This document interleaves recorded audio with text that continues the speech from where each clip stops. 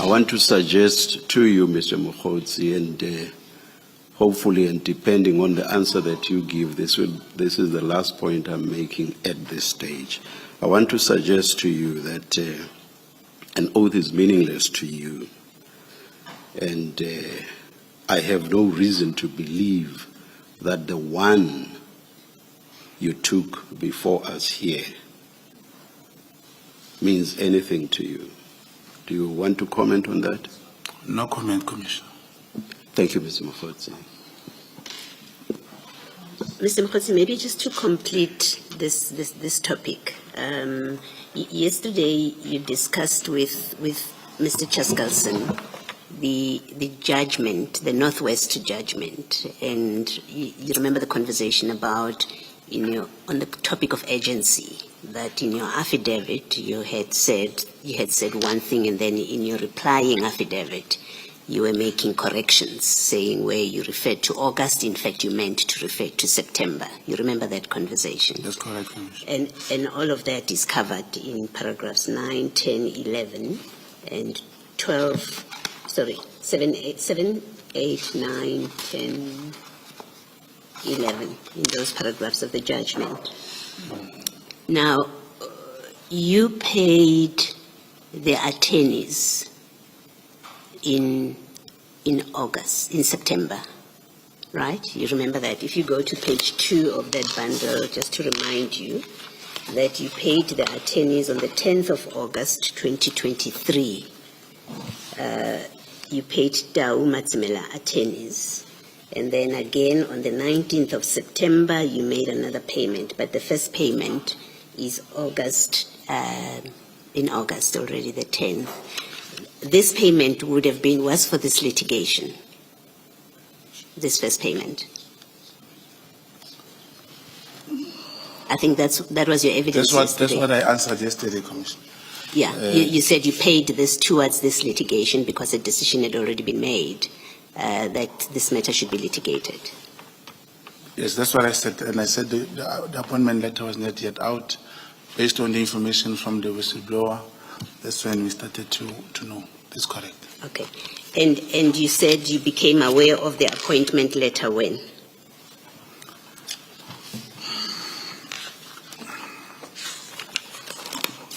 I think you say in paragraph 7 that, no, sorry, in paragraph 9, rather, of the judgment, they did nothing after, you were criticized for doing nothing after the letter on 11 August 23, and then in your correction you said the letter you became aware of it in September. That's when the letter came, tangibly, like being So available. what were you paying the attorneys for?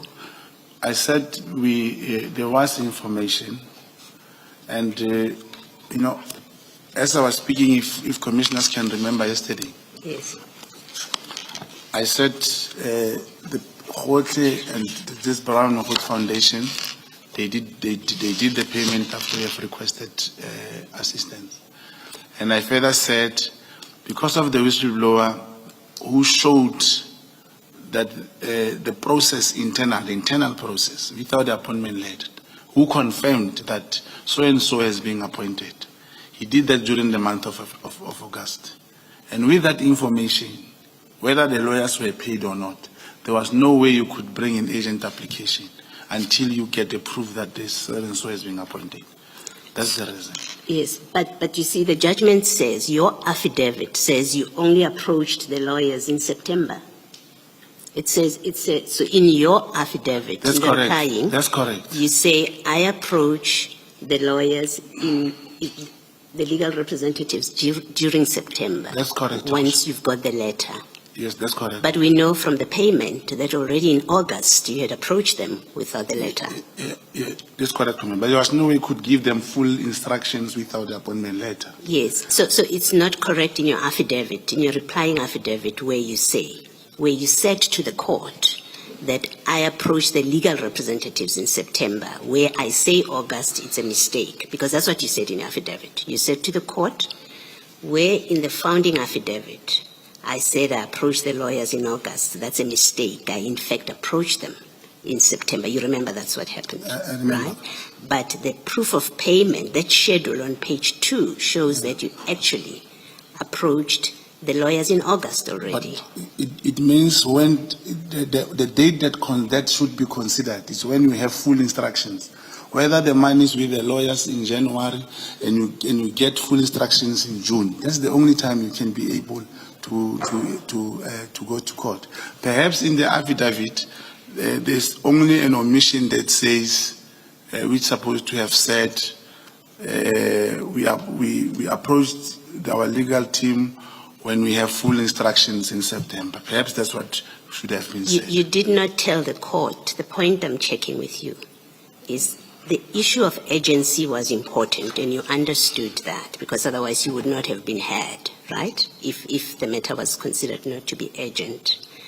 What I'm putting to you is the court was misled when it was told that you only approached the lawyers in September, when in fact you approached the lawyers in August. We know that from these documents. It's true, Commissioner, but Yes. what would the lawyer do in August if there were no full instructions, Commissioner? There was nothing they could do. Yes. No, I'm not arguing what would the lawyers do. I'm just clearing the fact of what the court was not told, or in fact what you said you were correcting, is where you had initially been honest with the court that the lawyers were approached in August, and when the issue of urgency was taken up, you then in your replying affidavit said, I'm correcting this, in fact it was in September. So on just the judgment, it looks like, in fact, in another affidavit, which was not about you being a contact or an informer, in an affidavit before court, in an urgent application, you actually misled the court into believing that you approached the lawyers for the first time in September, when in fact you did so in August. That's all I'm establishing with you. Perhaps, Commissioner, it should be understood properly. The second payment, there is a second payment in September. It shows that the first payment would have been a deposit. And approaching an attorney without full instructions, it's not like, there's nothing the attorney will do until all instructions are being paid up and submitted all the evidences.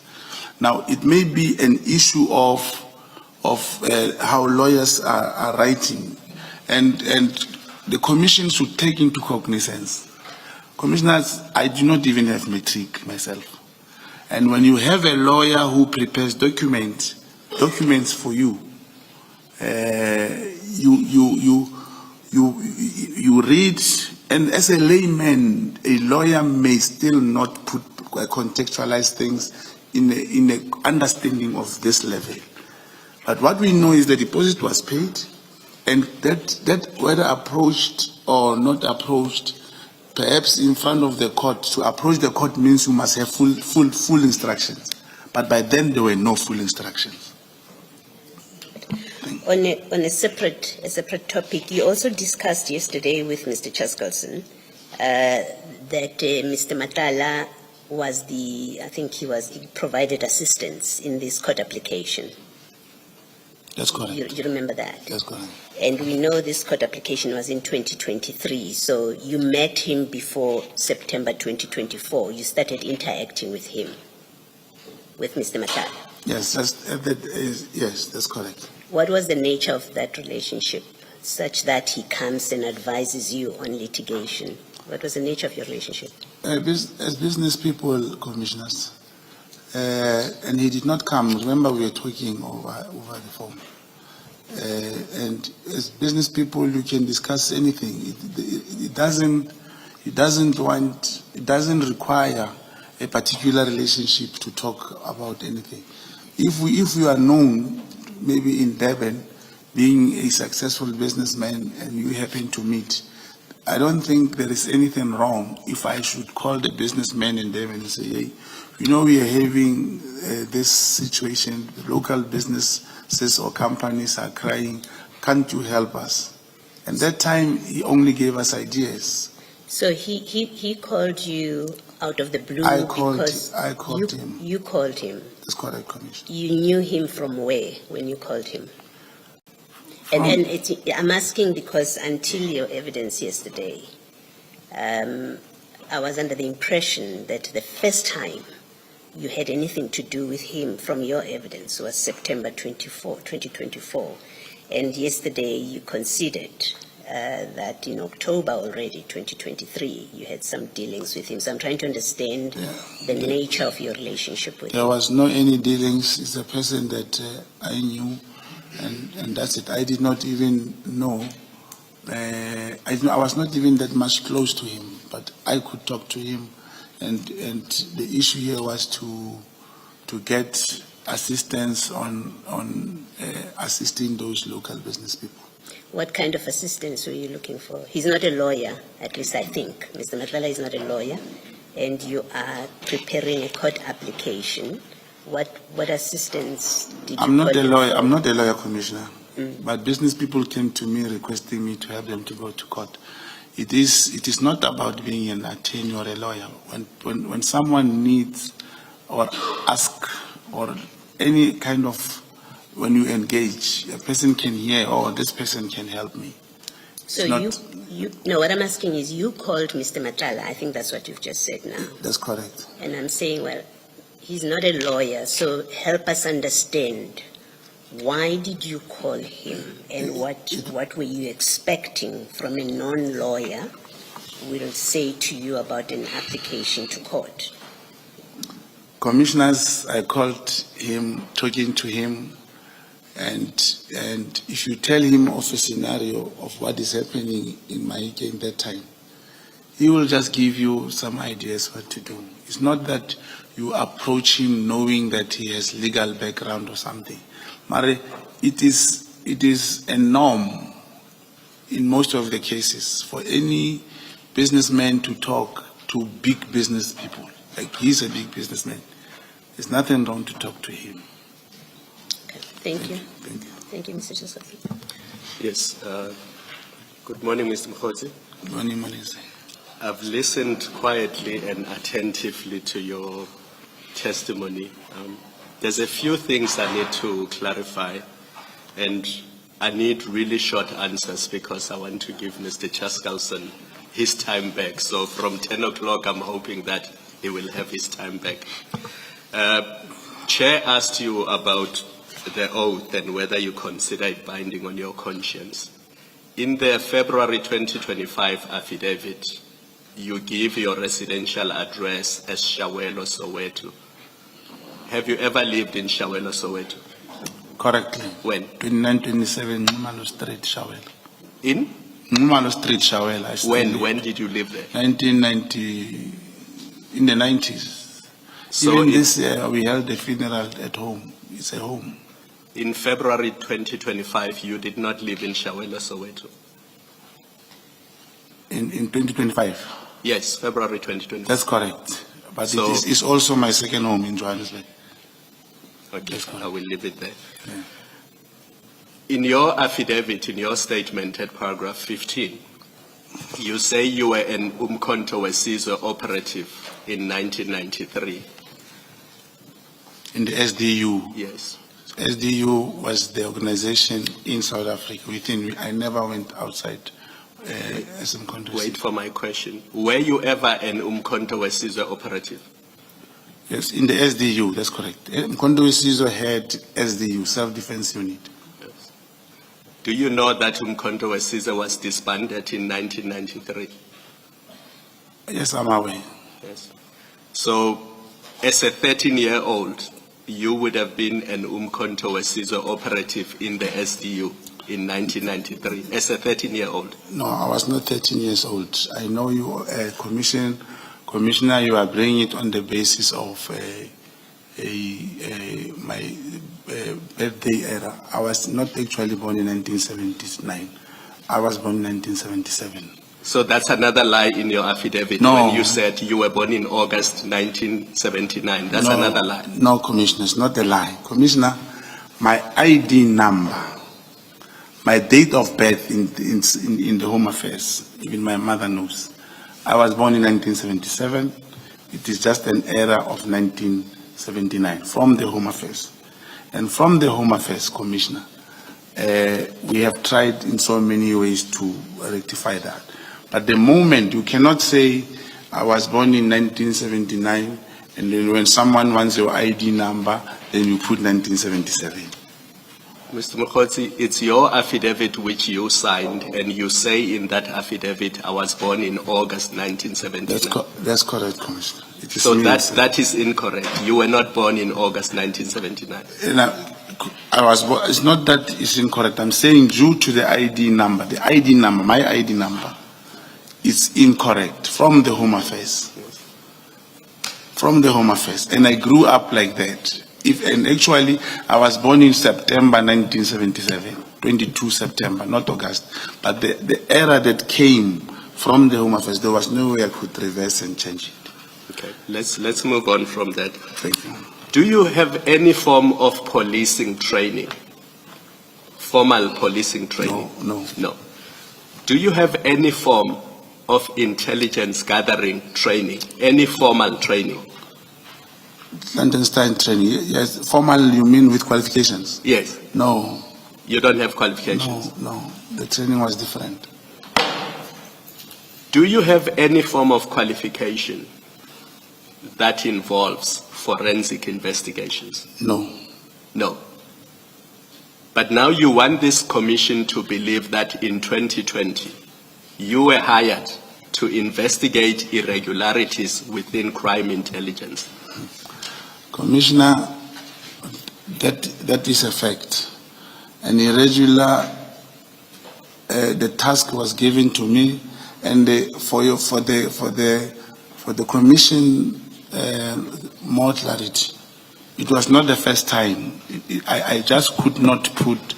It's not in the statement. It was not the first time I was tasked to do any mission or a job for the crime intelligence. What qualifies you to conduct that investigation? My basic training.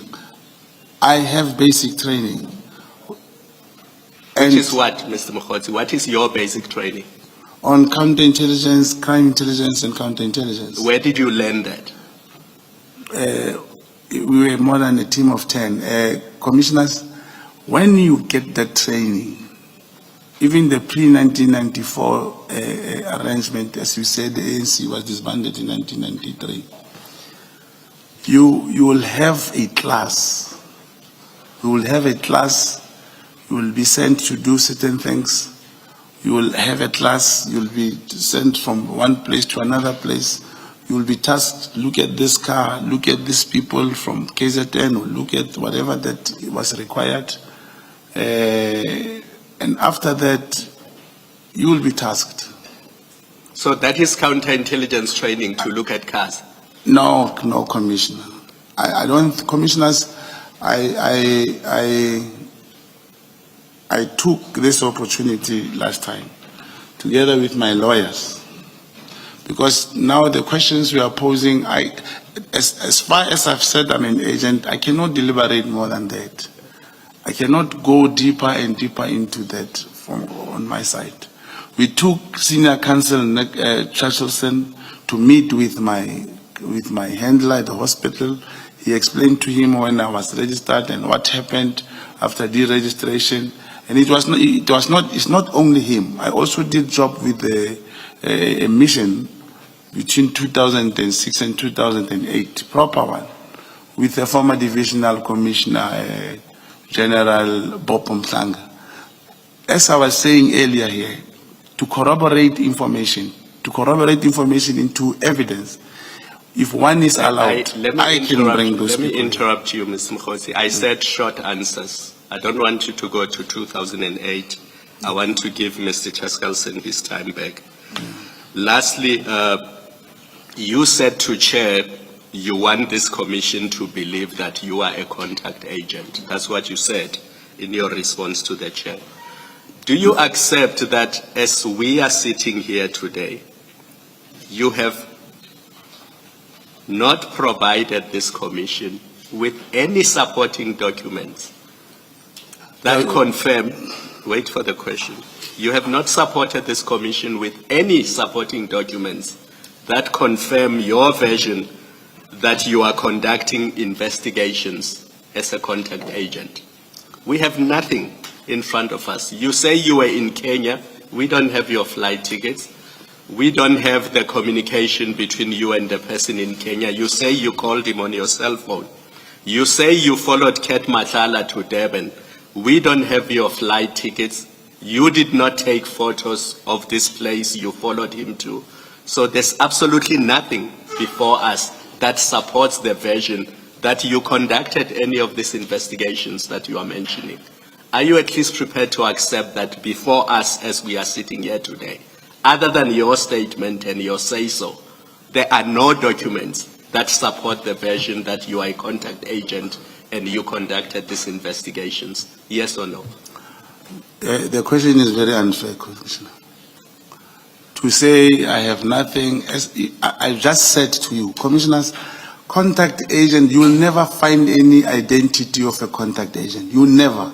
In this whole room, I am a state agent. I'm a contact agent. You will never find a document written contact agent. And as I say, I took Mr. Mokhosi, senior counsel to the hospital. Not a document that says contact agent. A document that shows that you conducted these investigations that you claim you were busy with. No, Commissioners, senior counsel will have to answer on that. He met with my co-handler, and I believe they'll provide my file, because when you work, you report. You give your handler, and you report, you give him information, and all that information stays with your handler. There is no way that I can bring papers and give to you. And logically, unless you say, Commissioner, unless Commission has this belief that I just came here to come and impress people. I said, I did section 252A, it is with Ludi Schnell. The Commission found it there. I recorded someone and this happened. Commission found it there. I said there is Boko Haram's thing within the crime intelligence.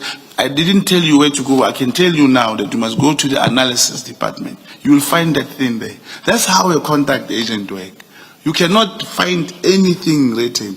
But I thought because I saw here in this bundle, there is a letter from crime intelligence. I thought you will talk about it. I just don't want to go to it before we get there.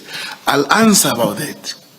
I'll provide you answers. Okay, you will never get a paper, anything, unless you meet with my co-handler who will provide you with a file. Mr. Mokhosi, if you're not going to answer the question I'm asking you, maybe let's leave that there. I want to give Mr. Chaskalson his time back.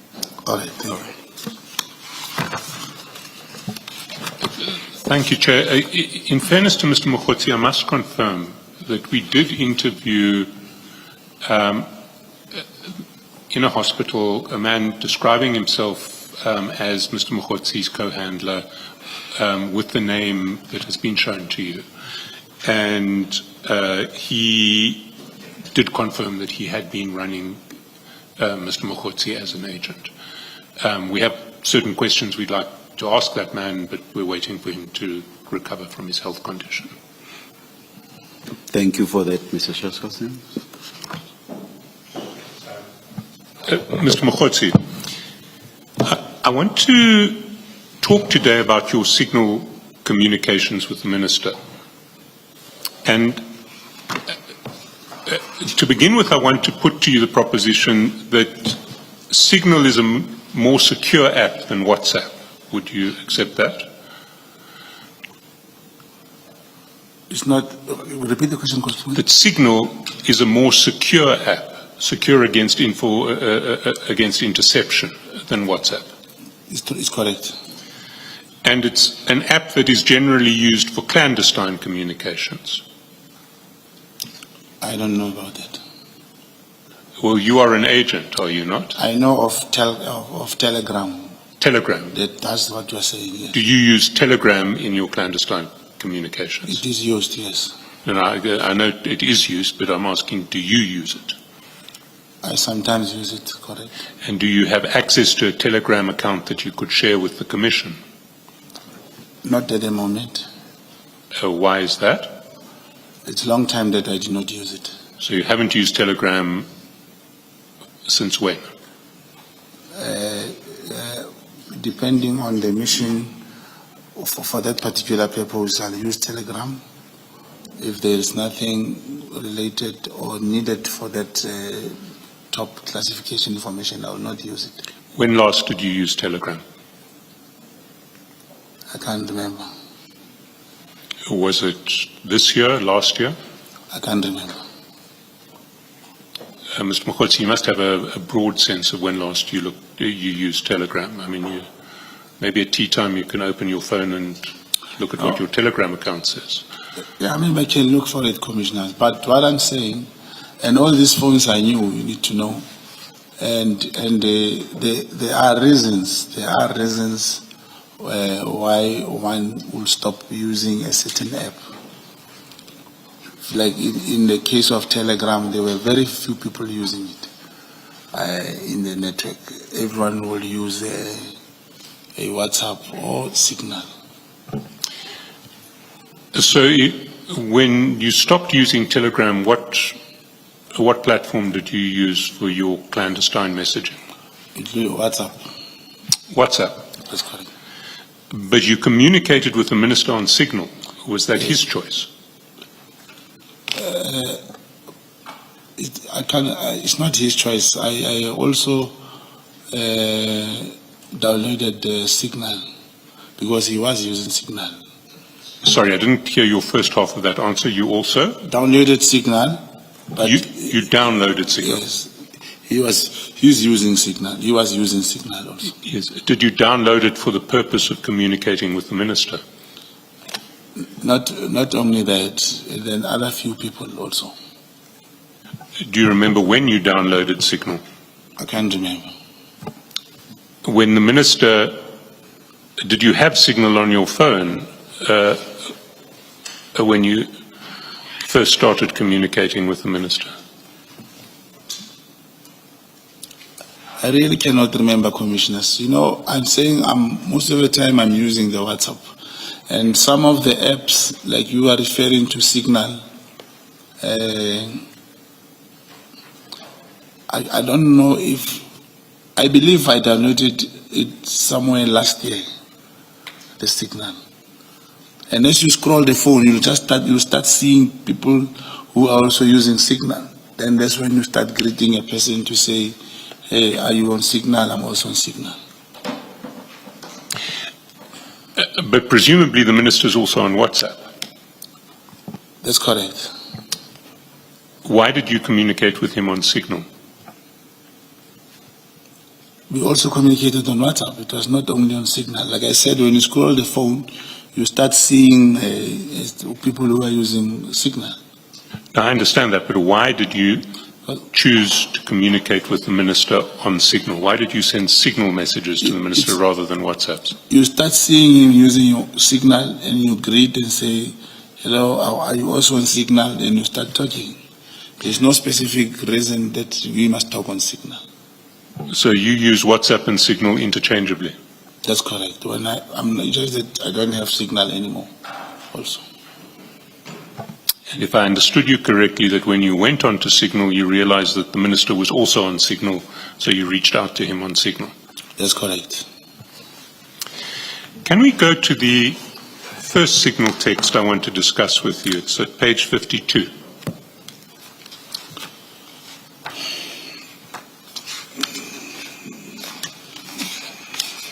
Page 52 of the Annex bundle.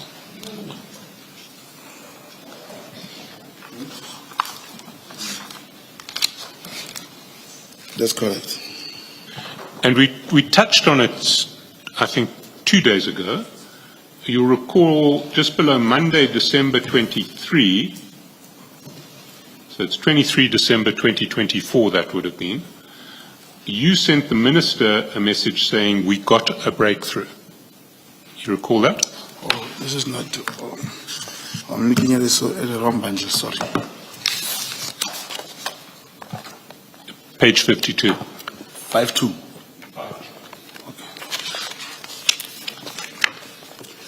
Annexures bundle. I was looking at the exhibits bundle also, Mr. Mokhodzi.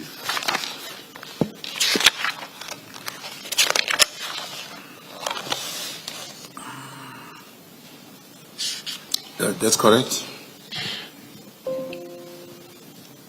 Now, in relation to this breakthrough, can we assume that it related to something that you and the Minister had been discussing at the time? Because it would be odd for you just to text the Minister of Police out of the blue to say, we've got a breakthrough. You must have known what you were talking about. After our engagement commissioners about this chat, I went and checked. I really, in bringing all these chats and pieces together, I cannot really find a way to contextualize this message, because I forgot what we were talking about. So you can't recall what you and the Minister were talking about in late December 2024? I can't remember. How many conversations did you have with the Minister in 2024? 23, Mr. Chairman. 2024, it's the 23rd of December 2024. Communications I had with the Minister. I mean, how regularly were you talking about with the Minister that you can't recall what you were talking about? Yeah, we would talk not so many times, but with this one, because I remember we were talking over the phone, but we got a breakthrough. I can't remember what was this about. What topics did you discuss with the Minister when you spoke to him in that period when you were speaking to him?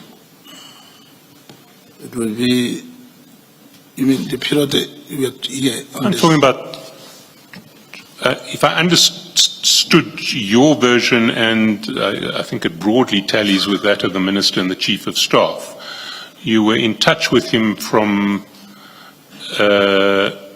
I think it was September 2024, they say, and we've seen that communication ran on, at least through Signal, into January 2025. What sort of topics were you addressing with the Minister? It will be political topics, except the other message that I sent to him regarding what we discussed last time here about the constitutional court judgment. But the other time we'll only talk about political things. You see, Ms. Poy has pointed out to me that when we asked you this question, when you were discussing this text 2 days ago, you said it was about Stilfontein. There was a breakthrough in Stilfontein. In the one about the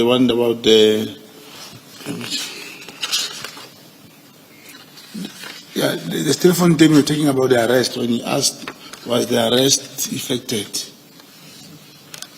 If you remember, I said, there I can still remember we were talking about Stilfontein.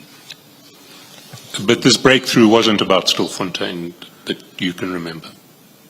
I could have said if it was, because me and him, that time we were talking about a community meeting which was held at Stilfontein, and the community were looking for that suspect, and he was never arrested. So I can't remember this breakthrough. What was it about? You see, yesterday the Chief of Staff of the Minister was in Parliament, and he was also just talking about Stilfontein. Everyone was talking about Stilfontein. Did you see the evidence of the Stilfontein from the Chief of Staff? I can't hear the question, Commissioner. The Chief of Staff was in Parliament, the Minister's Chief of Staff, Mr. Nkabinde. He was testifying at Parliament yesterday. And when he was asked about this contact that you had, and in particular meetings you had with the Minister, everything was about Stilfontein. I didn't hear him, but yes, the Minister was in Stilfontein, and I was also there. You see, I want to put to you that you know that this breakthrough had nothing to do with Stilfontein. It had to do with something else. Unless commissioners, you know what is that? Now I can't remember. Let me take you through the chats. Let's start with this one. We've got a breakthrough. Can you see the time of that chat? Yes, I can see it. Monday, the 23rd of December, what time? 10:34. I'd like you to take that page and the next page out of the file so that you can keep them on one side.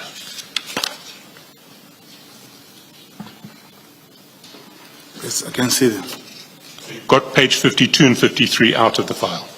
Yes, they're here. I mean, I actually I want you to take them out of the file because I'm going to take you somewhere else in the file, and I want you to be able to look at both at the same time. Tate. Absolutely.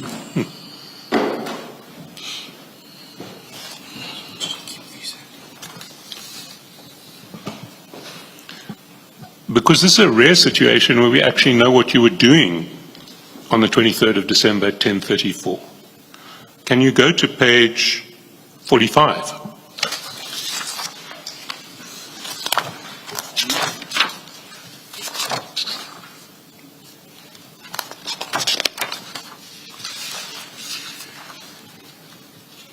And at the top of the page, you will see at exactly the same time, 23rd of December 2024, 10:34, you were on the phone. You, in fact, called Kat Matlala.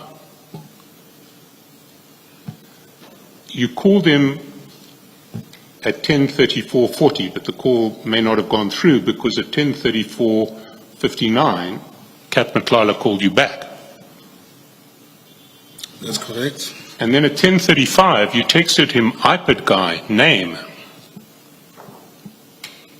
Does that help you remember what the breakthrough was? No, it doesn't go together, this one. Because even when he said iPad guy, when I wanted the name of the iPad guy, he never gave me that name. And that's, even if he had given me, he would probably say that was the breakthrough. But he never gave me the name. Sorry, Mr. Mokgotsi, I must ask you to answer these questions as an honest witness, not as an operative trying to pursue an operation at this point. You texted the minister at 10:34. And you texted the minister saying, we got a breakthrough. That's correct. At 10:34, you had just come off a call, 2 calls in fact, Yeah. to Mr. Matlala. That's correct. And after you texted the minister at 10:34, less than a minute after, because 10:35 exactly, you text back to Mr. Matlala, iPad guy, name. That's correct. But you see, in this situation, it happens to everyone. When you are chatting with someone and then you receive another call, when you answer that call, the particular person will start chatting to you. It has nothing to do with the breakthrough, unless if the iPad guy's name was given to me and I say, yes, we've got a breakthrough.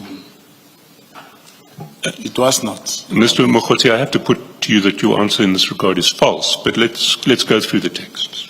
Okay. Let's go back to page 52 to see what happens later on the 24th of December, on the 23rd of December.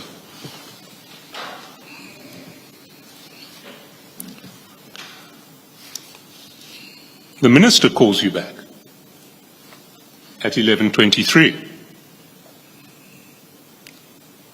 You often get called by the minister. Commissioner? Do you often get called by the minister? Yeah, you do call me, but you'll find that if we have spoken that day and we continue what we're talking about, probably you'll then call me.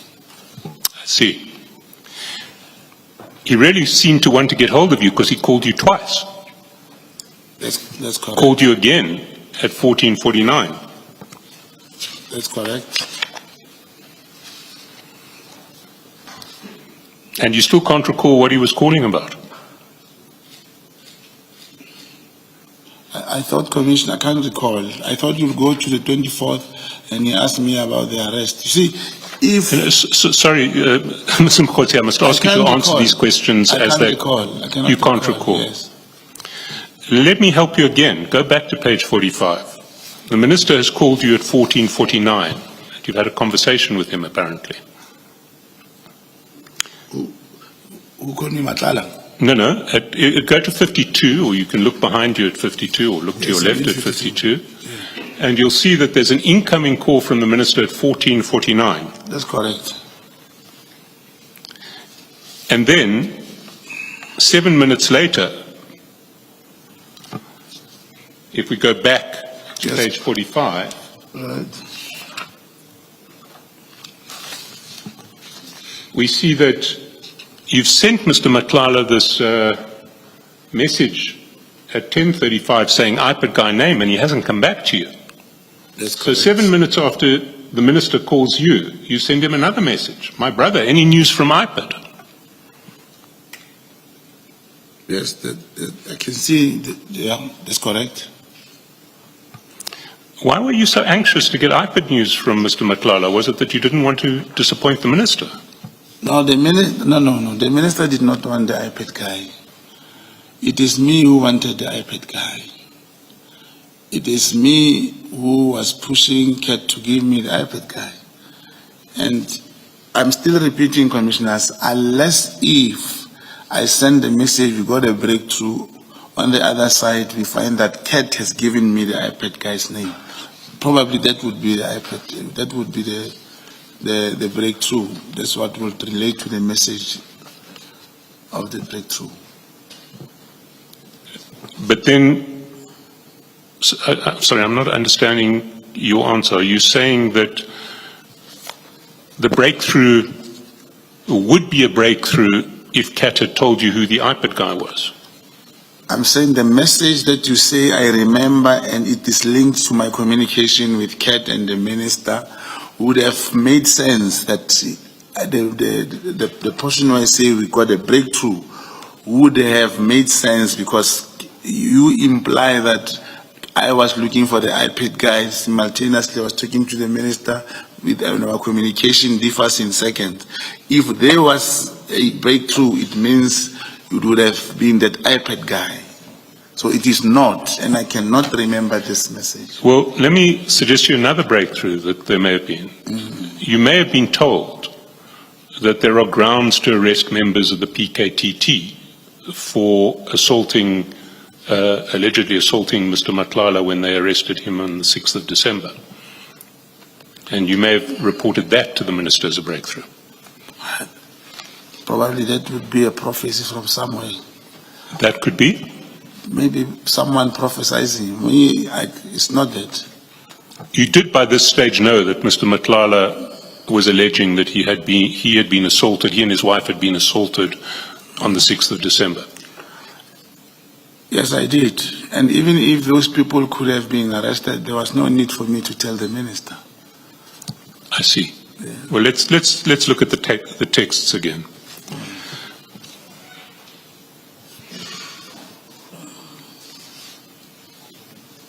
You've asked Mr. Matlala, still on the 23rd of December at 14:46, my brother, any news from iPad? That's correct. Don't get a reply from him, so you call him at 15:39 on that day.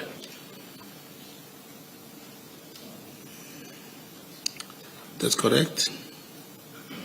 Why would you be calling him? You also called him at 15:40, we see lower down.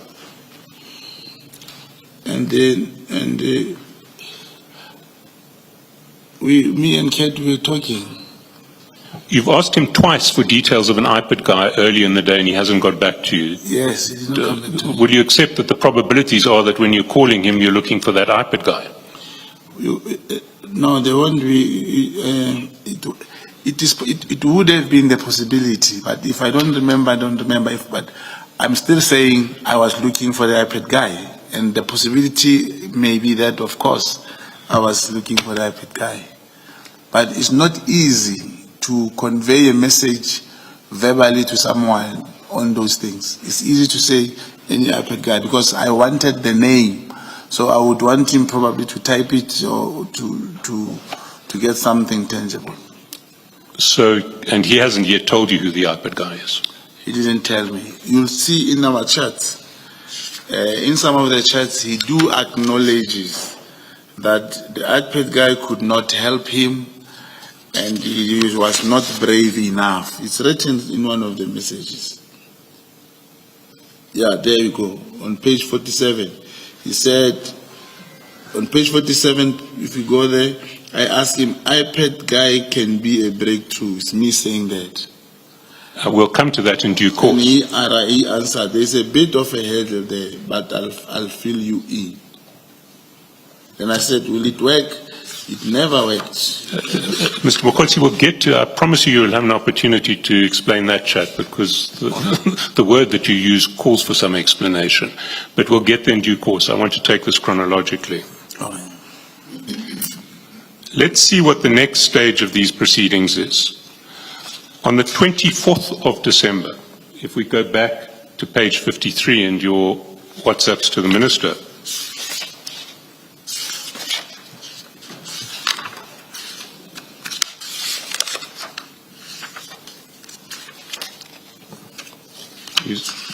you see on Tuesday, the 24th of December at 1919, it's the Minister who's initiating contact again, and he says, was the arrest effected? Yeah, this I remember. And what do you say this was? In the Stilfontein. We're back with Stilfontein now. That's correct. Okay, I want to put it to you that that's false, and you know it's false. It's not false, it's true. It's me who was talking to the Minister. There's no way you can know that. Sorry, no one was talking to the Minister here. This was the Minister texting you. Yes, I'm saying it is me who was chatting with him. And it's me who was in contact with him. There is no way a third person can say, I'm lying, it's not true, we were talking about something else. It's true what is that you see here. Let's see how you respond to the Minister. Well, first of all, we see that you did actually respond. Can we just stay on 53? There was a response that you sent on Tuesday, December the 24th. We can see the top, that little blue line at the top represents a message that would have come from you, but we can't see what its content was because it's obscured by the sign that says signal message. So we know you responded, and that you responded on Tuesday, December the 24th. We just don't know what you said. Yeah, I can see, but I believe you, commissioners, this is most downloadable from the from the iPhone 16. It's supposed to come out clear. I don't know why is it like this. Sorry, Mr. Mokotsi, this is a screenshot that you yourself took of your communications with the Minister, then WhatsApped it to Mr. Mokotsi, Mr. Matlala. No, I know I'm Mr. Matlala at the moment. Yeah, but I responded there, as you say,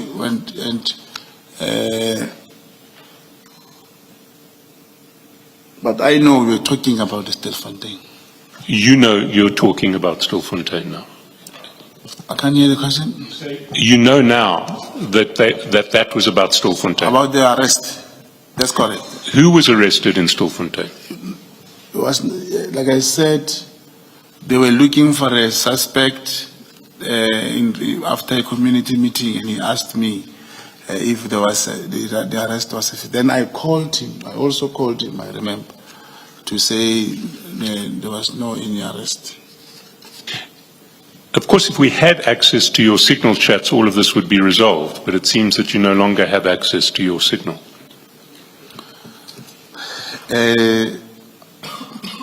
You know, during our interaction with your office, one of the investigators told me that I should do certain things to access and talk to whoever I did. I'm going to try to I know there's going to be cross-examinations and all those things. I'll try to get these things also.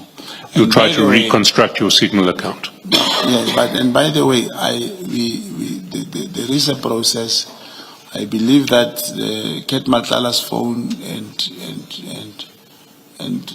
it is going to be those messages will be re-downloaded. Perhaps at some stage we will get all these messages. No, but what we're looking at here is not something that any re-downloading of Kat Matlala's phone will ever help us with, because this is a screenshot of your Signal communications that you sent to Mr. Matlala. Okay. Commissioners, I'll go out there and see how do I get the signal. I'll try my best, because it will also help me. It would help you to have your Signal back. No, in these proceedings, like these messages which one cannot answer, there won't be a time where someone say, I'm putting to you that you were talking about something. If the signal can work, that statement will not come again. A Signal would help both of us, I suspect. That's correct. Before we leave this text, the Minister says, was the arrest effected? That's quite formal language. Is that how the Minister speaks? I don't know the formal and informal.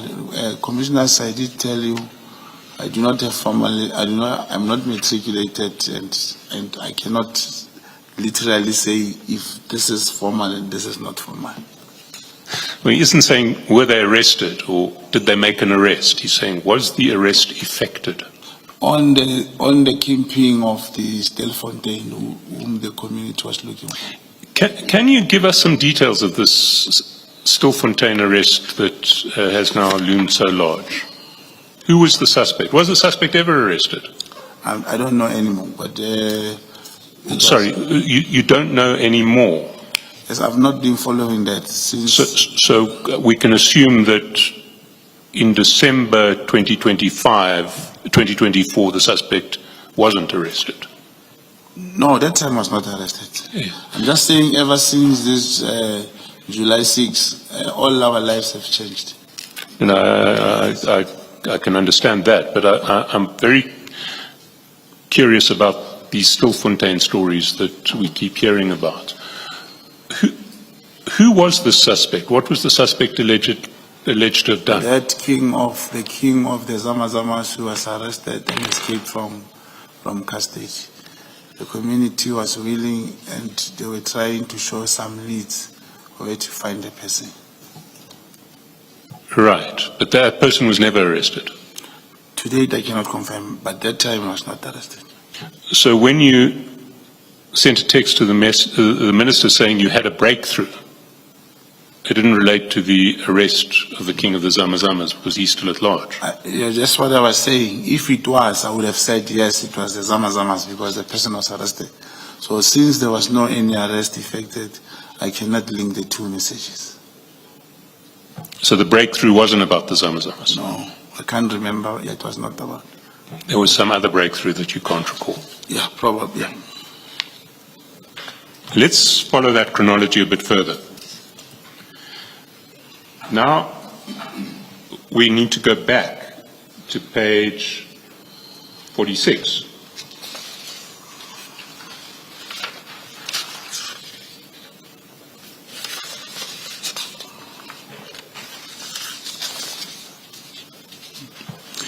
And we see on page 46 two things, which is before the ministers texted you at 1919, you've called Mr. Matlala at 1405. No, but I don't see where you say the minister called me. Is it the same? No, remember the minister calls you, the minister texts you on Signal, before the minister texts you on Signal. Yes, but that means it's the separate two pages that you said I should keep separate. Yes, your communications with the minister are on pages 52 and 53. That's correct, I have it. So, on the 24th at 1405, you had an audio call with Mr. Matlala. The minister then asks about whether an arrest has been effected at 19 hours 19, that's page 53. And nothing comes back from Mr. Matlala. But you end up calling him at 3 minutes past 11 on Christmas Eve. Calling who, Commissioner? Mr. Matlala. Was that because you were very anxious to find out about the iPad guy because you wanted to give the minister a Christmas present?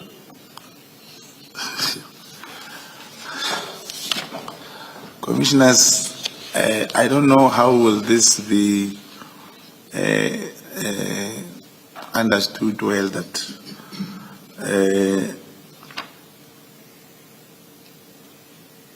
the two messages, the two communications between myself and the minister and myself and Kat do not really apply to the messages of Minister Senzo. And Well, about the Christmas present, I don't know of a Christmas present. I see. Let's see what happens on Christmas Day. If we go down to 8:42, that's just almost 8:45 on Christmas morning, you send Mr. Matlala a WhatsApp. Good day, bro. I believe it was a misdial, sorry. 1 iPad. So on Christmas Day, you are still badgering Mr. Matlala to give you details about iPad. Yeah, that's correct. We go down a little bit, in fact, over the page,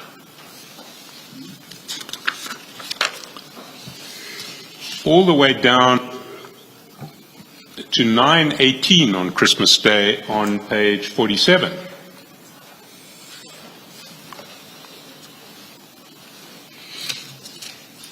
You got that? Time? 9:18. Sort of towards the bottom of page 47. Yes, I see. You got it? Yes. You send Mr. Matlala a message, and the message says, iPad can be a breakthrough. That's correct. Does that word breakthrough ring a bell? To get the iPad, I think that should be read together with page 46, where I say, good day, brah, Christmas 0842. I believe it was a misdial, sorry. Then 1, iPad, 2, court case date, 3, 25%, we may lose accommodation and flight packages. It must be read with that. So I knew that when he can get the iPad person, it will help him to deal with the police, those handled his wife and everything. But particularly for me, I wanted to know the iPad person. Why did you want to know the iPad person? Because he could do wonders. The way he told me he could deal with, it was his connection, and I wanted to know him, and he was telling me that guy can do wonders, can arrest. And what would these wonders do to advance your operation?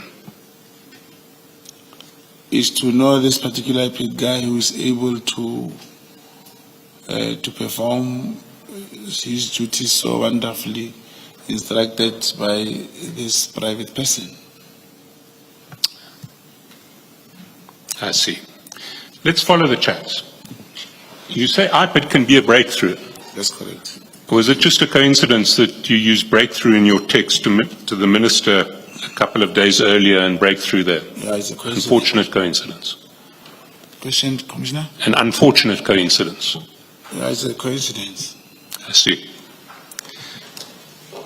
What happens later is you've texted at 9:18.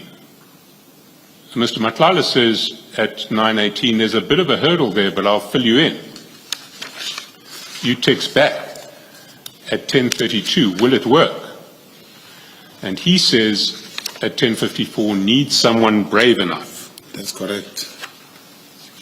It means that iPad guy couldn't do it, and he ended up not giving the name of the iPad guy, but the man was not brave enough.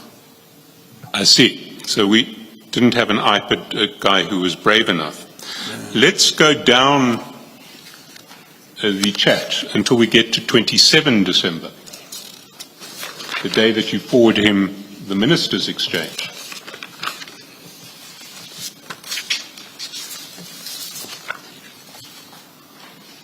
Page 52.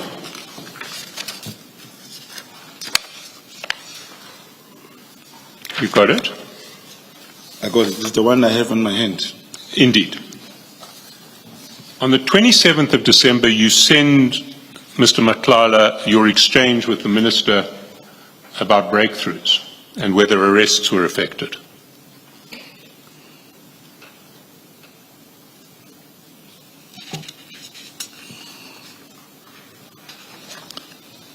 You follow that?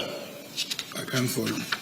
What you have in your hand, pages 52 and 53, is a screenshot of your signal chat to the Minister that you sent to Mr. Matlala on the 27th of December at 12:01. You'll see the date when you sent it to Mr. Matlala if you go to the top of page 52.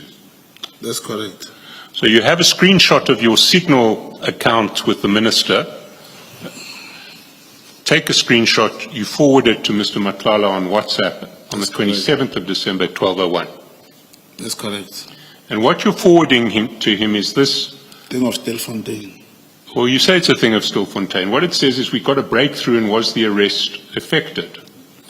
Yeah, but this. And then 4 minutes after you, sorry, not 4 minutes, 12:05, 4 minutes after you've sent it to him, you send him a one-word message that says iPad.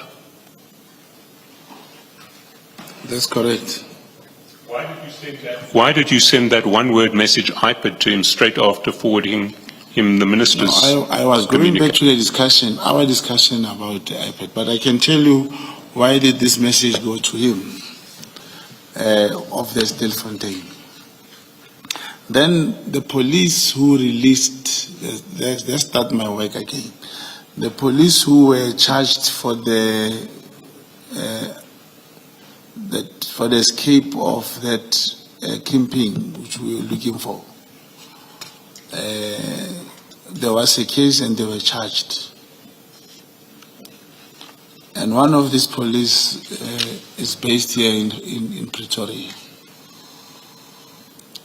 And this, as I was talking, maybe this one, I can't remember, but we were talking, me and Kate, on the phone. And he told me, you know, I've got a guy.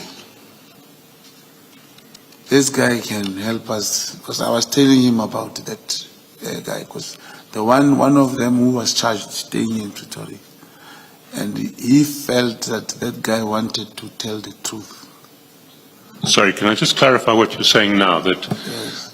Mr. Matlala Yes. had told you that he knew this guy. Who was one of the police officers who were charged for the Okay. escape of the Kimping. Of allowing the kingpin to escape. Yes, that one. Is this the same story as that The same operation? Sorry, hang on a minute. The operation Malumkoti. with Colonel Maluleke that you did with the Nkabis that won you the trust of General Sibia, or is it a different situation? No, this is a different situation. We are talking about, here's the person we wanted to have, the Kimping who ran away. Now, this Kimping who ran away, commissioners, we could not get him. Now, I reached to Matlala that, you know, we are looking for this and this and this person. The police allowed, or they ganged or whatever, but they teamed up to have this man escaped. And he said, indeed, there's one guy also from here who was working there. I think he may know how this whole thing happened. You see, what's odd about this explanation is there's not the faintest hint of it in any of the WhatsApps that we see between yourself and Mr. Matlala, which traverse a very wide range of subjects, but never touch on Stilfontein at all. Yeah, but we would also talk over the phone, because that was now when I was talking to him over the phone. I see. So you're suggesting that it's just another unfortunate coincidence that when you send the minister's communication to you, to Mr. Matlala, you just happened, unfortunately, to follow it up with a one-line message saying iPad. That message was sent 4 minutes later. Yeah, but iPad has always been our story, me and Madlanga. And I see. told him that we are looking for this particular guy. And some of the information he provided about this police officer who was charged could not actually help us at the end of the day. We couldn't find that man. And this, for the commission's knowledge, information, those police who were charged, they are still, I think their disciplinary hearings have just been concluded. I'm not sure, since July 6. Let's follow the chats. 12:05, you say iPad. That's correct. You get a response about 20 minutes later from Mr. Matlala who says, let me know when you get back. That's correct. 12:31, you say, what does the guy need? And then you say, I'm heading to Cape Town for January the 8th at 12:32. And then Mr. Matlala writes back to you at 12:37. The case needs to have assault for him to effect arrest. That's correct. He uses that same phrase, effect arrest. Is that another coincidence? That's correct. Well, that's an English word, eh? Which is It is an English word. It's quite a formal way of describing the process of arresting someone. Yeah, but this cat, I couldn't tell him what to write and how not to write. It's an Yes, English but- word. So it's another one of these inexplicable, unfortunate coincidences that he just happens to use the same formal language as the minister does when he comes to describing the process of arrest. No, probably not like the minister does. Maybe just because he just copied maybe from what I sent him, or it's an English that came to him that time. It's just an English word.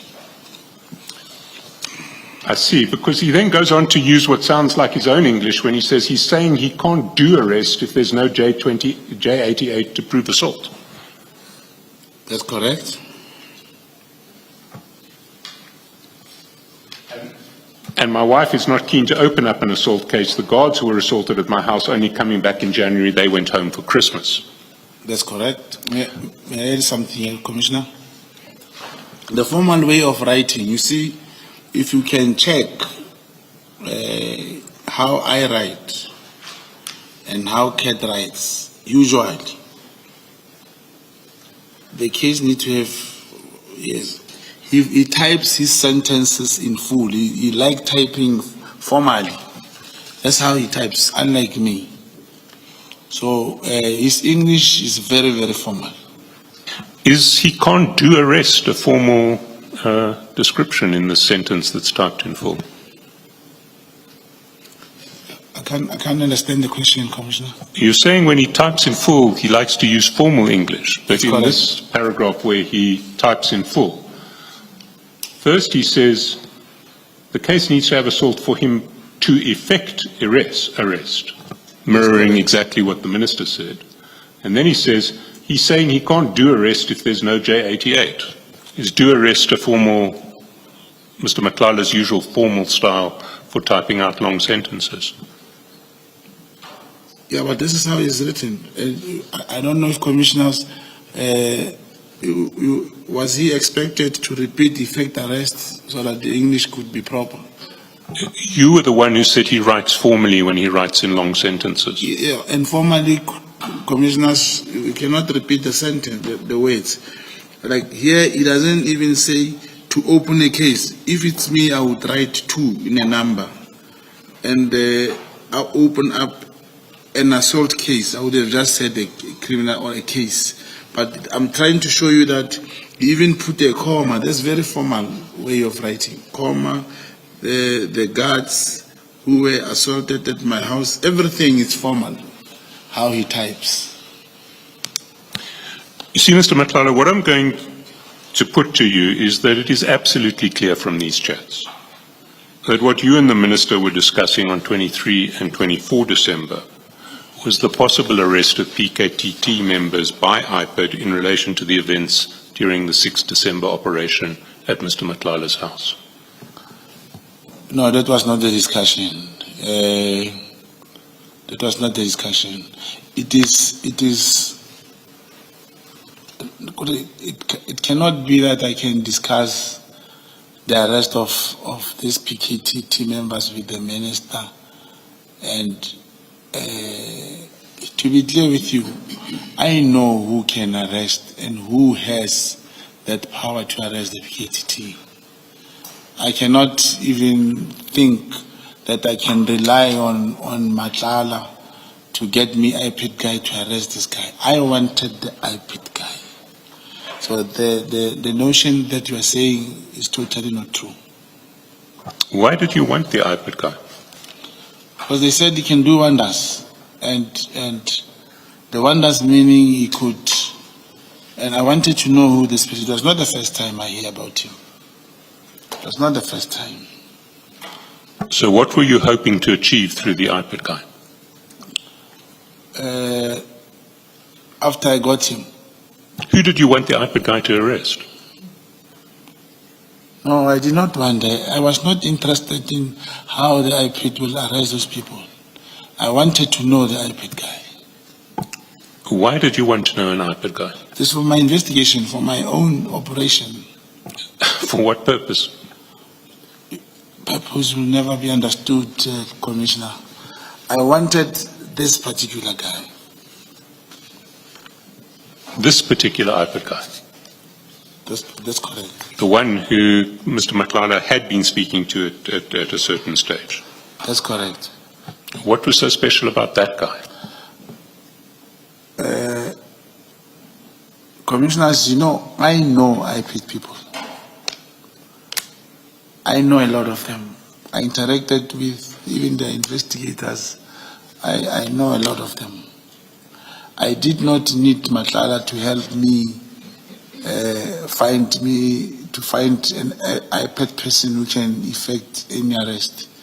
I said I wanted the iPad guy for my own purpose, for whatever that I wanted him for. Not what you are implying that we were planning that the iPad should arrest the PKTT members. But why then would iPad be a breakthrough in your own words?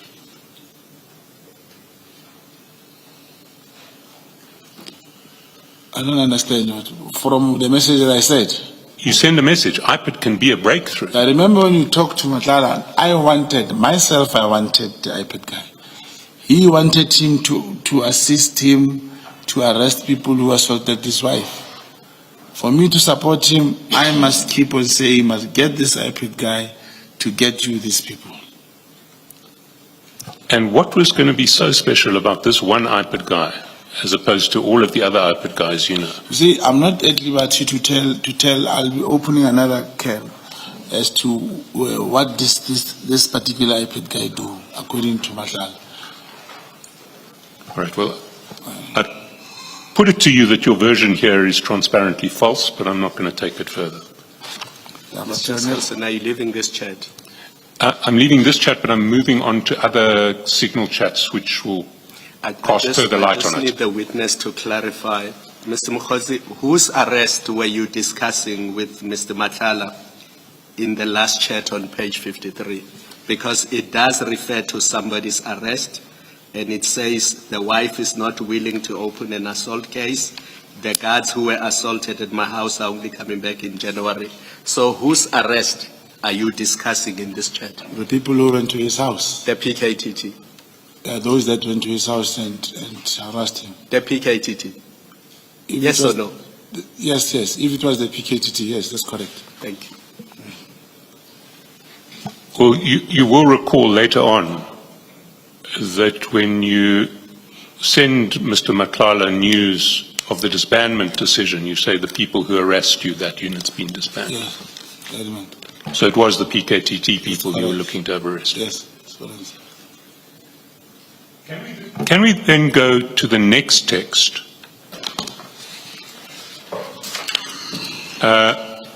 which also seems to be a text to the Minister from you targeting the PKTT and its leadership? Can we go to page 57? 57. 57.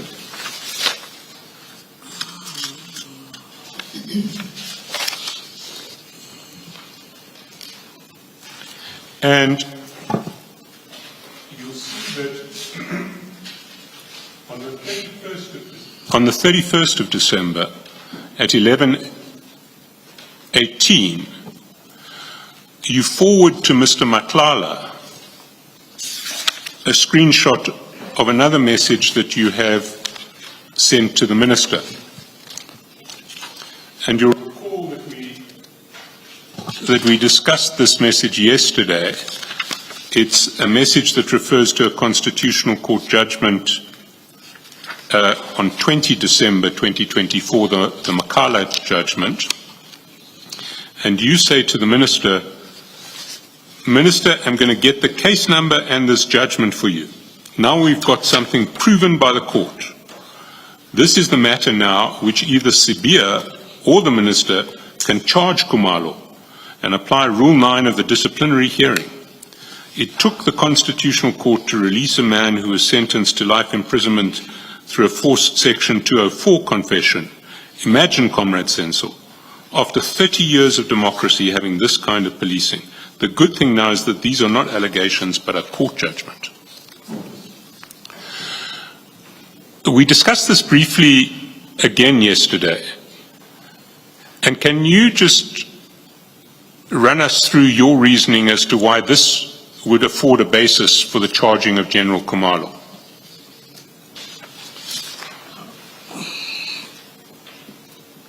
As we were discussing yesterday,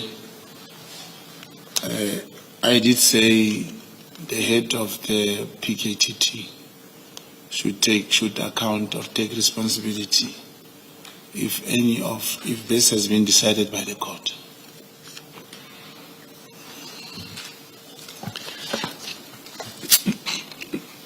Who told you about this case?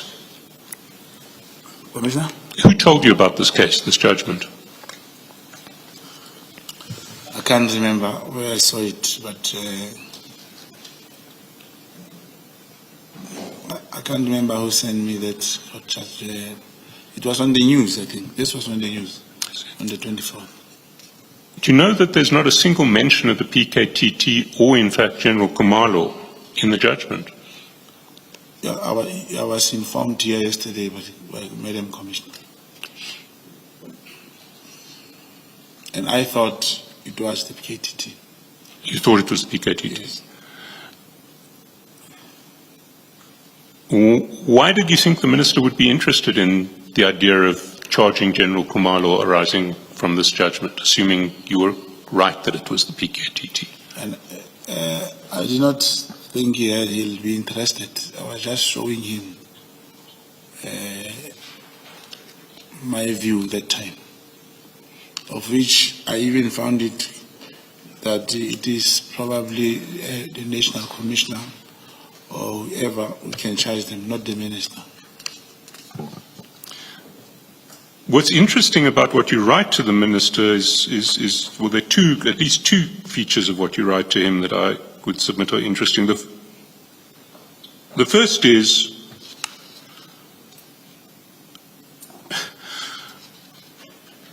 you say you're going to get the case number and this judgment for you. Now we got something proven by the court.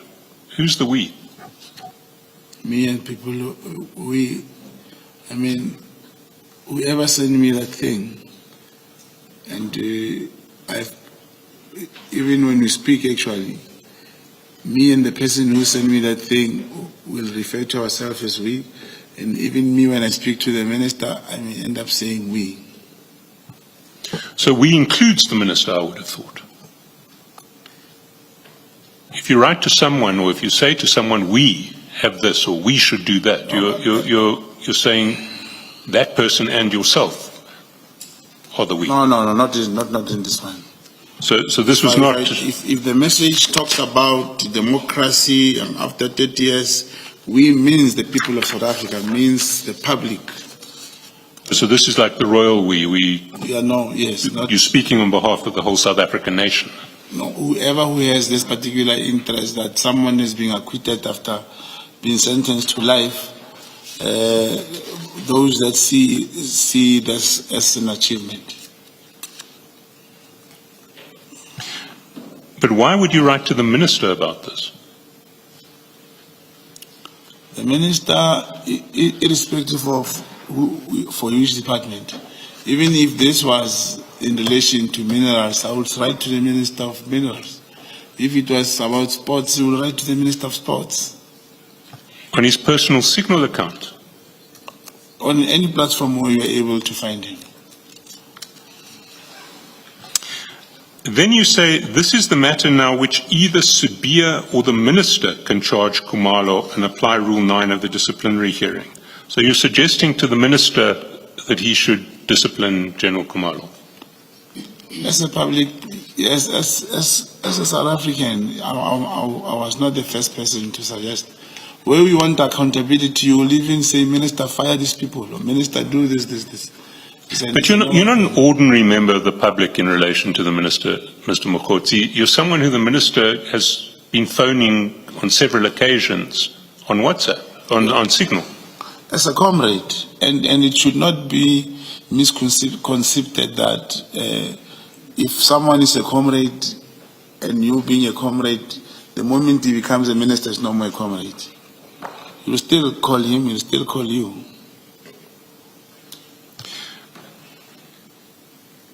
And in your testimony a few minutes ago, you said it may be the National Commissioner to do the disciplining. But in this message, you didn't mention the National Commissioner, you mentioned Subia. Why did you mention Subia? I don't know why I mentioned Subia, but I mentioned it. Come now, Mr. Mokgotsi, you do know why you mentioned Subia. Why would you have mentioned Subia? Commissioners, if you know why I mentioned him, please be at liberty to tell the Commission why. I'm not saying I know, I'm saying that you know. When you say I know, it means you know that I know.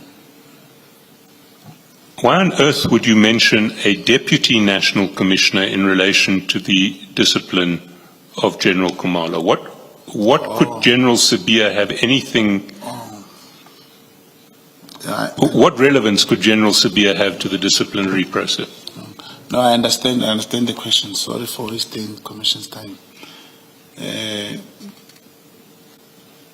Deputy National Commissioner of Detection is, we like using the word the boss to both the Divisional Commissioner of Intelligence, General Khumalo.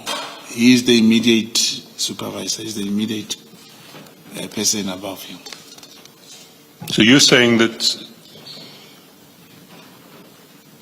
General Khumalo reports to General Subia? Definitely. Well, I think you're wrong in that regard. Is that what you thought? I'm not wrong. You are wrong. It's not a debate that we need to have with you. It's a legal fact that we can debate at the end of this commission. Okay, may I clarify this to the Commission? The Divisional Commissioner of Crime Intelligence is accountable to the DNC, to the Deputy National Commissioner. Who told you this? Is that what General Subia told you in your meetings with him when he was handling your operation? No, I know. Is it what your handlers told you? It's I can even say it's my handler, but I know that the Deputy National Commissioner is above the Divisional Commissioner. They are both Lieutenant Generals, but this one is a Divisional Commissioner. The Deputy National Commissioner is above the Divisional Commissioner. It's not a debate that I want to have with you, but I do want to know where you get that view. It's not a view. Deputy National, the only person who's above the Deputy National Commissioner is the National Commissioner. And underneath the Deputy National Commissioner is the Divisional Commissioner. Well, let's leave that there. I just want to find out from you, was the Minister receptive to your suggestion that General Khumalo should be charged arising out of the Makala judgment? It is quite clear even on the message, he did not even respond to it. No, it's not clear on the message that he did not respond. We don't know what happened in your Signal communications with the minister, because this is the only piece of the screenshot we see. No, I know he did not respond. So he didn't respond at all to this message. He never responded. But he did respond to other messages later. Like I say, he did not respond to this particular message. I see.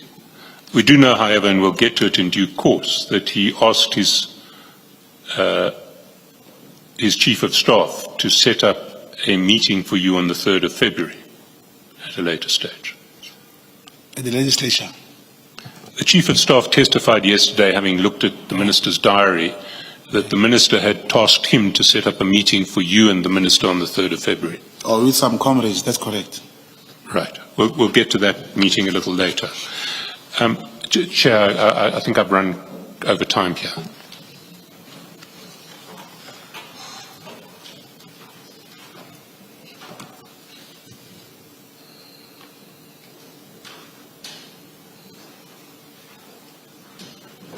Let's adjourn and resume at 11:25. Thank you, Chair.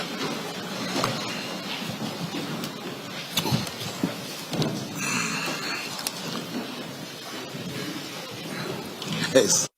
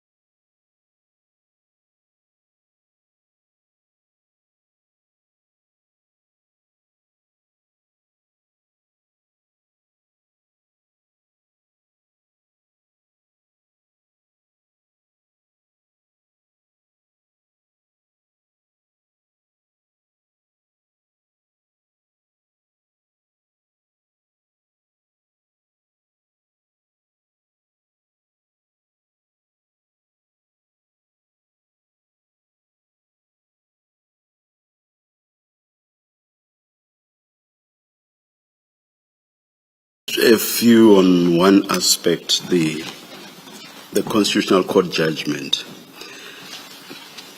Mr. Mokhodzi, by saying that you were still going to get the judgment, when you wrote to the minister about it, you had obviously not read the judgment itself, correct?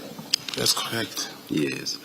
Since you had not read the judgment, you must have heard about what you say in your text to the minister about the judgment, correct? That's correct. What exactly had you heard? PKTT members, there is a acquittal of the people who were forced into 204 statement by the PKTT members. Who had told you this? It was, like I said, it came from the social, not like news or online news thing, but whoever sent it to me said the PKTT members. So there are two things here.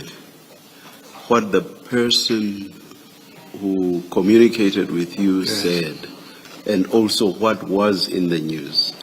So I want to be sure about the mention of the PKTT.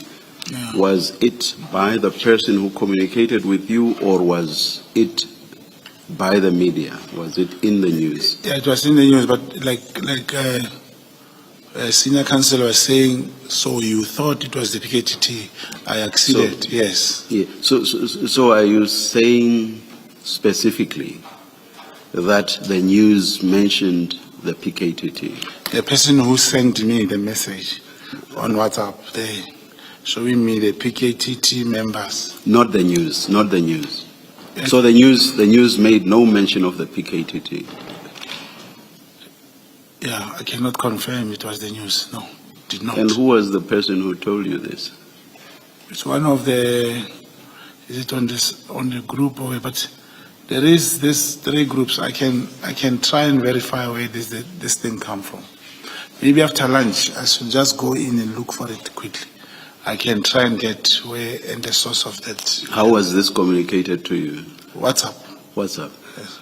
Oh, so you still have this somewhere? No, if you go to, if it was a news link, I will have to look for that particular phrase, like 204. Go to Google just to research quickly how was it phrased. Without suggesting that news is always accurate, but I would be very surprised that this was in the news, because this case had nothing to do with the PKTT. Do you want to comment on that? Yeah, the fact that the question was posed as to whether Mr. Mokhodzi, did you read the statement? Answering no means I cannot even, I should be directed given what the fact says as we speak. I will tell you that the judgment concerned events that took place in the Western Cape that had nothing to do with the PKTT. Do you accept that? I accept on the basis that probably I did not read the judgment. I accept that the judgment may have not said the PKTT, but I know that I don't know if commissioner is saying it has nothing to do with the PKTT because it's not in the KZN. No. No, if that's not the I'm case. just stating the fact that fact. that case had nothing to do with the PKTT. I accede. But I may add also that what we have heard thus far, unless you're going to suggest otherwise, is that the PKTT was involved in KZN and also in the Eastern Cape Fort Hare cases and in Mthatha case. And we've not heard anything else. Yes, a few members came to assist in Gauteng. That's all we have heard. But that's not the point I was making.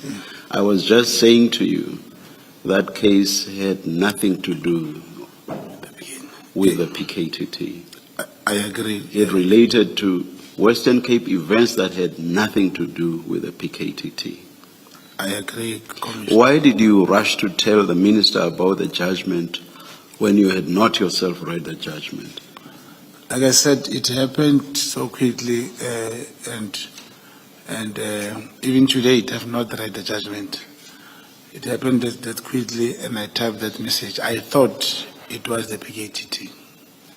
All right. Just remind me again, what do you say about sourcing for us the information that relates to what was communicated to you? Are you saying you're going to get that for us? No, I was saying it was before you say it's a fact, Commissioner. Now that you say it's a fact, there's no need for me to look for anything. No, I'm interested in who told you about this. No, I would not even find who told me. I was going to check how was it phrased, whether it is phrased in some of the media links. But if you say it's a fact, let me ask you directly then. Who gave you that information? The information that this was about the PKTT. Who gave you that information? I can't remember. On something that you consider to be so crucial, Minister, we are going to be, you and General Sibia now have a basis for having General Khumalo arrested. Surely that must have been something quite important to you, was it not?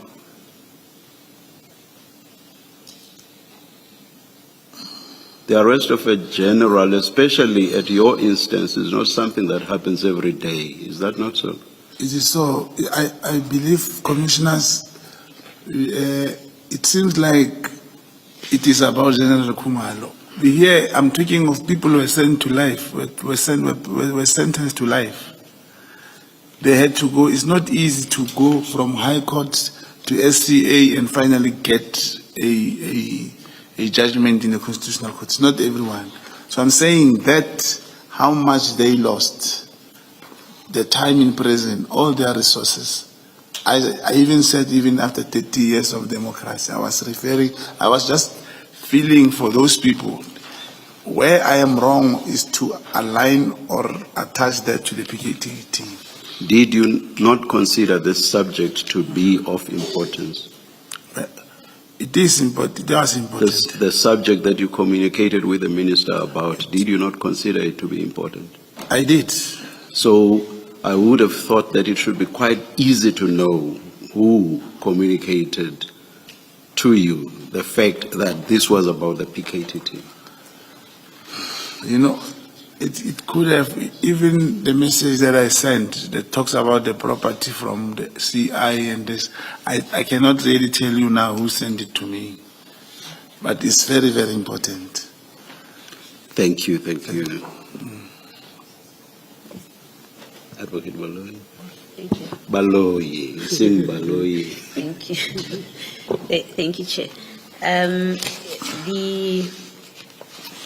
Still on that message or exchange with the minister, that page 52 that you were discussing now with the chairperson, you say there that the minister or Sibia or General Sibia can charge Khumalo. That's what you say.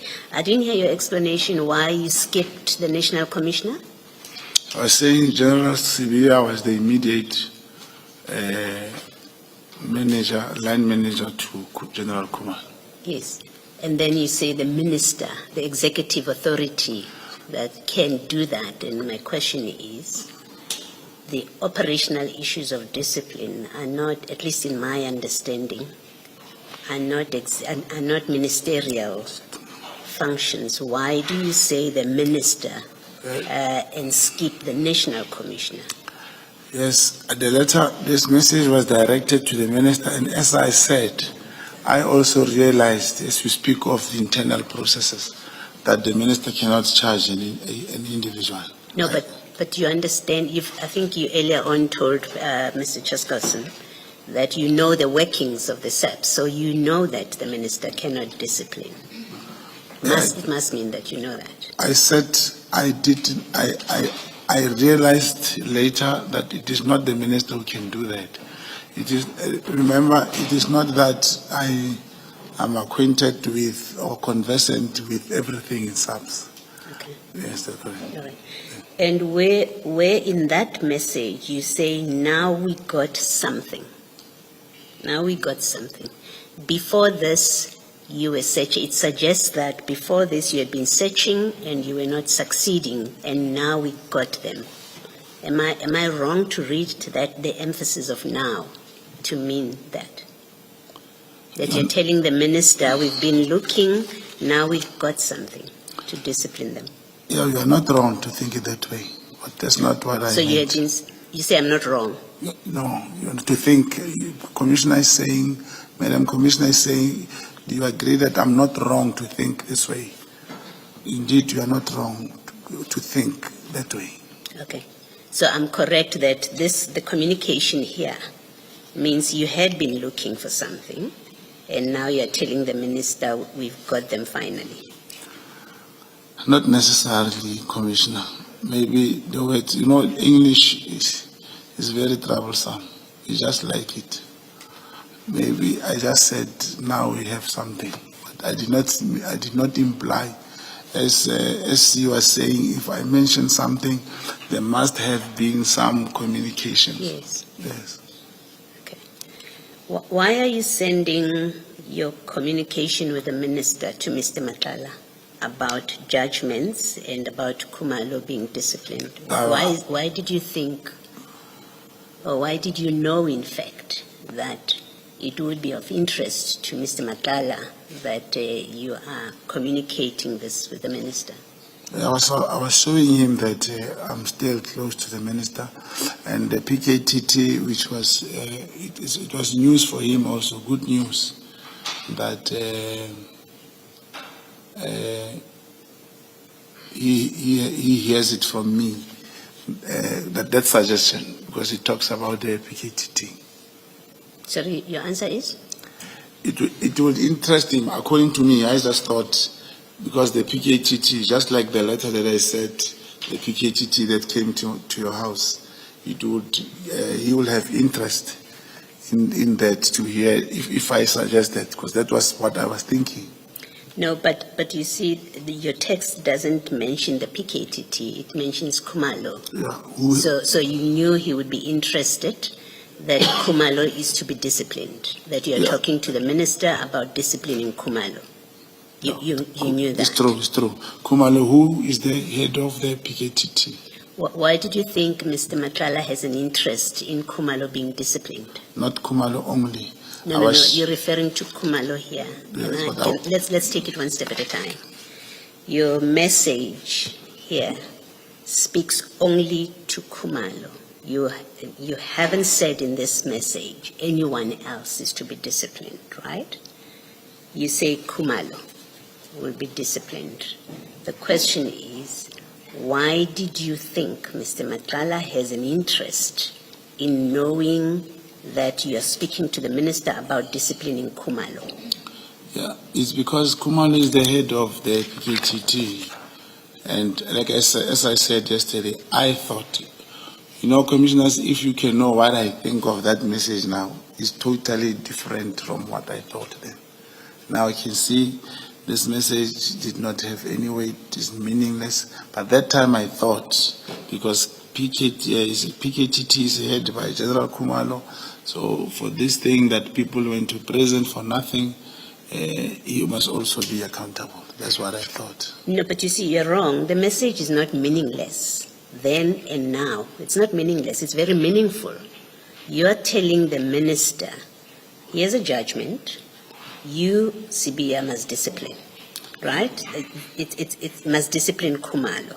And you share that with Matala, who has an interest because PKTT people have come to his house. So it is a meaningful message. You can't downplay it now, Mr. Mkhotsi. The content to think that to say Khumalo must be disciplined, yes, it's very wrong. That's what I'm saying. Because in the first place, if like what you alluded to yesterday, if this was a criminal case and you ask me, did Khumalo arrest those people and force them to? The answer would be no, and I will be at fault with that. Okay. And then you've said to the chairperson, and I think it's not the first time, that you did not read this judgment that you are referring to. It was given to you and you just forwarded it to the minister. Or you told the minister.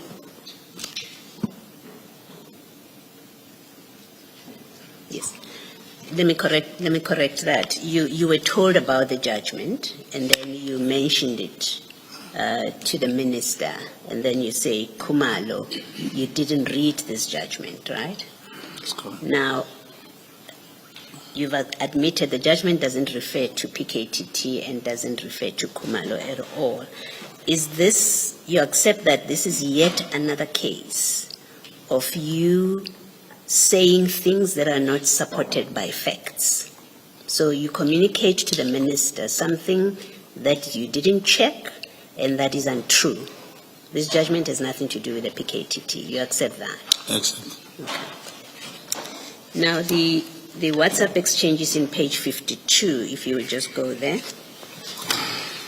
And I have only one question maybe about it. You say, why did you share this with Madlanga? Why did Madlanga, because it's quite cryptic, by the way. So on its face, it doesn't tell anything. It just says, please update. That's page 52. Minister Nkunu said that to you. You say to him, you say something, it was during your tenure, you had said that at 3:07, you said you don't remember what that was. There are a number of telephone calls, and then you say we got a breakthrough on the 24th, and then the next page is the minister asking, was the arrest effected? Now, anyone reading this, unless you tell us what you were discussing with Mr. Madlanga so that this makes sense, anyone reading this exchanges between you and Mr. Madlanga, it doesn't make sense. It lacks content. Why do you share this with Mr. Madlanga when it has absolutely no content, unless on the phone call you have discussed with him and he knows exactly what these communications are about? It is not that, it is just that now I don't remember. It's not that I'm saying this never happened, or that time it had a meaning. I so wish I could remember, but I don't remember. And so you don't remember why you even shared with Mr. Madlanga? No, Madlanga had to keep him abreast that I'm working with the minister. That is something else. Okay. I would always talk to him. And here you are working with the minister about what? His contract is not yet cancelled, as I understand. It's December 27th. Why do you need to be persuading Mr. Madlanga that you are working with the minister about what? Not to work with the minister, that I'm close to him. I'm showing him that I always talk to him. Yeah, what I'm asking is, his contract is not cancelled yet at this point, so why do you need to persuade him that you are working with the minister or you are close to the minister? I don't know how to put it, commissioners. If you want to win somebody's trust, and then you work, how do I put it? Like any other message that I send him about the intelligence vehicles and what, is to show a person that I'm doing my job. This is what I'm doing and I'm working with the minister. The unfortunate part is that the minister didn't know. And so you'll just show someone that you're working with the minister. Okay. Now, lastly, it's the discussion about the IPID guy. I think, and please correct me if I'm wrong, I understood your evidence this morning to be that you were not interested in the arrest itself, but in the IPID guy. You wanted to know who is this IPID guy. That's correct. Is that correct? Yes. Mainly, I wanted to know in particular who's this person. What does mainly mean, that qualifier?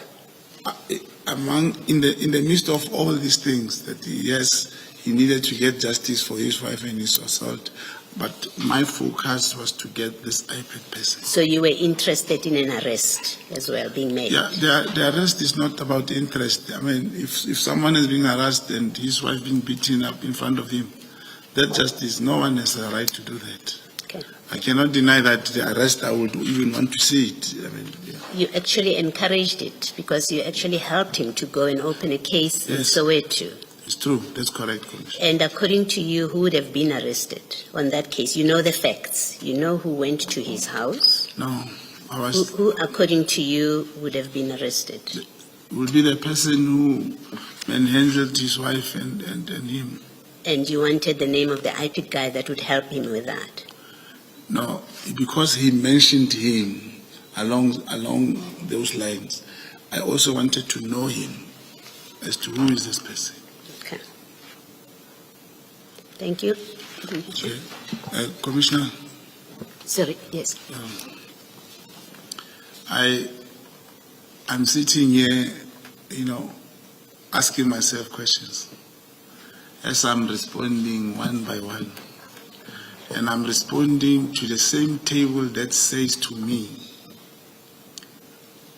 even the oath that I have taken, they don't believe it's binding my conscience. If someone is in my shoes, does it really help for me to be here? Or as we go on, it will start to bind in the mind of the commissioners? Is it still appropriate for me to be sitting here giving evidence on a known fact that the oath that I've taken doesn't help? Mr. Mokhodzi, please do not make a mistake. What is put to you by way of questioning in no way means that decisions, conclusive findings have been made by this commission. I think you asked me a similar question yesterday. I forget, or I think you asked whether we believe that you are in fact a co-agent. Am I mistaken? I think that's the question you put. That was the question. And I said to you, Mr. Mokhodzi, we are going to make our findings at some stage down the line.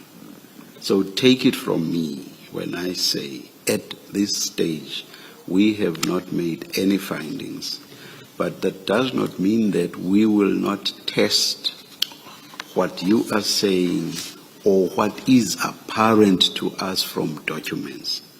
We are going to test that. All of that will assist us in the end in making findings. Thank you. Thank you, Commissioner. So, Mr. Mokhodzi, I thought I had finished about the IPID guy. I have one last question that I wanted to ask that I overlooked.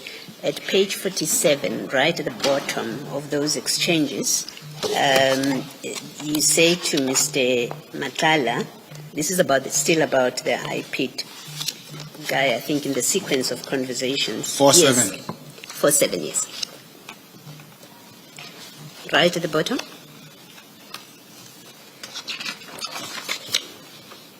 So the exchange before that is from Mr. Matala. He says to you, there's a bit of a hurdle there, but I will fill you in. Now, we know from earlier evidence that you gave that this conversation is still about the IPID person, but then the very last comment is from you, or message is from you, where you say, will it work? What were you asking here? What would work? Remember, it's about the IPID person. He's just said to yes, you. but, Yes. he said I wanted to know if he said there's a bit of a hurdle. I just want to know, but will it work? What will work ultimately? Whatever that is doing with the IPID person. Will the IPID person go Succeed, and yes. Okay. No, let me just make sure that you understand what I'm asking. When you ask him, will it work here? Were you asking him, will the IPID person make the arrest happen? Definitely. All right. Thank you. Thank you, Chief. It is still morning, Mr. Mokhodzi. I didn't want to say good afternoon. The charts that we have been looking at, especially the one on it starts on page 57, continues to page 58.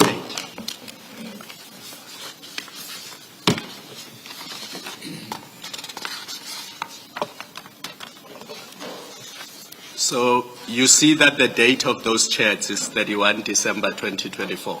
That's correct. Yes. And these are the chats between you and Mr. Matlala because they were obtained from Mr. Matlala's phone. That's correct. And we know that 31 December 2024 is the date when the minister drafted the disbandment letter. That's correct. We can accept that. You accept it. Did you know that the minister was at home on that day? I did not know where the minister was. You did not know. And you sending your communication with the minister to Mr. Matlala, correct? That's correct. Because on 31 December 2024, you want to show Mr. Matlala that you and the minister are discussing the PKTT, or at least people in the leadership of the PKTT, correct? Not discussing that. I sent him a message. Yes. Remember, the minister did not respond. Yes. If it's me, it was a one-way communication. You know, I'm saying you are sending this to Mr. Matlala. Yes. And the purpose of you sending it to Mr. Matlala is to show Mr. Matlala that at least you are discussing the PKTT with the minister. Yeah, that I sent him Yes. a message, yes. And that you are portraying the PKTT or at least its leadership in a negative light. Is that correct? Because not you're not portraying- saying positive things about the PKTT or its In leadership. that context, yes. Yeah. So you are portraying the PKTT in a negative light. To Matlala. You are showing Matlala That's that correct. you are portraying to the minister the PKTT in a negative light. No, I'm not showing that. It's not in that context. To show, this is where there's a court judgment, Yes. it's a fact. You don't portray, you are showing him, this is now what I think Yes. the PKTT have done, and this is what my suggestion is Yes. to the minister. So you are suggesting to the minister that the PKTT is doing wrong things. That there's a court judgment. Yes. Yes, not the PK. Here we are not referring mainly to the PKTT. I'm referring to the judgment, that here's the judgment, and I feel the leader of the PKTT should be accountable. Yes. Yes. No, we're saying the same thing. You were referring to a judgment, Yes. but what interested you in the judgment was the conduct of the PKTT, That's correct. which you thought was bad. Inappropriately so, yes. Yes. And this is around 11:18 in the morning, so it's 18 minutes after 11. Yes. Yes. And then what follows this text is a text on page 59 to Mr. Matlala, where you say to him, today is D-Day on the other side. You see that? I see that 100%. And what I'm going to suggest to you is that the only thing of relevance or significance that happened that day is the disbandment of the PKTT by the minister. Absolutely. At least that is relevant to Mr. Matlala. I mean, I'm sure the whole country would have been celebrating the end of the year. But in these exchanges, the only thing of significance that happened that day is the disbandment of the PKTT. That's correct. That's Yes. correct.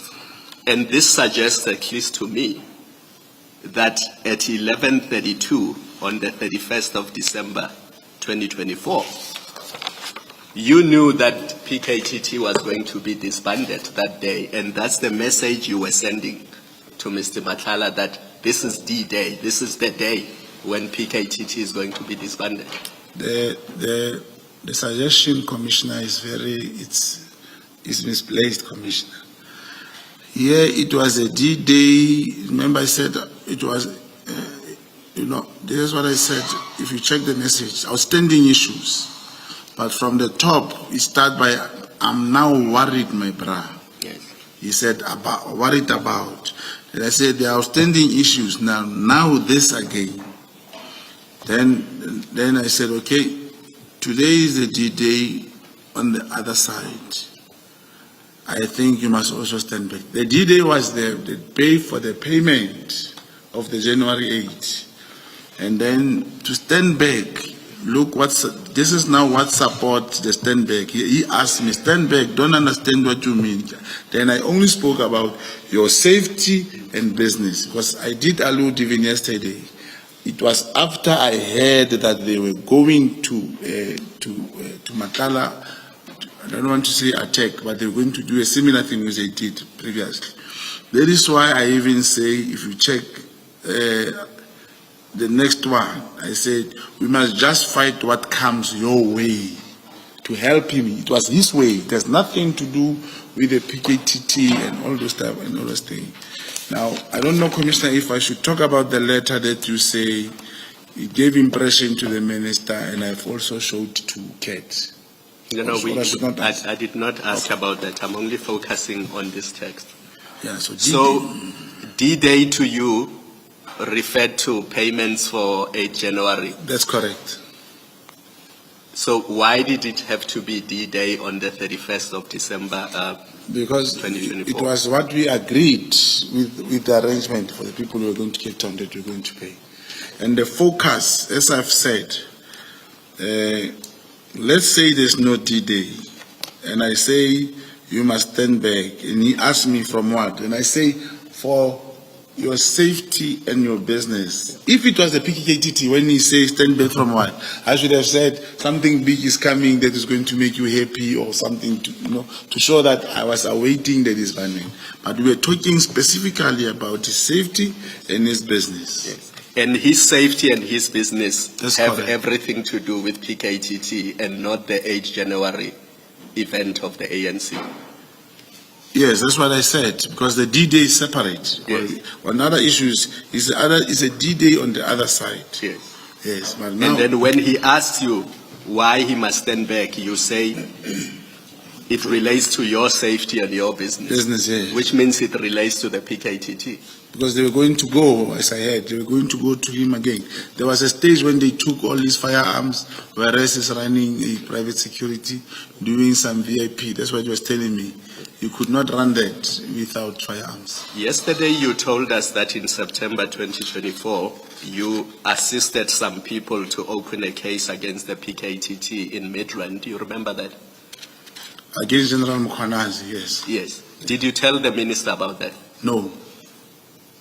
In December 2024, did you have, other than the text that we have seen, did you have discussions with the minister about the PKTT and their raid at Mr. Matlala's house and business? Did you tell the minister about that? I can't remember. You can, but it's possible that you did. No.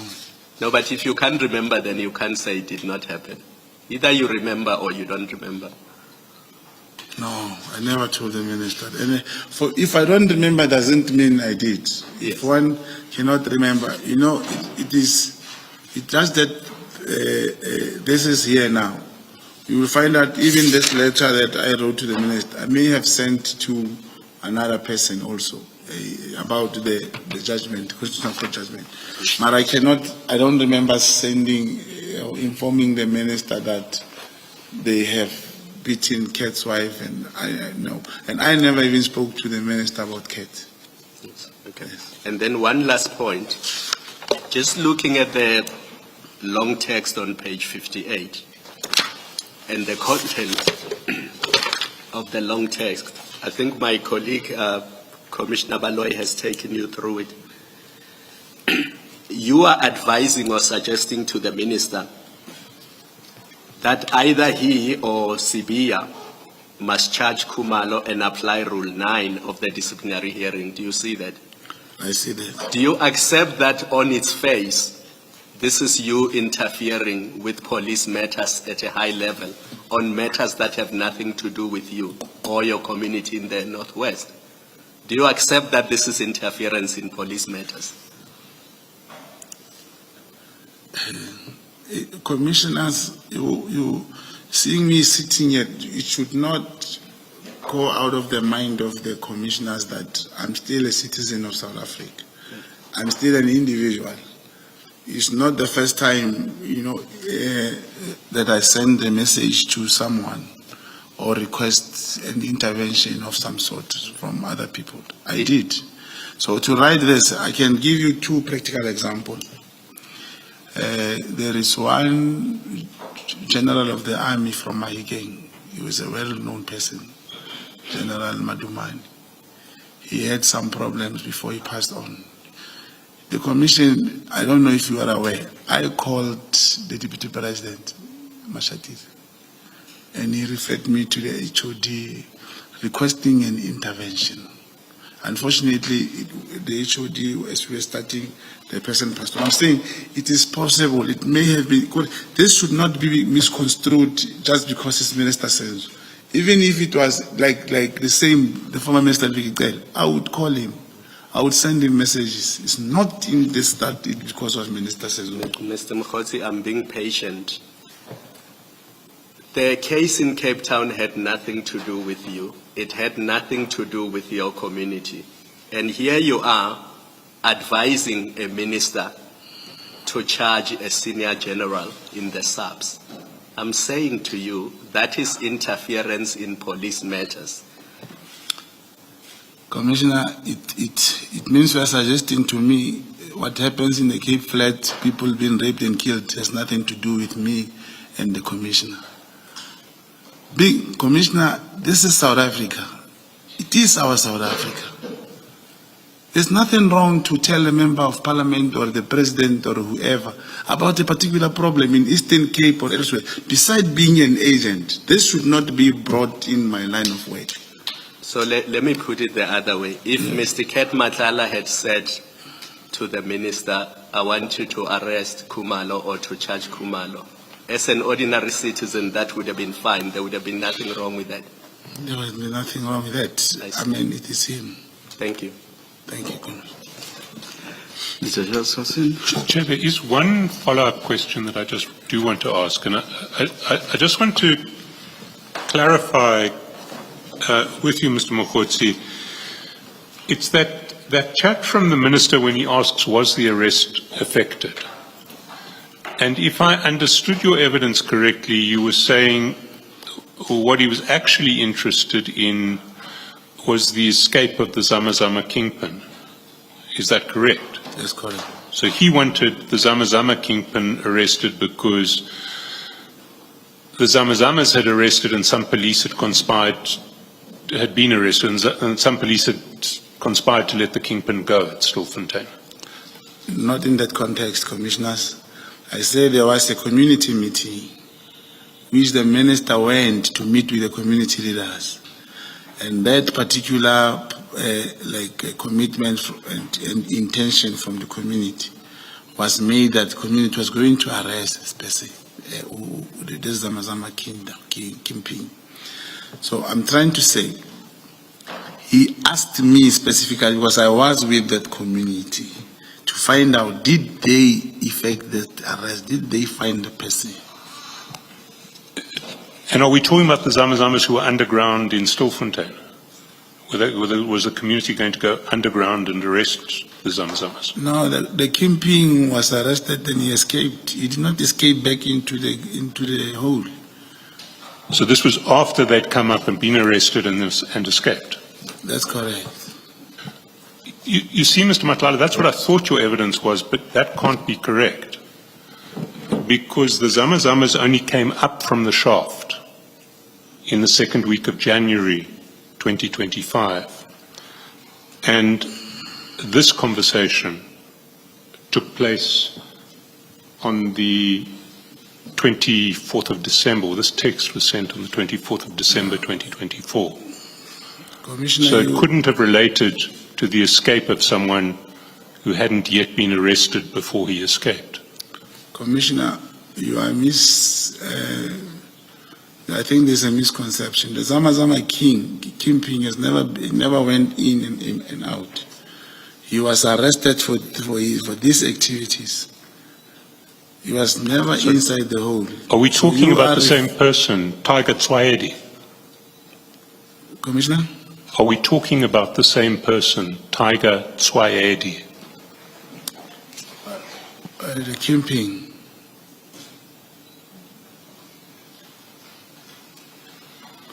I can't remember. I think I can't remember his name. That guy is a Tiger from Lesotho. I'll have to find out. I must check the right name.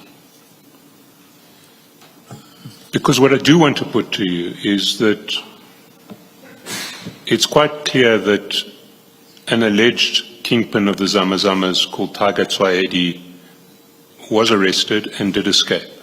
And there was national press about it, there was controversy about it. And he was described as the kingpin of the Zamazamas in Stilfontein, and he escaped. But that escape only took place in the second week of January 2025. So it couldn't be what you were talking to the minister about on the 24th of December 2024. Commissioners, I'm still repeating again. Where now Tiger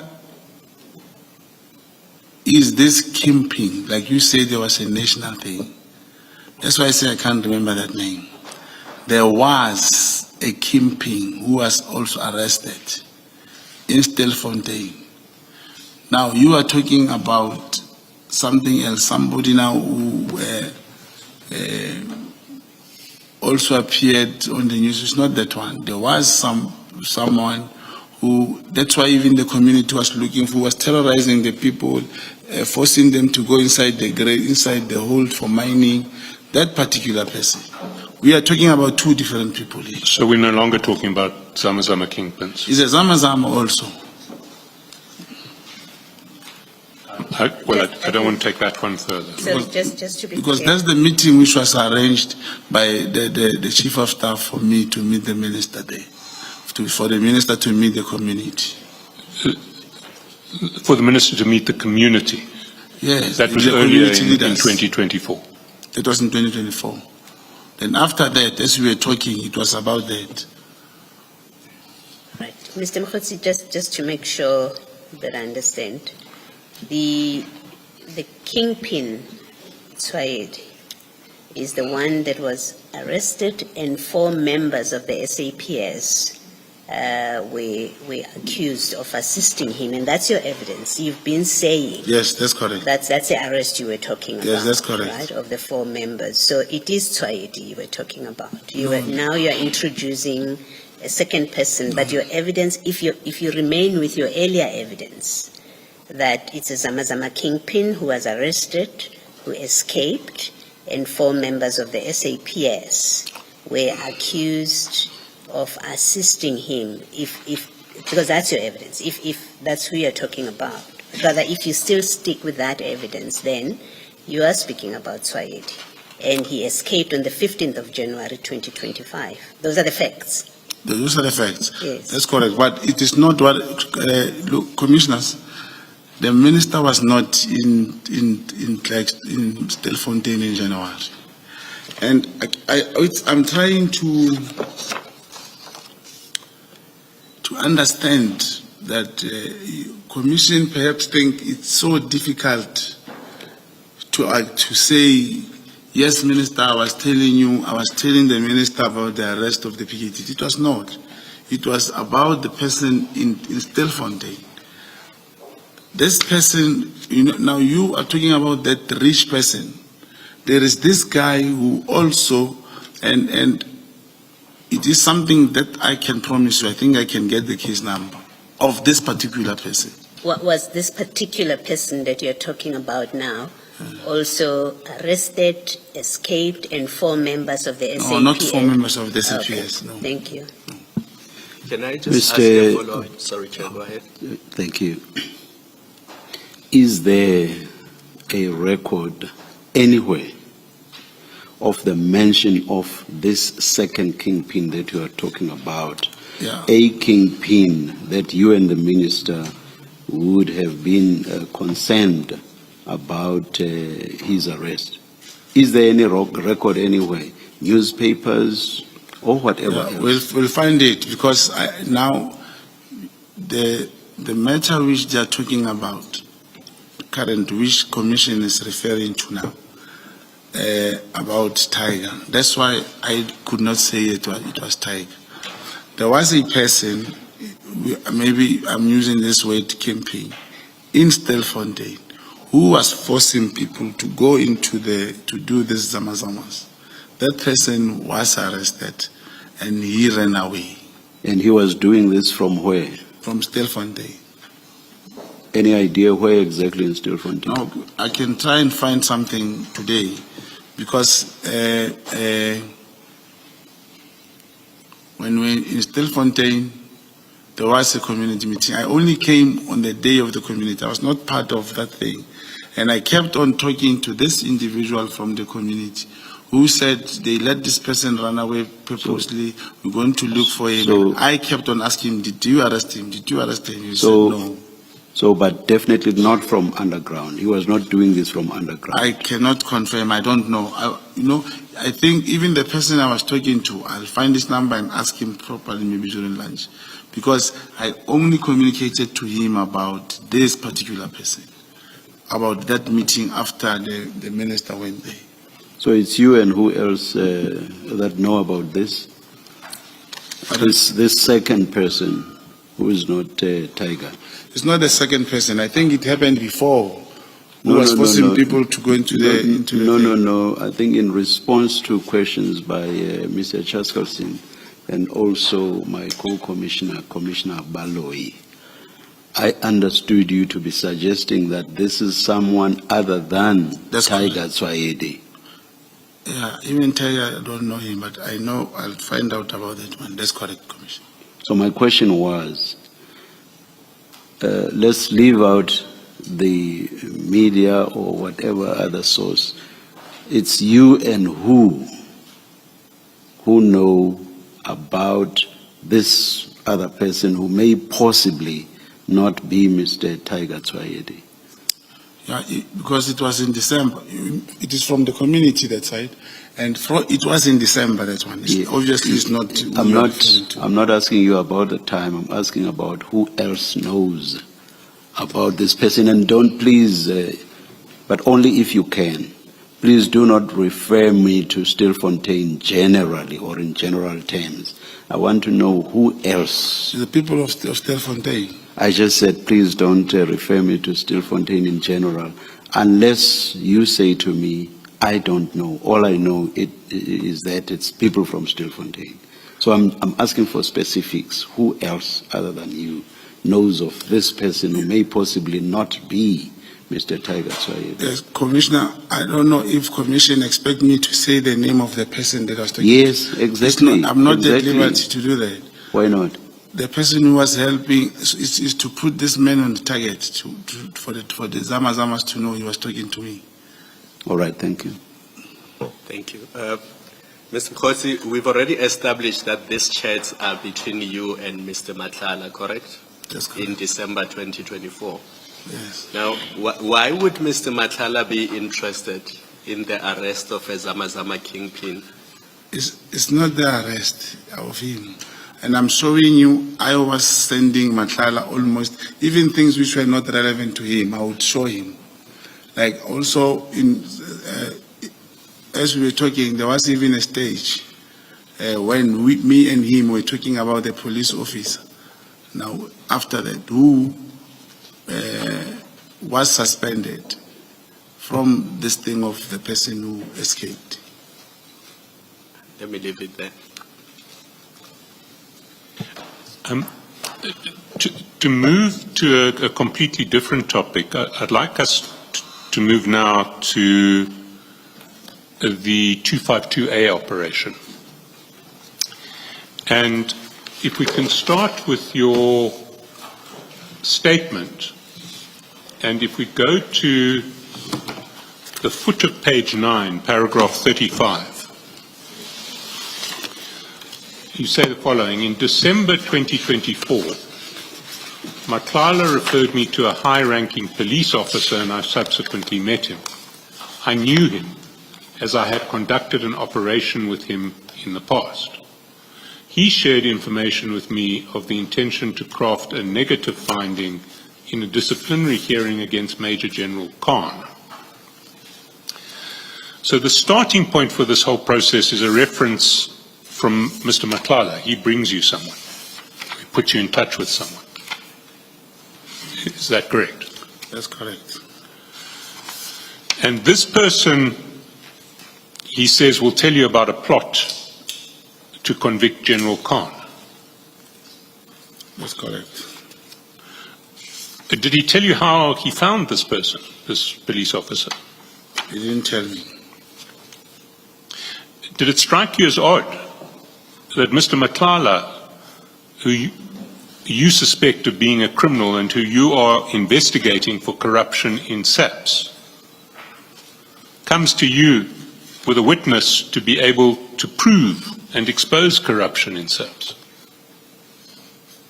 Why would Mr. Matlala want to expose corruption in SAPS? I don't know, but I don't know why I would want to expose. Did it not strike you odd that your primary target, who's suspected of It did not. corrupting the procurement process, is now wanting to expose corruption in SAPS? It did not. I see. Now, the ultimate target of this operation was Generals Khumalo and Mkonazi. If you go to paragraph 36 of your statement, you say, the intention was to employ this person as a Section 204 witness against both Lieutenant Colonel Khumalo and Lieutenant General Mkonazi, who plotted against Major General Khan with reference to the disciplinary hearing outcome. Say that you gave a statement to Lieutenant Colonel Schneller.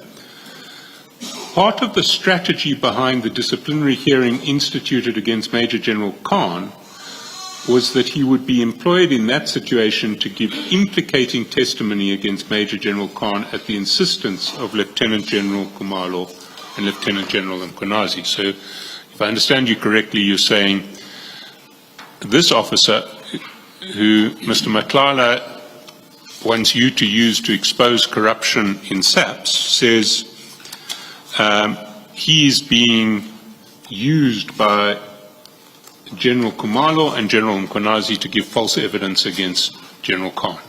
Is that broadly correct? That's correct. And you then go to meet the officer, and essentially he tells you that he will only change his story to what he says is the truth if you ensure that he gets promoted to the level of full colonel and you give him a bag of cash. Is that correct? He spoke about something, and he said, yeah, he was talking about a bag. Maybe he implied cash, but he never said bag of cash. You said bag, you didn't mention cash. What did you understand the bag to contain? The bag that he wanted, what would have to be in the bag? No, a bag would be... I mean, was he looking for a sort of smart handbag or something? No. Or was he looking for a to bag of deliver, cash? Yeah, that will imply cash, of course. Yeah. I thought so too. Let's date this meeting. If you go to evidence bundle 51. Sorry, exhibits or annexures? Evidence bundle in this case, but we will move between annexures and evidence bundles. So unfortunately, we may need both.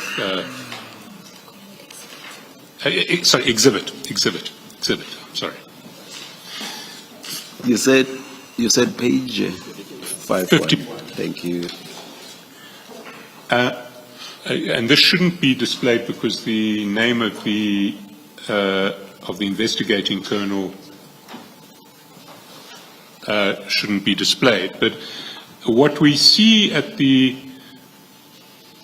is a WhatsApp that was sent to Lieutenant Colonel Schneller, who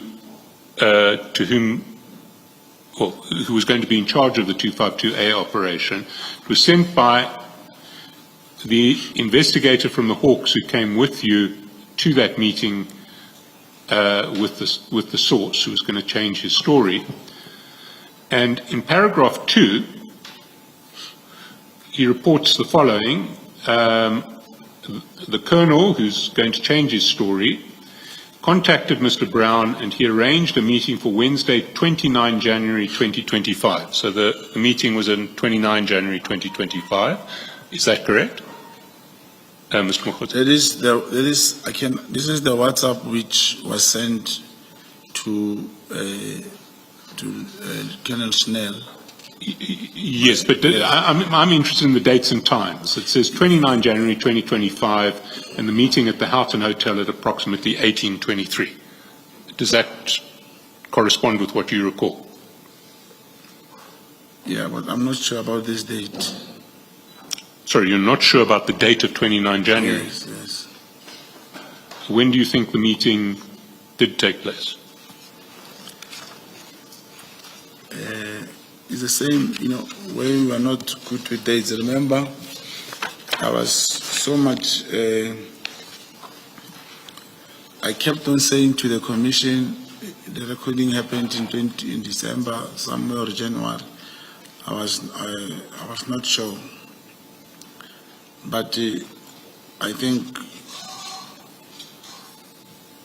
if we proceed,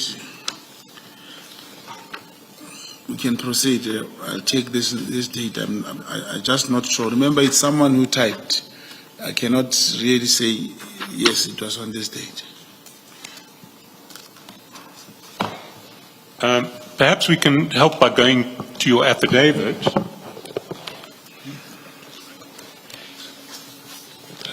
Which is in the exhibit bundle at page 43.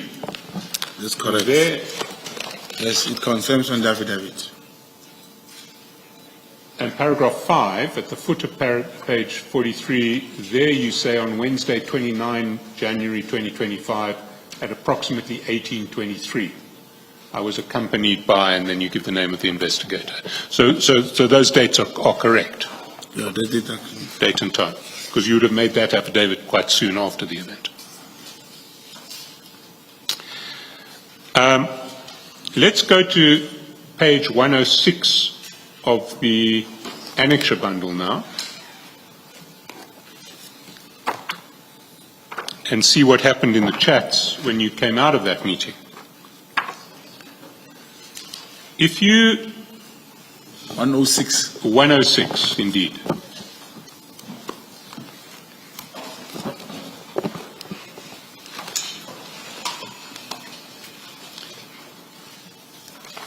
If you go down to 2015, so that would have been less than 2 hours after your meeting with your source started. At 2015, you text Mr. Madlanga, and you say to him, the meeting was positive. Are we referring to the same meeting?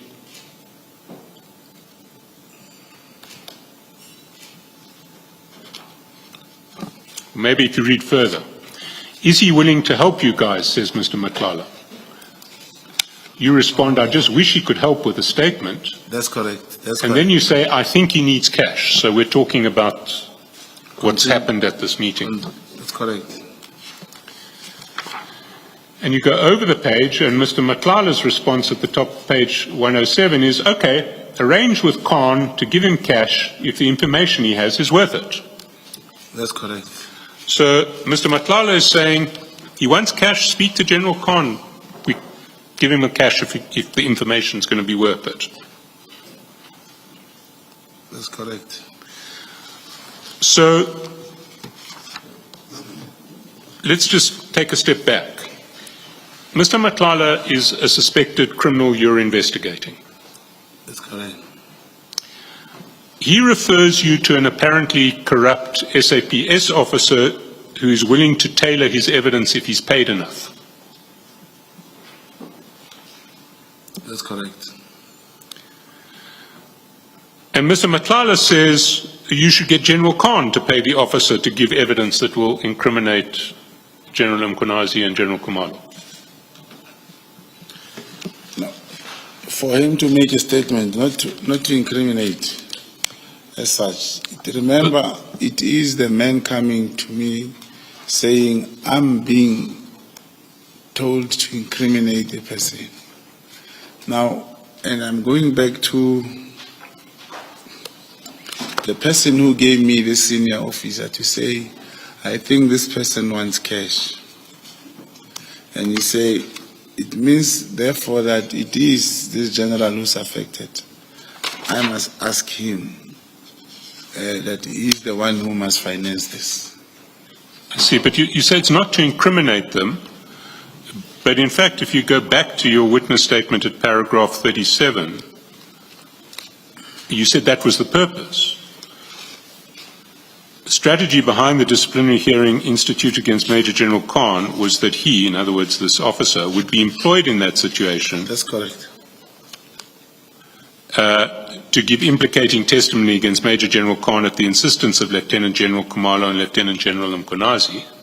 That's correct. And so the whole purpose of this operation is to expose Lieutenant General Kumalo and Lieutenant General Mkonazi, is it not? Yes, it's to use this statement correctly. That's And correct. you want to use it as a Section 204 witness, you say in paragraph 36. That's correct. And that presupposes that there will be criminal charges against Lieutenant Colonel Kumalo and Lieutenant General Mkonazi. It's true. Because you don't have 204 witnesses unless you're in a correct. criminal case. That's correct. So let's scroll forward a little bit in these chats to page 114.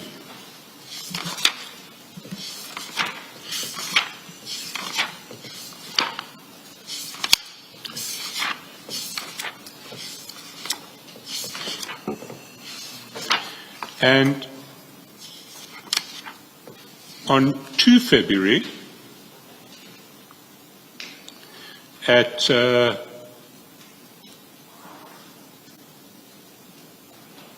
12:27, Mr. Madlanga sends you a story about the plot against General Khan being exposed. It says, breaking, police witnesses change statements for promotion. Then there's a long story about the trumped-up charges against General Khan and how witnesses have come clean and said that they were persuaded to give false evidence against Khan. You recall that chat? I recall. Your response to that chat is revealing. That's on page 115 at 12:27. You say, disappointed. You recall that? That's correct. And then you say, just have to leave everything. Then there are 2 calls between you and Mr. Madlanga. And then you say small session with lawyers. All of this is happening almost immediately. What was the small session with lawyers you were talking about? I judge that there was no session with lawyers. Sorry, there was no session with lawyers. Yeah. There wasn't one. There was no. So this was a false statement you made to Mr. Madlanga. Because I did not answer his phone. So you were just explaining why you didn't answer his phone. That's correct. But if we look at the time, the text that you sent to him was at 12:27:52. His calls were at 12:27:56 and 12:28:05, and then you respond to him again at 12:28.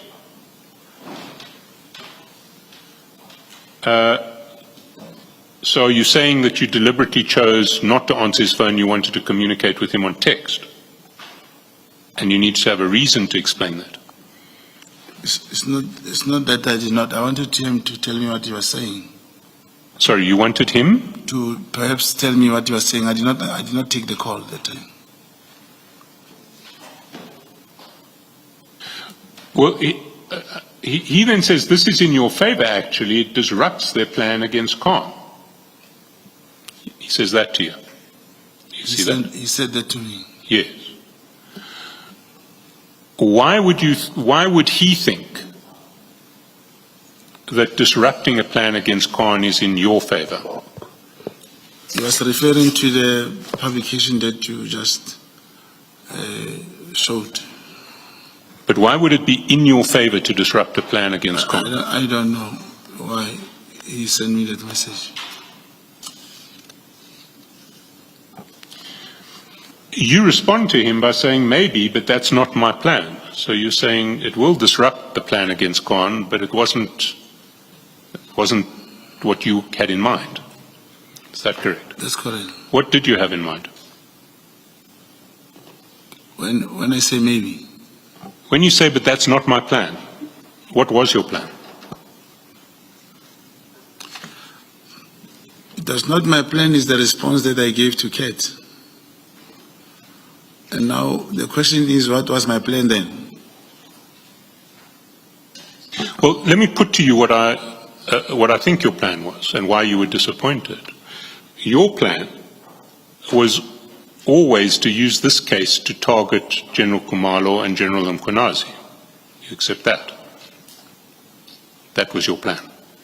That's not the plan. The reason I said I was disappointed, remember, I did write on my statement that I leaked that publication. I know what you wrote, but Now, the moment you give me someone to help me with whatever, that how we recorded the person, and it quickly appeared on the news that the same person who gave me information about the plot, it is now known. I was pretending as if I don't know. And I was disappointed. as if you don't know what? That this information leaked.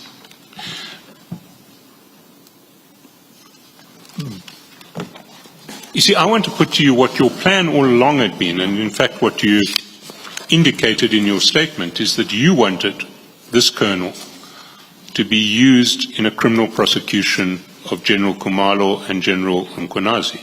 That was your original plan, was it not? Yeah. Commissioners, when you refer to the text here, I'm saying, because you also mentioned... No, I'm asking whether that was your original plan. We'll talk about the text later.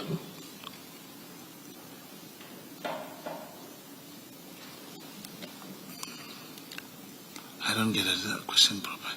You're saying apart from the fact that this thing leaked, because the moment it got leaked, it means now I am disappointed because my plan will never work again. Is that what you're saying? That is what I'm saying. Oh no, that was not the plan. The plan here was that Kat should not know that this information has leaked because of me. But the intention of the recording, yes, was that plan that you're saying. Yes. Yes. And the leaking meant that that plan could never be put into operation. Yes, but it means the... So you said yes. Yes. Yes. So the leaking prevented that plan being put into operation. Because once it leaked, you could no longer do your sting with General Khumalo and General Mkhwanazi. Yeah, once it leaked, it could not proceed. Yes.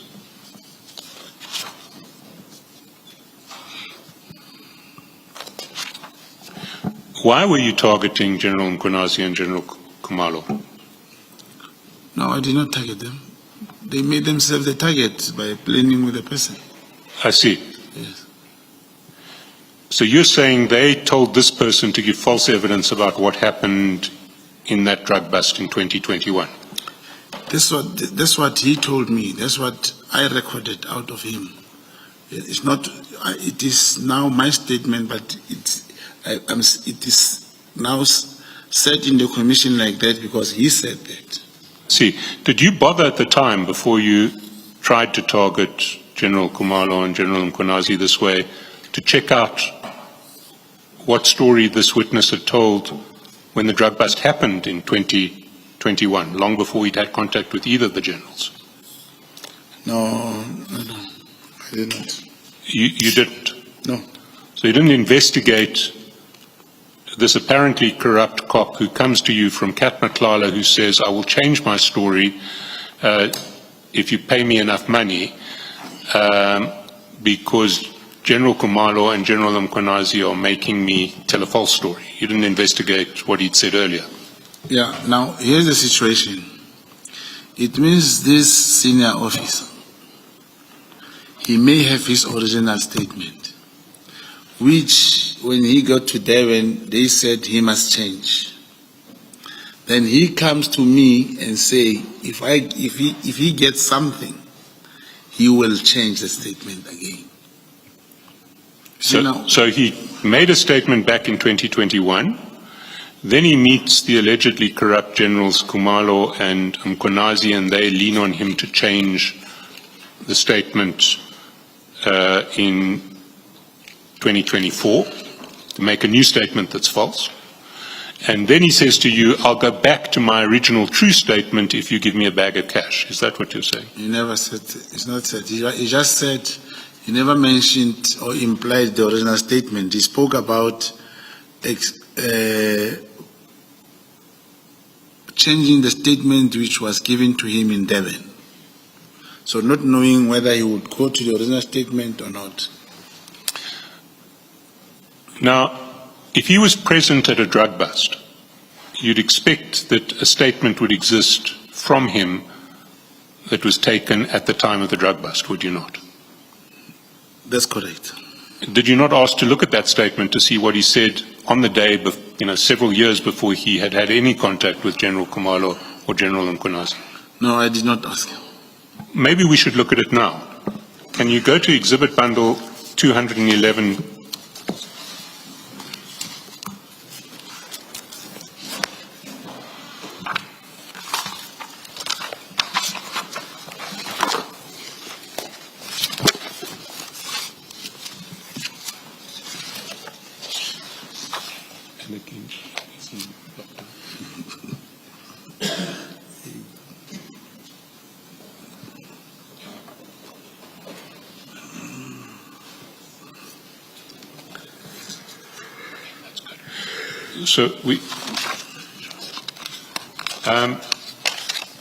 So you see, I don't know if you have an unredacted copy. There certainly won't. The copy that goes up will be redacted, but this is his statement. And if you go down to the date on page 212, it's 14 September 2021. You see that?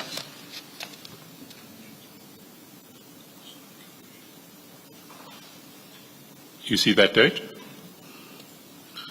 That's correct.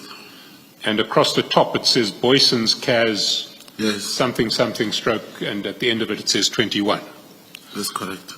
So this is the statement that he gave in 2021 at the time of the drug bust. You say that's correct? That's correct. And you will accept that that was long before General Kumalo or General Mkhwanazi could have had any contact with him in relation to this matter? It's true. So let's see what he says. Go to paragraph 5, the foot of page 211. 211. That's correct. The driver of the truck which was containing the drugs was pointed to me, whom was already placed under arrest, and members informing me that they're awaiting the photographer to come take pictures of the said packages of drugs which were placed inside a police bakkie. While the scene was being explained to me, I was surprised to see one general of intelligence. Now, would that be General Khan? I cannot confirm. Are you aware of any other generals of intelligence who are alleged to have been present at the scene? Oh, yes, it was him. So it would be General Khan. He's the only general of intelligence at the scene. While the scene was being explained to me, I was surprised to see one general of intelligence who never introduced himself to the members on the scene and started dictating and giving instructions that members who found the said truck with drugs be arrested. So he wants the police officers who did the drug bust to be arrested. The suspect, brackets driver, who members already placed under arrest, was released from the scene as a suspect by the said general. So the driver of the drug cargo, who'd been placed under arrest, was, according to your source, released from the scene as a suspect by General Khan. And the truck which was containing the said drugs when it was stopped was never booked into SAP 13.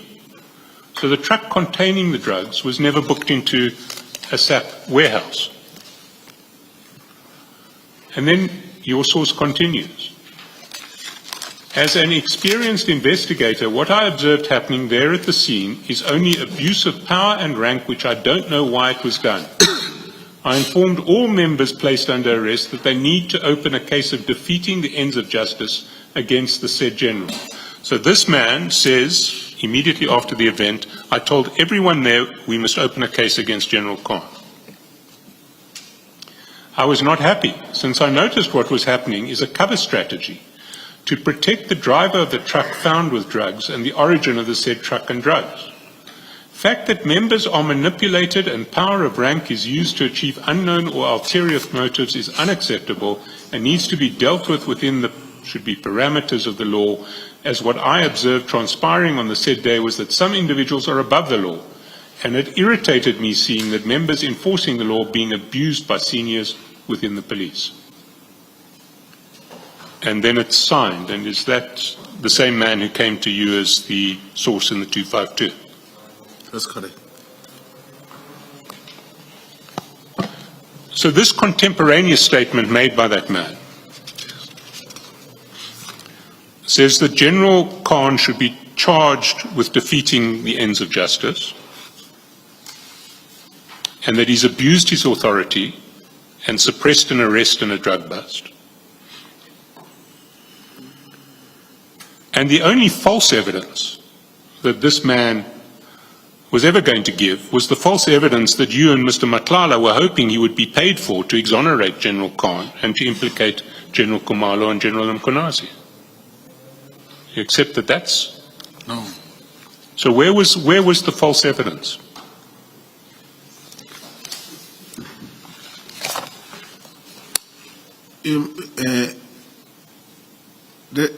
If, like you asked me, did I look at the statement?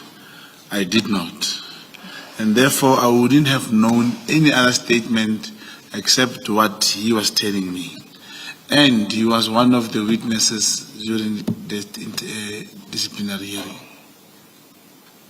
So I did not have any other statement, and it is not. I did not even ask him what is your original statement. He said, "Look, we were called to Durban.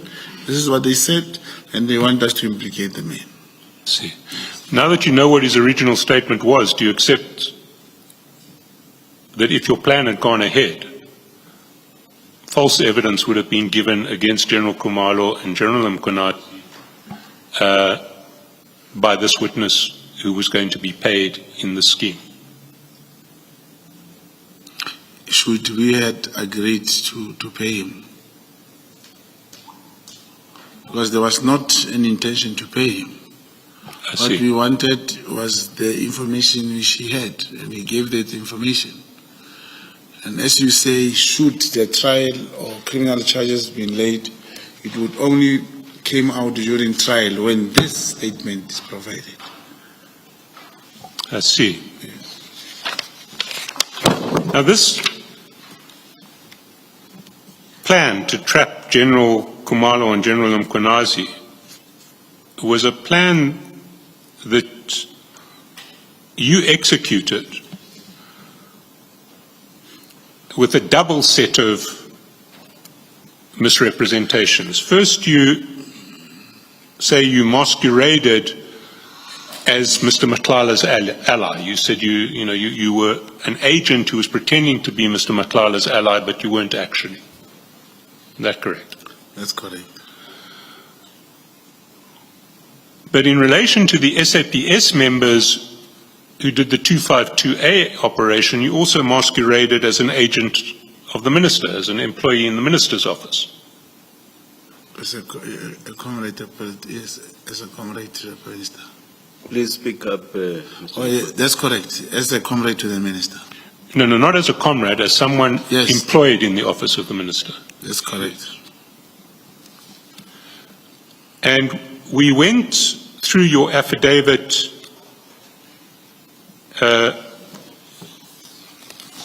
yesterday. I'd just like to take you to, I don't want to traverse what I rehearsed yesterday, but there is another aspect of your affidavit which I want to look at. Paragraph 5.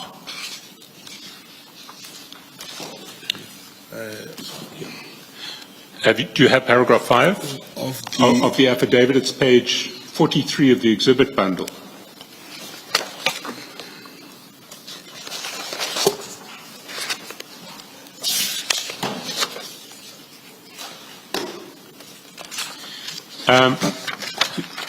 There you say, on Wednesday, 29 January 2025, at approximately 18:23, I was accompanied by the Hawks officer, and we met the Colonel at the Houghton Hotel. And then you say, I do not know the Colonel, and this is the first time that I have met him. That was false too, wasn't it? In the context of this, remember I operated with... No, you've given your explanation Yes. as to why you... That's correct. That's so correct. it was false too. That's correct.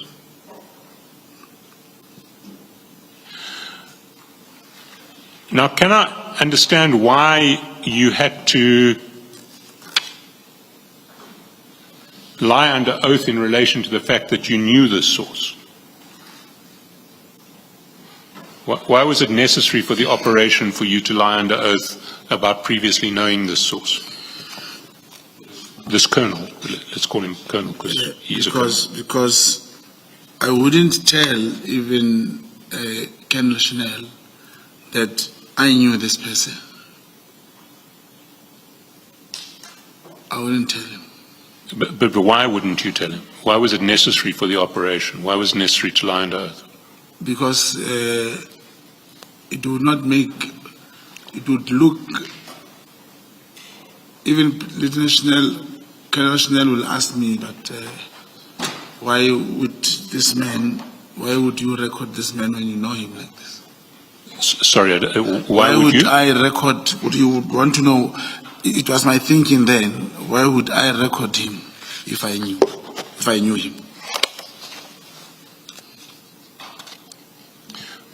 So if Colonel Schneller knew that you and this colonel had a previous association, the whole operation would not be allowed to proceed? Not the whole operation. Not the whole operation. What operation? I just felt, what would not be allowed? I just felt he should not know. That was my feeling that time. So in your judgment, you decided that this was sufficient reason to lie under oath?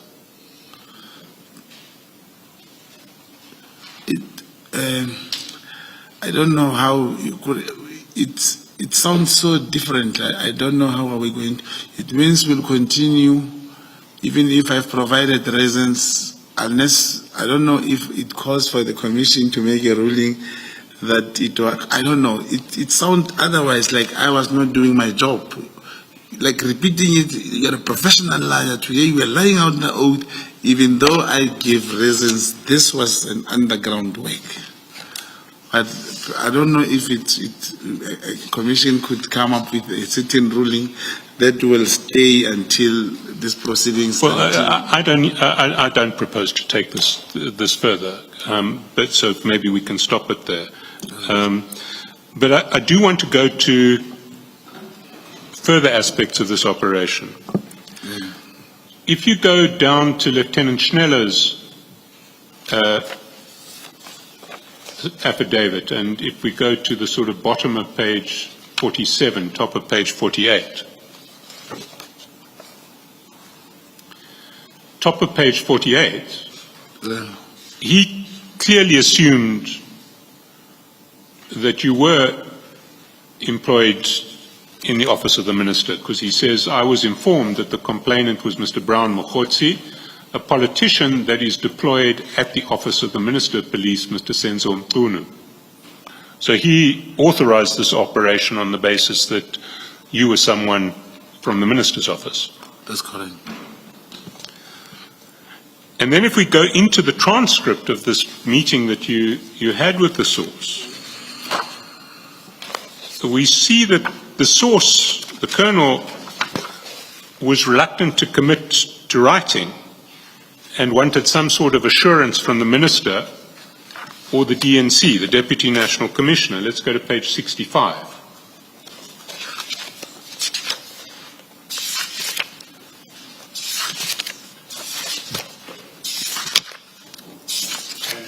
Maybe if we can just clarify, I understand from this transcript that you would be man 3, man 1 would be the colonel, and man 2 would be the Hawks officer. We can't show this because names are mentioned.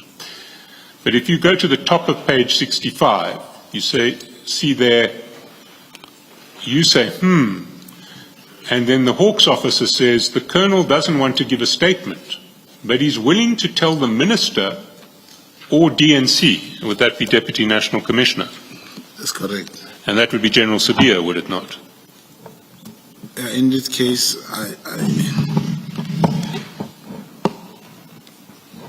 perhaps I did not even think whom did he refer to. But remember, there are about 3 GNCs. I'm not sure, but it's possible it may be DNC Sabia, yes. Who is the DNC who you refer to right through this process? Myself. You yourself? Yeah, I refer to the DNC Sabia. I see. For this man to say the DNC, it should not be concluded that he meant him. There are other DNCs, but so he in may this not case, have been let's say referring to. He meant DNC Sabia. It's fine. Did you not try to find out which DNC he needed comfort from? No, I did not, because he was not going to meet him or the minister anyway, so I didn't find out.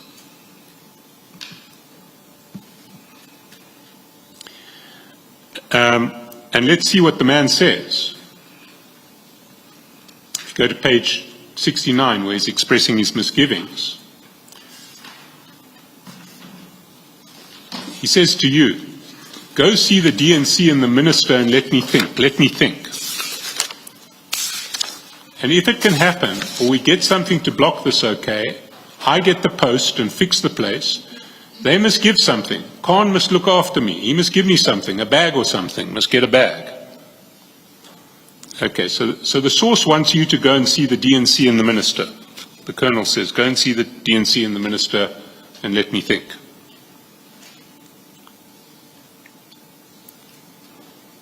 That's correct, is it not? Yes, that's correct. I'm following. And did you understand which DNC he was referring to? Which DNC did he want you to go and see? Yes, I've long agreed that let's agree it is DNC Sabia. DNC Sabia. Yes, let's agree, even if it's not written here. And the Hawks colonel is egging him on the basis that you can sort out his life with the minister because you're in the minister's office and all he needs to do is to email the minister. So let's take a look at paragraph, page 62.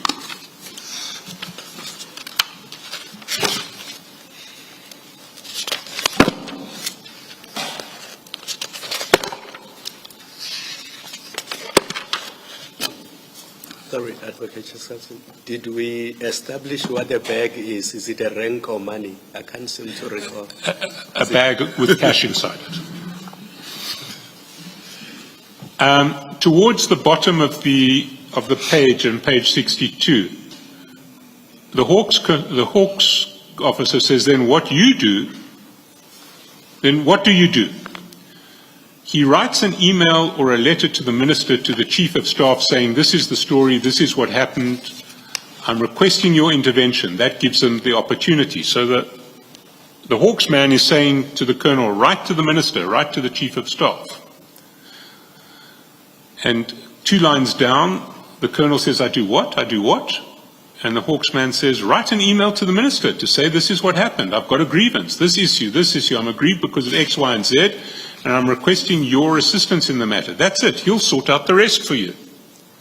So the Hawks man's making promises to this guy that you can step in the minister's office and just make his life whole again. Let's go down a page. Top of the next page, 63, the Hawks man again. That's why we've got to do it. You will write that email. You can write that email tonight even. Right, you send that email tomorrow morning. We can talk, give feedback how we're going to do that. So he's saying to the Colonel, write to the Minister. And then in the middle of the page, but that's what I'm saying. Brown will probably speak to the Minister. The Colonel's a bit sort of dodgy, and the Hawks guy says, you need to send that email tonight. And the Colonel says, Brown's working with the Minister, he's a police officer. And the Hawks guy says, no, he's the Minister's man.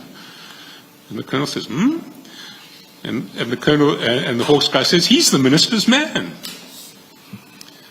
And over the page,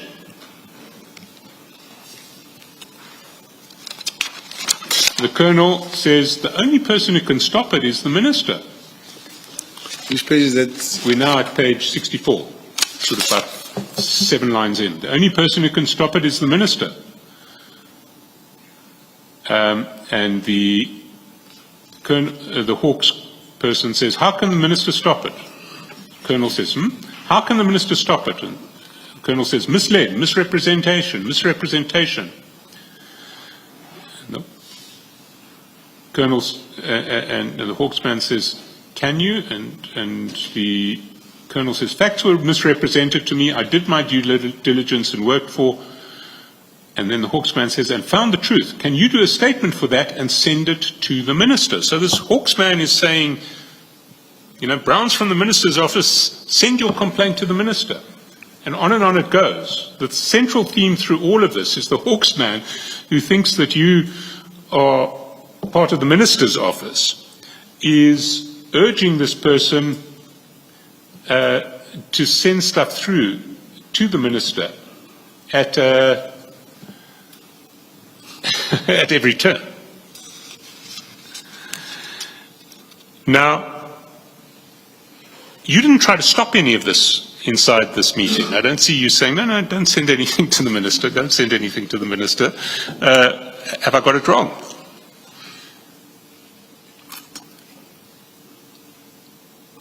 I don't understand. You say I did not say anything. Did you try to stop him sending something to the Minister? Who's stopping who, Commissioner? The Hawks man is saying to the Colonel, write something to the Minister, give the Minister a statement, email the Minister. Brown's in the Minister's office, he'll look after you. Yeah, so he's talking about a statement in relation to the hearing. Yes, that's what he wants. I think he contemplates 2 things. Yeah. 1, a statement in relation to the hearing, and 2, possibly a statement relating to how this Colonel's been passed over for promotion. That's and he's correct. saying, write this to the Minister, and he's also saying, Brown is in that office, he'll sort you out. That's correct. Is there anywhere in this transcript where you try to stop that process? Where you say, maybe you shouldn't, maybe we should do it this way, or maybe don't write to the Minister?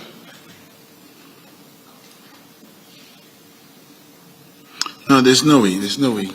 Well, weren't you worried that a letter would go to the Minister or the Chief of Staff, and this Colonel would be referring to you as someone who's working in the Minister's office and has made promises to him, and then you'd be exposed? But immediately we knew there was no way he could write the letter. How did you know there was no way he could write a letter? Because he relied on me to do that for him. Even if he could write the letter, he had to give it to me. There was no way he could write the letter. Well, what the Hawks man is saying is email it to the Minister. Yes,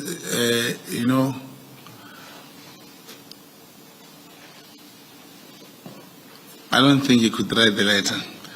Commissioners, I'm thinking something now, like, and I don't want to laugh. This is very serious, but the way he's doing it, it's like he was there. And I'm thinking of this other email that I have that is linked to me, my name, but it was not a plan. But I'm just thinking, if he emailed, where was he going to email? I'm getting your point.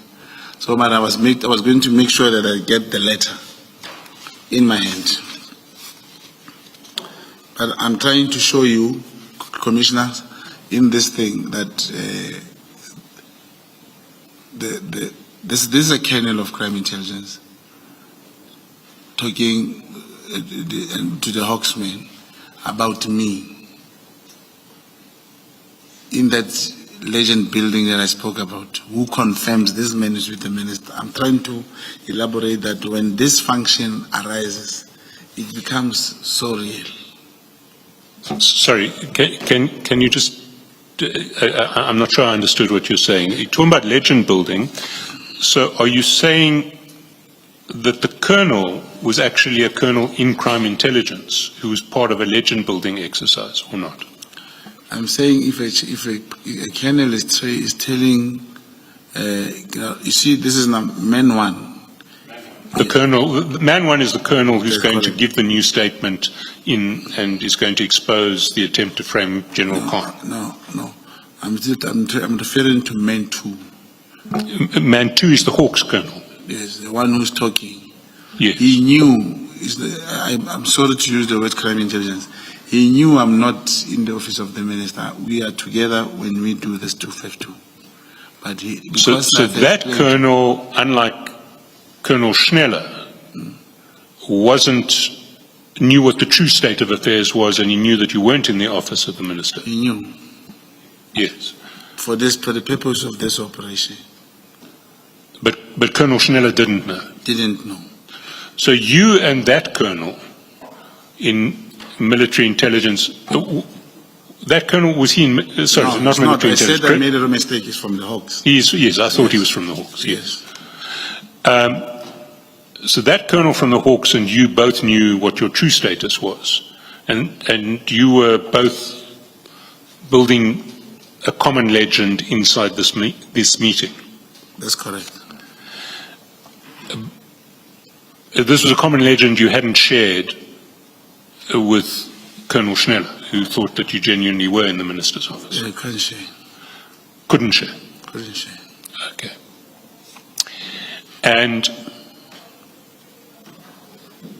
But the effect of that legend was you have the Hawks colonel urging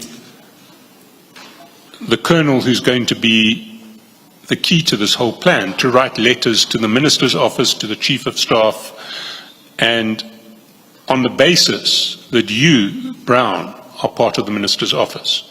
And that everything he wants, you will look after, as it were. That's correct.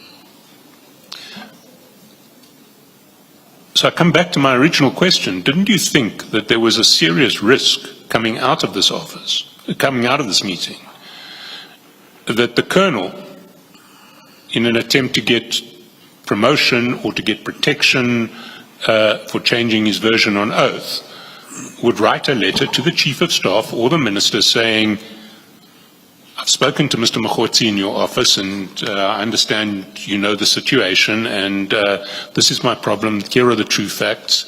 I want to come clean now and expose this plot against General Khan, and I've spoken to Mr. Mokgotsi of your office. Didn't you spot that as a risk? There's no police officer who can write the letter and demand the rank in that manner. Sorry. There is no police officer who would write, even when you say write a letter, he cannot write that letter. He'll want to do things with me. He can't write the letter and say to the minister, I want the rank. Even if he doesn't ask about a new rank, if he just says, I want to come clean in relation to an attempt to convict General Khan wrongly, I've been forced to give this statement on oath. I've spoken to Mr. Mokgotsi of your office, and he's encouraged me to approach you to set the record straight so that an innocent man can go free. Yeah. Was there not a risk that he would write that to the minister and say, I've spoken to Mr. Mokgotsi of your office, he's been instrumental in this? Yeah, those risks are always there. That's why it's called a risk. You just take it. Should he have written operation, this operation would have collapsed. But the content of what he wanted to allude to the minister in relation to the plot, perhaps the minister would still give it the attention it deserved. Let us adjourn at this point and resume at 14:05. Let's adjourn. Thank you, Chair.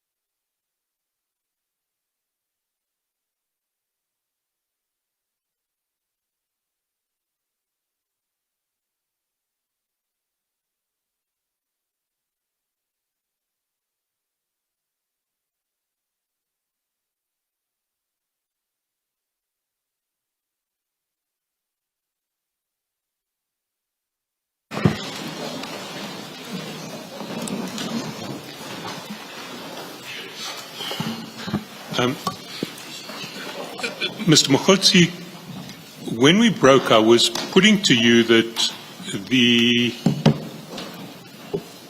strategy that you and your colleague, the Hawks Colonel, had adopted in that meeting carried a real risk that an email or a letter would be written to the Minister or the Chief of Staff referring to your role as a member of the Minister's office in this whole affair. Do you recall that? Yes, I remember you saying that, Commissioners. I wish to show you one example. That I don't think he would have written the letter. Yes, the risk do exist, but I don't think he would have written the letter to the Minister because he was relying on me to facilitate whatever that you were dealing with. But what he was being told to do by the Hawks Colonel was to write an email to the Minister or to the Chief of Staff or to the Deputy National Commissioner. That's correct. You see. Now, I want to put to you that it wouldn't make sense for you to run this risk unless you had some sense that there wouldn't be serious consequences for you in the Minister's office if such an email was sent.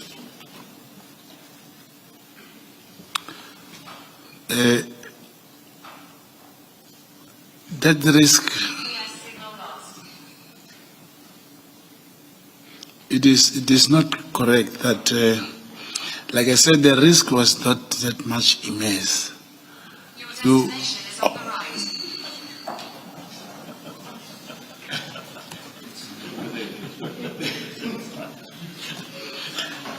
Now, Commissioners, just look at the the message that I sent to General Khan. I said to General Mkhwana, I said, General Khan will brief you next week.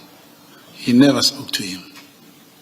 He never even asked him that I was told I'll be briefed. In that, you see, when these things happen, just that perhaps they have not happened to certain people, you will believe, because it is not that while we are sitting talking about this, there are no arrangements made prior. A phone will ring, it will be written a certain name, and I'll say, when I go outside, when I get there, I don't talk to anyone. When I come back here, the Minister is now, my brother, I must leave. Let's finish what you're doing. There was no way you could talk to the Minister. Why would he not have been able to email the Chief of Staff or the Minister? They both have public emails. Should that stage arise, he still had to get the email address from me. He still had to get all the contacts from me. So there was no way. The Chief of Staff and the Minister have email addresses that you can access online. You may say that in so many ways. But like I said, he should have gone to them directly if he had that in mind. So why would he come to me? Why would he agree to meet with me when he actually could just raise the matter with the Minister directly? It was in the meeting that he was urged to write to the Minister, was it not? Correct. You see, I want to look back at the chronology and what was exchanged between you and the Minister, and then come back to this risk and assess it in that light. That chronology, and we only have 3 signal chats to work with, but what those 3 signal chats show is that when you told the Minister on the 23rd of December there was a breakthrough, and I put it to you that that breakthrough related to possible IPID arrests of PKTT members, He phoned you twice. He phoned you back twice on that day. And he texted you the next day to find out if the arrest had been effected. And then later in December, you sent a screenshot about a constitutional court judgment where you told the minister to charge General Khumalo either himself or through General Severe. You recall that? That's correct. And then we come to the third signal chat that we have. That's the signal chat of 26 January. It's at page 210. So maybe if we can go there, sorry, 110 of the annexure bundle.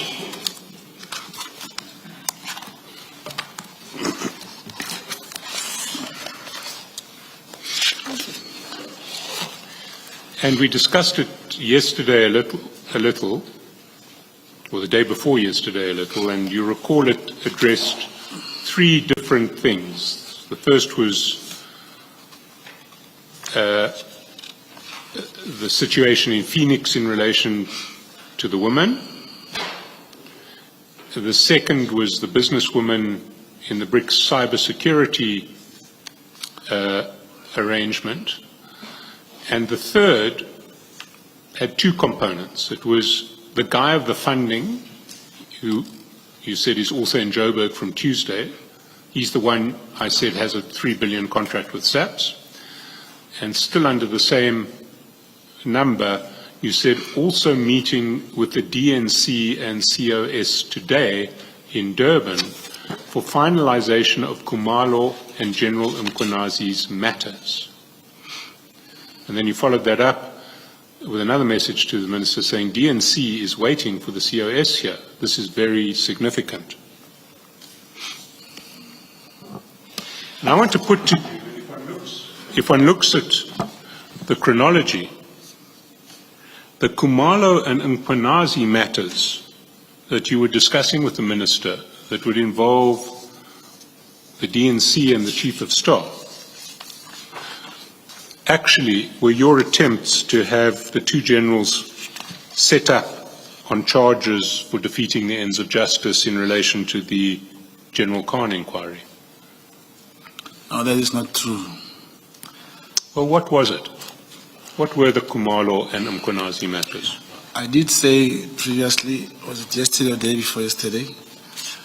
It was my wish that that the Chief of Staff could meet with the DNC to actually allude to him all that he has heard from General Mkhonazi about me. That was all about. And how does that relate to General Khumalo? Because it was him, according to the Chief of Staff, in his words, what General Mkhonazi spoke, he also mentioned General Khumalo. And I believe it is because in my chat that time I said, how is your standing with General Khumalo? And he wanted to know what is it that General Khumalo said about him when I gave that other explanation about not listening and the CITs and stuff like that. That was the reason. And can I ask you why you thought that the Chief of Staff of the Minister of Police and the Deputy National Commissioner of the South African Police Service would spend a time having a meeting to discuss your relationship with General Mkhonazi and General Khumalo? Why would it be any concern of theirs? It was not my relationship. It was what General Mkhonazi said to the Chief of Staff. What did he say to the Chief of Staff? He told me over the phone that the Lieutenant General Mkhonazi says there's a problem with the guy from Northwest. Lomkhotsi is the one who's creating problems for us. Something of that sort. And you thought that this was a matter for the immediate attention of the Deputy National Commissioner and the Chief of Staff? The advantage was they were both in Durban at the time. That's the reason. Sorry, I'm afraid I didn't hear that answer. I was taking advantage that they were already in one place, like in the same area that time. Your follow-up message, DNC is waiting for the Chief of Staff here. This is very significant.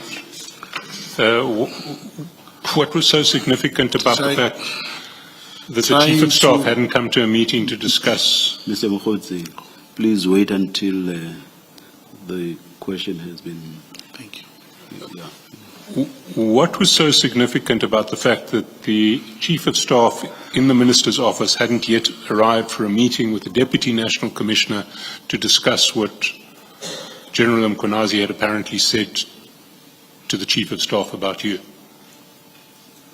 Commissioners, this question has been posed again. I did say I was kind of requesting the minister to ask or somehow tell the Chief of Staff to meet with the DNC so that he could speak to him about this problem.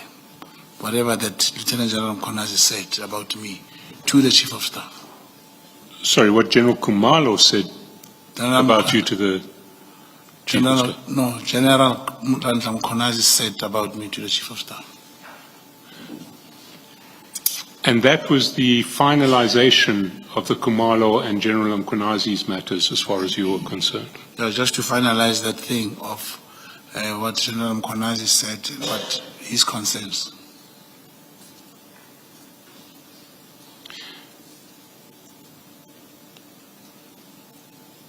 All you wanted apparently was finality in relation to learning what General Mkhwanazi thought about you. Is that what you're saying? Not thought, what he told Chief of Staff about me. Why would that require a meeting with General Sabir? Chief of Staff knew what he told No, you. it's not that he wanted him. It was my suggestion that he should tell the DNC as soon as possible. And why would the DNC have any interest in what General Mkhwanazi had told the Chief of Staff about his thoughts in relation to you? The DNC is a senior police officer. And what business is it of the DNC what General Mkhwanazi tells the Chief of Staff of his views in relation to you? Why is this a top-level police matter? Like I said, it is what I suggested.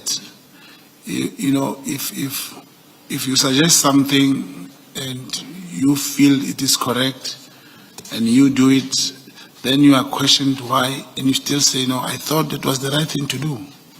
And that was the right thing to do. Do you think that it is a sensible use of the time of the Deputy National Commissioner and the Chief of Staff in the Minister's office for them to meet specifically to discuss what General Mkhwanazi may have said to the Chief of Staff about you? It is, you know, I don't know how this can be explained thoroughly. Including General Mkhwanazi himself, he did send a message to the minister that they must have a meeting and I must be present. It was testified in the ad hoc committee.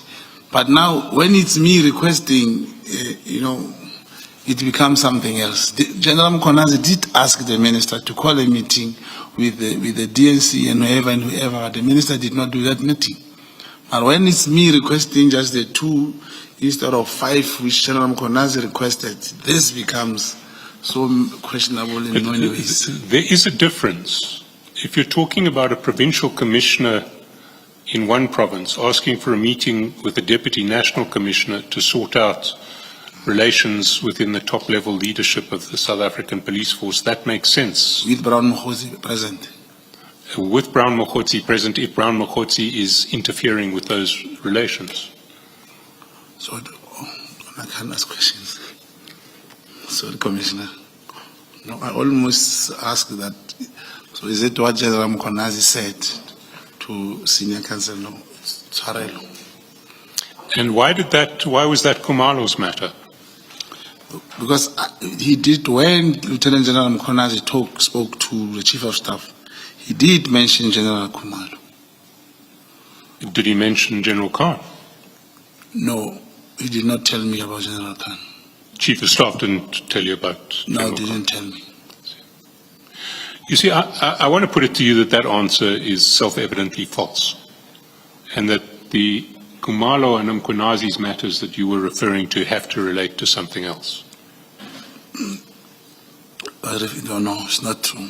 It's not false. What I'm saying here is that they had to meet, and I was thinking if Chief of Staff explains to the DNC exactly how he had whatever that General Mkonazi was saying was going to bring us a kind of closure to the thinking of General Mkonazi. You see, Mr. Mokgotsi, you know what that meeting was about. The Commission can only draw its own inferences from what it sees in the evidence and any credible version that you put forward. Now, I'm going to put it to you that you haven't put forward any credible version, and so the Commission can only draw the most likely inference from what it sees in relation to all of these texts, which is that having regard to the timeline, having regard to the fact that you sent these messages to the Minister, that the Mkonazi and Khumalo matters that you were referring to were your attempt to have General Mkonazi and General Khumalo charged with defeating the ends of justice in relation to the Khan inquiry. That's what the evidence points to. One sees it in the timeline, one sees it in your meeting with the source, where the three people who the source is encouraged to engage with are the Minister, the Chief of Staff, and General Sabia. One doesn't see any other plausible explanation for what you were referring to in relation to the General Khumalo matter and the General Mkonazi matter. So unless you can give us one, we have to leave it at this point and draw the inference from the actual evidence that we have. So what are you saying these matters were? It is obviously going to be what the senior counsel is saying, commissioners. If inference will only be taken from what the commission see at their disposal, being that they must believe, there is nothing I can do. You know, on my side, I've just tried to say, like Madam Commissioner said, I did not bring anything. I said I have people, names, contact numbers who can corroborate something here. The Commission has never said what Senior Counsel is saying now, that they will take the information from those people, or they will ever allow me to bring that evidence. Or who can we speak to corroborate your version that the meeting you were calling for here was to discuss what General Mkonazi had told the Chief of Staff in relation to you? Those are the only two people we can speak to, General Sabia and Chief of Staff. Particularly Chief of Staff will tell you exactly that no, after General Mkonazi called me, he did speak about Mr. Brown Mokgotsi in this way and this way, and Brown requested that we should have a meeting. When did you make this request? I cannot remember. We'll have to go through what it was. Obviously, there are dates here, but I cannot remember specifically the time. I'll have to check when was that.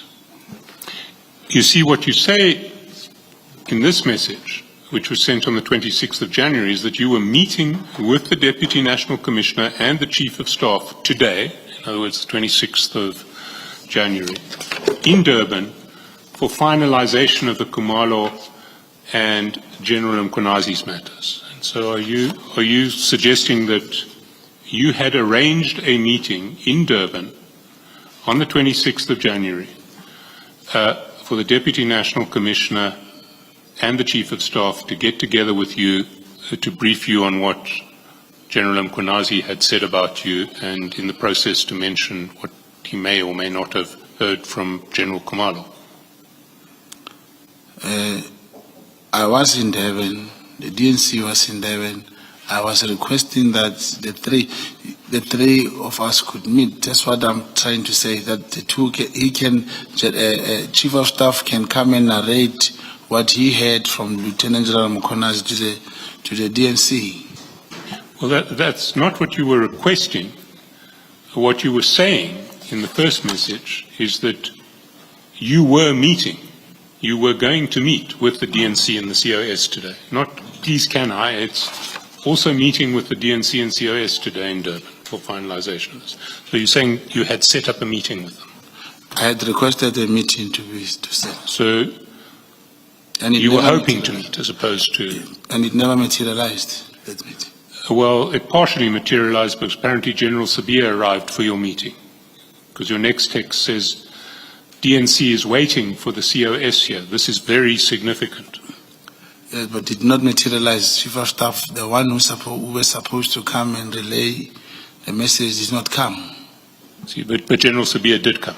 Lasibia was in Durban already, and I've asked him to wait at that particular place. I was going to come in case the Chief of Staff arrives, so he did not come. The Chief of Staff. What was the particular place at which you were, at which General Sabia was told to wait?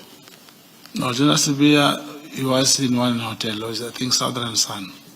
Sorry, which hotel? Southern Sun Hotel. Yeah, in Durban. Do you remember which Southern Sun? No, what? And is that where this meeting was going to take place? No, he was at the Southern Sun that moment. So I was telling the minister, please ask Chief of Staff to also come, because Sabia was waiting. But the fact that he did not even answer the phone or responded, meaning Chief of Staff, I ended up not going myself. I went, at some stage, I went to the airport and left. Where was the meeting going to take place? If a Chief of Staff answered the phone, the venue could still be confirmed at that moment. So there was no confirmed venue yet? Yes, we were not yet agreed as to where we're going to meet. That's correct. And the Deputy National Commissioner was just waiting to find out where he was going to have this meeting with the Chief of Staff? We would speak. yourself. It would depend where the Chief of Staff was, and maybe you could have said, let's meet where the Chief of Staff was, or where the DNC was. While we're on this screenshot, can we go back to the start of this last item, where you say the guy of the funding, brackets 20, is also in Joburg from Tuesday. He is the one I said has a 3 billion contract with SAPS. Now, Mr. Madlanga had been funding what he thought was the minister's campaign. Is that not correct? Mr. Madlanga only funded the trip that went for the January 8th celebration. Yes, but he understood himself to be contributing to the minister's campaign. Is that not correct? No, it's not correct. I think it is. Yes. If we go to the relevant texts, you'll see, first of all, when you want money from him, you keep on saying, we are going to lose 2 regions. We need 12,500 for each of the regions. For the regions, that's correct. Yes. So what were the regions there to do? You see, in the organization, we'll always have comrades in different parts of the country whom we will always have a relationship with. Even in our region, when we need something, we'll call them. You can be called in Mpumalanga, someone saying, hey, we have a regional conference, or we have this, please assist us with transport and so forth. And I don't think, talking of this presidential ambitions and all these things, they have not started. It is premature for people to say Madlanga was going to fund the campaign. It has not started. I haven't seen any political race so far. This is going to local elections, is preparing for that. I never saw the presidential thing coming. Can I take you to the exchange that you had with Mr. Madlanga in relation to D-Day? To? D-Day. All right.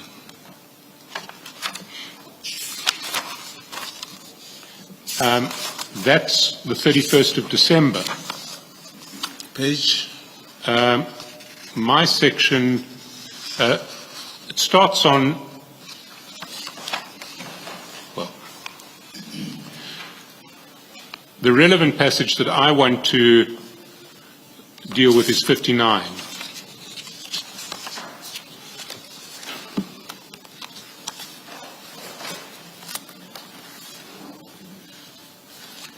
You have it? Yes. And we've been through it already. Is it paragraph or page? Page 59 of the annexure bundle. Today is D-Day on the other side. I also think you must stand back, you say to Mr. Madlanga. He says, stand back, I don't understand what you mean. You say for your safety and business, we must just fight what comes your way. And then he says, this won't change my contribution towards the minister, though. I made a conscious decision and I'm not backing down. Whatever help the minister needs from my side, I'll be happy to assist. I just don't want to fight losing battles. What does that sound like to you? It doesn't sound like nothing. He was just saying he won't change his mind to contribute to the minister, and he has made that conscious decision, and he won't back down. Whatever help the minister needs from his side, he'll be happy to assist. So the minister. What funding had you been asking him for? No, we have not asked funding from him. He has not. Sorry, Mr. Mokgotsi, I'm sorry to interrupt, but when you're trying to explain away D-Day, you were trying to persuade the Commission that D-Day was the deadline for his contribution to January 8. Do you recall that? That's correct. And that was for funding? For the celebration of ANC members traveling there. Yes, but on the same day as that happens, he says to you, this won't change my contribution towards the minister, though. I made a conscious decision and I'm not backing down. Whatever help the minister needs from my side, I'll be happy to assist. Yes, he said so. What help did you think he had in mind? Remember, it was only after he has met with the minister, he would declare what he would want to contribute. So far, he has not met with the minister. And when I try to digest this, I find it very difficult to explain this, that maybe a knowledge of how campaigns are done. This is not the way campaigns are done. Campaigns, you don't just meet Mr. Brown alone and he tells you about campaigning and he gives you money. Campaigns are done differently. Well, let's see what he says immediately after he says, let's see what happens immediately after he says, I'm not backing down. Whatever help the minister needs from my side, I'll be happy to assist. Yes, that's what he said. So that is at 1140 at the bottom of page 59. If you go to the top of page 60, what do you say? You say, here is our backlog, and we now need to deal with this. It's a last day. I thought we spoke about it, but we did many regions. It's only 2 regions left. Is it possible for you to intervene on the membership for 2 regions, 12.5K each, because today we must pay? Correct, but all these messages they don't talk about. You see, it is going to be very unbelievable. Even in my region right now, they were going to the regional conference. Doesn't need Madlanga or the minister to be involved. This that you see, people talking about the regions and so forth, it happens every time when conferences or celebration comes. It's not, you cannot say, you cannot fundraise a particular region and align it to the minister. It's individuals in that region that will ask you to assist them. But it's in response to Mr. Madlanga saying his contribution towards the minister is not going to change. Yes, that was whatever help the minister needs, he's going to provide. Yeah, but it has not, you know, commissioners, every time when these things start, a person will have to meet with the campaign managers and the team. If you are talking provincial or national conference, and when he had those intentions to do that, he has not. It is unfortunate that I had according to what former Minister Bekitele said, he said Matlala said he met me with Senzo Mkunu and he was going to contribute to the presidential campaign of Senzo. I'm saying those campaigns have not started. Can I look at not what you say today, but what you wrote to Mr. Matlala at the time? Let's go down the page, still on the 31st of December, D-Day. Go down to 1908. You say, we managed to push, we only need for those 2 regions. Then you send a bank account of an OD Lekwaba. Who's OD Lekwaba? That was for Devon, yes, it's the same, my fiancé. So, but who is OD Lekwaba? It's my fiancé. Oh. Yes. Oh, okay, so you send your fiancé's bank account. Yes. And you say we need 25K only. And then at 1910 you say we'll engage with everything and anything we need, my boss. The problem is we're going to lose voters in the 2 regions. That's correct. Now, how are you going to lose voters? Who are those voters there to vote for? No, every region, you see, it should not be that is for the presidential for Senzo. Senzo does not contest in those regions. The assistance was directed to those regions. So what is the voter issue? The voters are members that should be assisted. Those are voters. Members that should be assisted to do what? In their own regional programs. You see, Mr. Mokgotsi, what this looks like to me, and I would submit to anybody else who looks at it sensibly, is that Mr. Matlala says, I'll do anything that you want to support the minister. I'm here to help the minister. And you then say, well, give me 25,000 to pay for these 2 regions, because otherwise we're going to lose voters. That's the help the minister wants. Unless if I have written, okay, let me stick to the minister, or the minister say you must pay 25K. This should not be mixed with that. There's no way the minister comes in these things.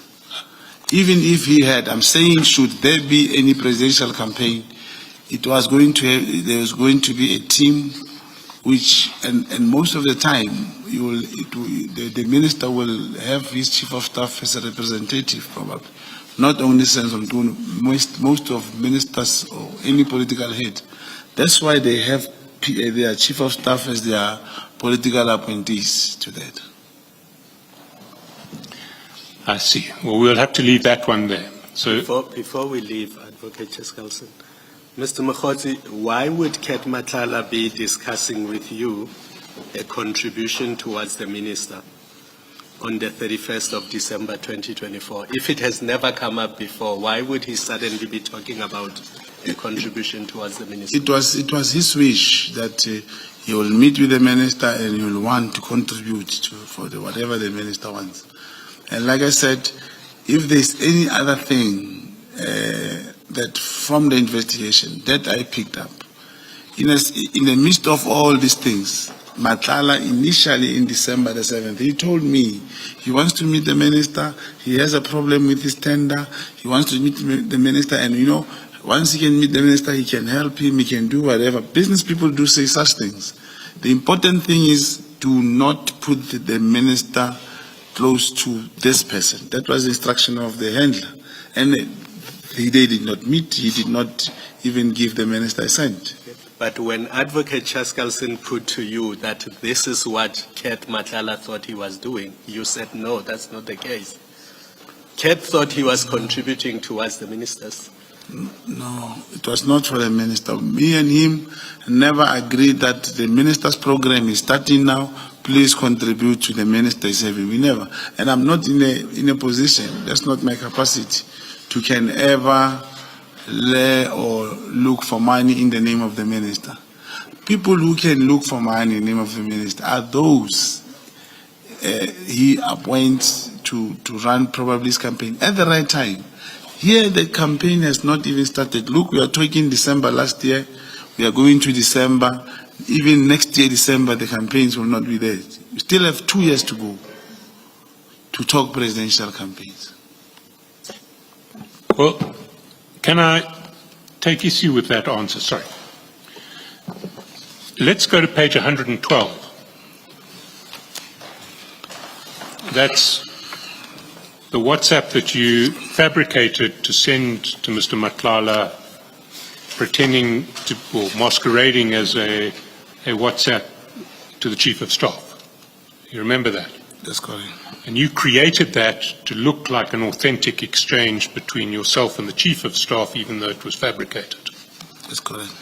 So it was designed to say what Mr. Matlala wanted to see you saying to the Chief of Staff. Yeah, Is that correct? That's correct. That's correct. Can we go down to, well, 112, what's forwarded there is the letter of complaint from inside SAPS. And then 113 is the key piece that you want Matlala to see. You want to see that you're fighting his cause. And there you pretend to be saying to the Chief of Staff, this matter may be escalated to you because of non-performance. Our guy needs your intervention. January 08 guy who's about to take over our program. What are you saying there? The fact that the message is fabricated, I was trying to show him that it is the guy of January 8, it is the guy who wants to take over the program. And what's that program? As you say, remember I was telling you about this, the charity organization in the KZN. This is the one. It's not yet the president. So it's not a political campaign now, it's the minister's private charitable foundation. Yes, this is what I also told. So Kat Matlala was a funding guy, but he wasn't funding a political campaign, he was funding a charitable foundation. Yeah, which he has not funded. It's the message designed for him to see, for Matlala to see that I send this message. I see. Well, let's go back then to page 110, because at least we now have some clarity.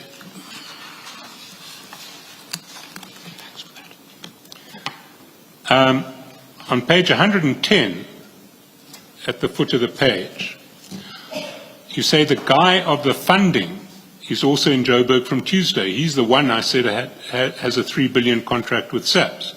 Well, we now know that Mr. Matlala is a guy of the funding because he's funding the minister's charitable campaign. Yes.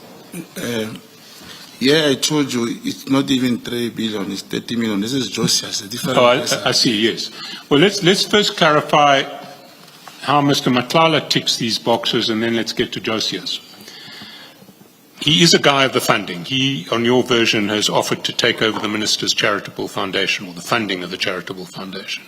The program, yeah. Yeah. But in this time, you just tell me the program. Okay. Yeah. But he's certainly offering funding for a project of the minister's. Kind of, yes. And he has a contract with SAPS. Who Josias? Mr. Matlala. Yes, yes. It's not 3 billion. How much is it? The tender for Matlala? Yes, the Medicare contract. Do you know what its value is? is? 360 million. 360 million. So a bit of exaggeration in this text if it's applied to Mr. Matlala. You say it doesn't refer to Mr. Matlala. No, it's It Josias. refers to Josias. That's correct. Does Josias have a surname? Yes, I think he's a vendor surname. He actually told me he has a contract at SAPS, and he was willing to do whatever that we spoke about. Well, let's get his surname first, because we can then track down I Josias. only know him. I only know him as Josias. Including him, he never met the minister. He never met the chief of staff. He was just trying to say he can contribute to the guy Josias. So someone with a vendor surname and a first name called Josias told you he had a contract at SAPS. Was the contract in the name of a company, do you know? Yeah, we have not yet met and shared the details. He just said he's got a contract and he wants to contribute to that charity organization. So he wants to contribute to the minister's Yes. charity, and he has a contract with SAPS, but you don't know what that contract Yes, is. I didn't know. Yesterday, or the day before, I think you mentioned that it was a 30 million rand contract. That's correct. So you know the value of the contract, but not the subject matter of the contract. Commissioners, if you check this thing properly, it's not the first time. Someone will say, I'm doing cyber security or I'm doing this and that. I want to meet the minister. When in actual fact, you will tell the minister somebody has interest and he'd like to meet with you or whatsoever. As a comrade, he'll say, hey, man, tell him to go to my province if he wants to contribute in my province. Tell him to speak to Chief of Staff if he wants the meeting. But Les Josias, when I said Tuesday, that meeting also never happened. We never met, and I never made follow-ups because even after that, he did not speak to me much, Les Josias. So it's just another unfortunate coincidence here that your text refers to someone who seems to tick the boxes of Mr. Madlanga, but actually relates to somebody else called Josias who has a vendor surname and whose other details we seem not to be able to establish. Yeah, but commissioners, I believe that for Minister Senzo, I could have said this guy has a contract of 360 million, is a Medicare company. I should have given the minister details if it was CAT. I see. And the fact that you just referred to the funding guy and the contract with SAPS is evidence that it wasn't CAT. May you please repeat the question, Commissioner? The fact that you just referred to the funding guy and the contract with SAPS is evidence that you weren't referring to CAT. Is that what you're suggesting to us?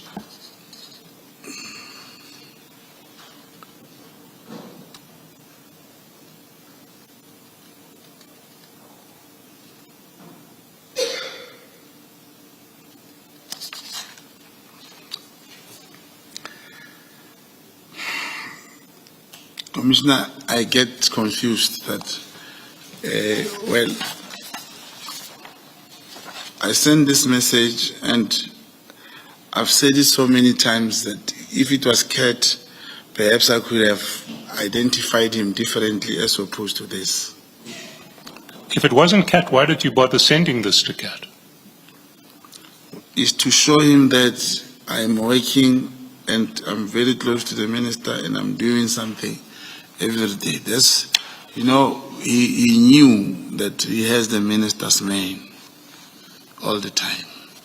And he did not, that's why sometimes he'll even say, I see you are sending me so many things. What is this? What are you talking about? So this is just another unfortunate coincidence. You send to CAT a text that looks for all the world that it's referring to him, but actually it isn't.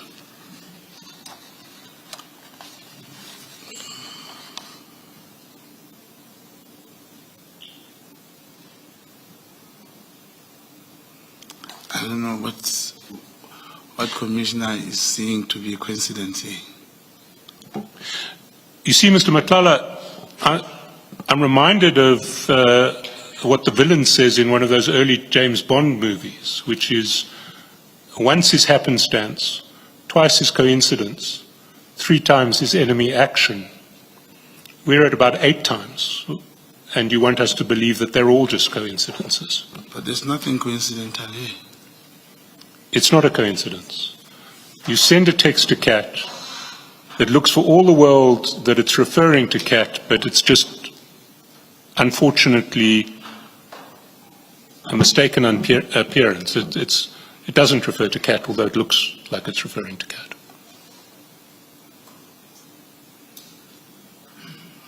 But Commissioner, CAT did not have 33 billion in contract. No one has. I don't know of anyone. And I knew this was 30 million. I And see. you'd also understand, maybe you want to ask me, how does CAT feels when I say there's a guy who is going to meet, it also has a contract, and is going to be available on Tuesday? Maybe if that was the question, Commissioner. Is that the question, Commissioner? Or how does he feel when he sees this? How does Kat feel when he sees a text from you saying that he's going to be in Joburg on Tuesday and that he's expecting a meeting with the minister? Another person. Another person. That's correct. Let's look at what happened with Kat. Because straight after you send this meeting, as you send this this text, if we go, staying on page 111 down to 2037, the very next text, you write to Kat, they just left the Lekgotla. That's correct. Yes. And he says, so what's the plan? Should I make my way there or what? That's the He thinks he's coming to a meeting with the minister, does he not? No. This is the time when I said General Vigitele was in Kat's house. This is the one. Sorry, this is the time? When I said after Lekgotla, that's when General Taylor was in Kat's house. I see. That's correct. So you send him a text which says that the guy of the funding is also in Joburg from Tuesday, and he's the one with the contract with SAPS. You then tell him they just left the Lekgotla, and he says, should I come over there? And actually, he's not meeting the person who was told apparently that he's in Joburg. He's there to meet somebody else entirely, General Pele, who's not been mentioned in any of these texts previously. Is that what you're saying? Yeah, but this, Commissioners, the meeting here, this is now this is now January. This is the 26th of January on a Sunday. Then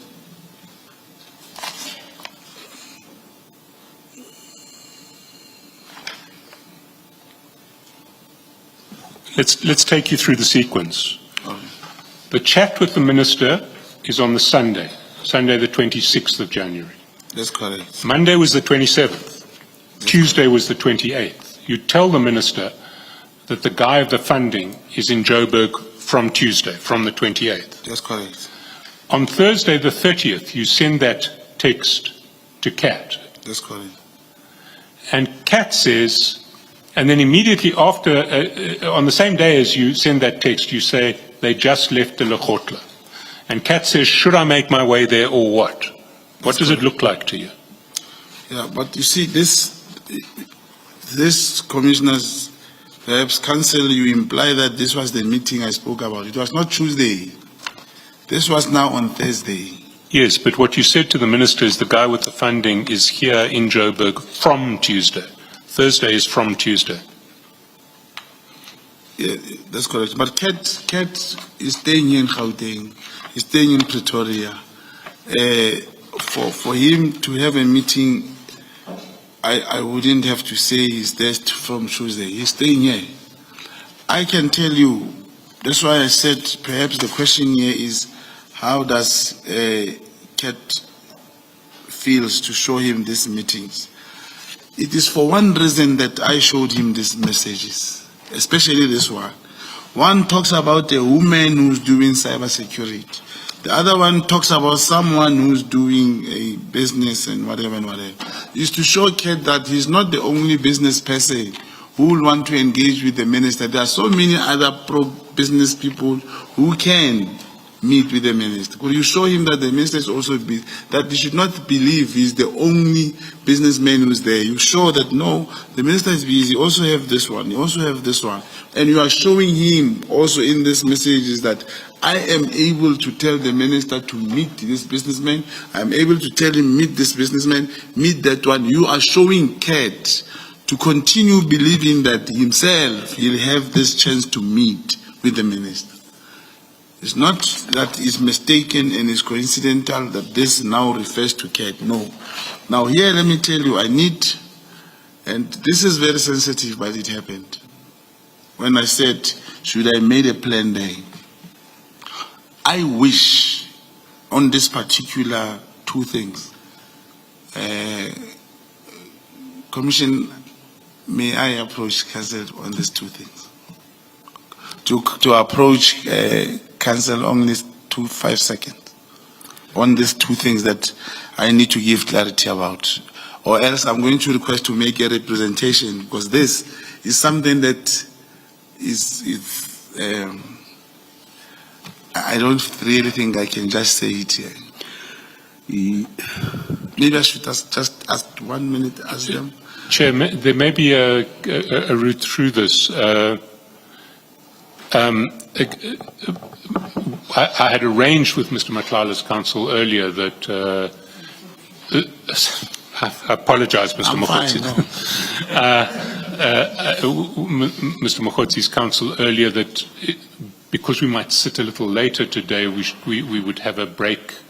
Well, I would ask for a break. And why don't, if we could take a 5-minute, 10-minute break now, just to give Mr. Mokgotsi a bit of a break so that we can sit a little later. Let's adjourn and come back at 10 past. Thank you, Chair.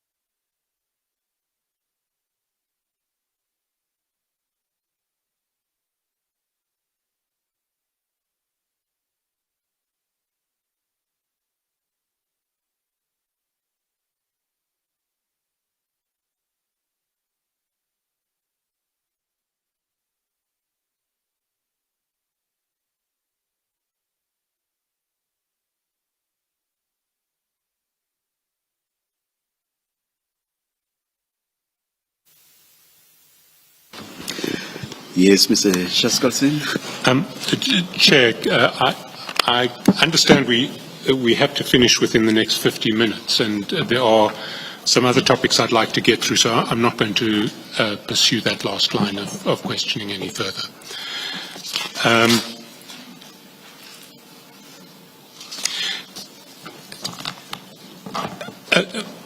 Mr. Mokgotsi, if we just quickly run through a chronology, your signal message to the Minister that we've been looking at was sent on 26 January. The meeting with the Colonel who was possibly going to trap Generals Khumalo and Mkonazi was on 29th January. In Parliament yesterday, the Chief of Staff mentioned that the Minister had scheduled a meeting with you for 3 February, which was a week after you sent the Morning Minister a letter about the Khumalo and General Mkonazi matters and the funding guy with the contract with SAPS. He says that the 3 February meeting apparently couldn't take place because people were called urgently to Lutuli House. What was the 3 February meeting going to be about?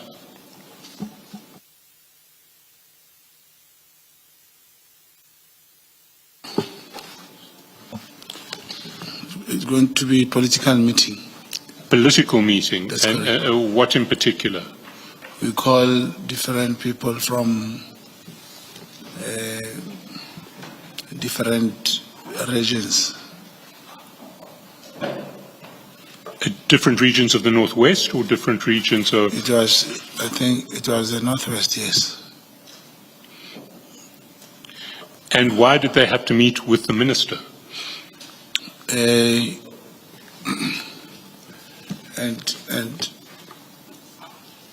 if it's political, it means they would have raised their political issues with the member of the NEC, National Executive Committee member of the ANC. They will raise their political issues with him. So it just so happened to be that the member of the NEC that they wanted to raise issues with was the Minister? That's correct. And who were these people who were due to come? It would be members of the ANC. No, I understand that, but if they're coming to see the Minister in the capacity as Members of the ANC. members of the ANC, you can happily give their names.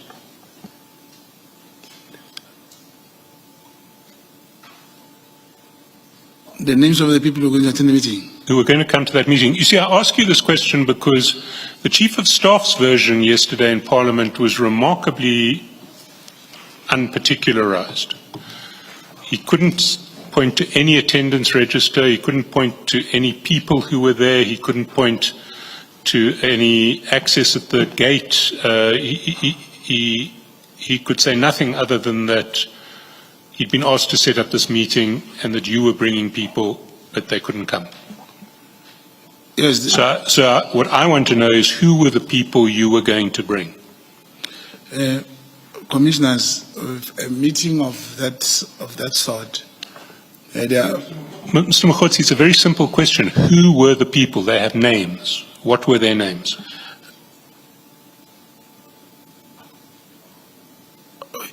I don't get the point, Minister. That meeting never took place. It is because, let me explain this properly, Commissioners.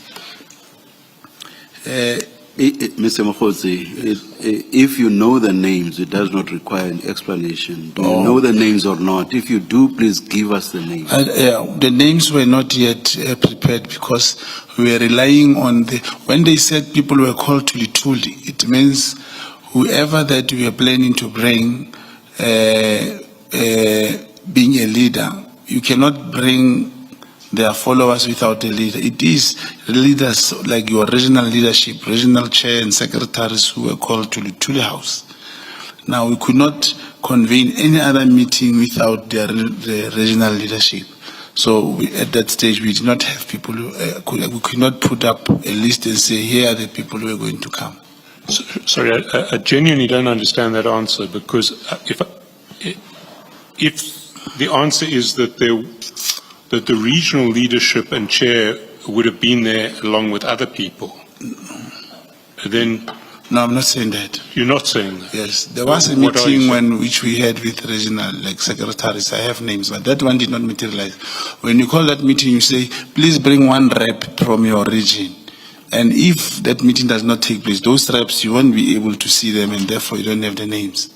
You see, if I understood the version of the Chief of Staff correctly,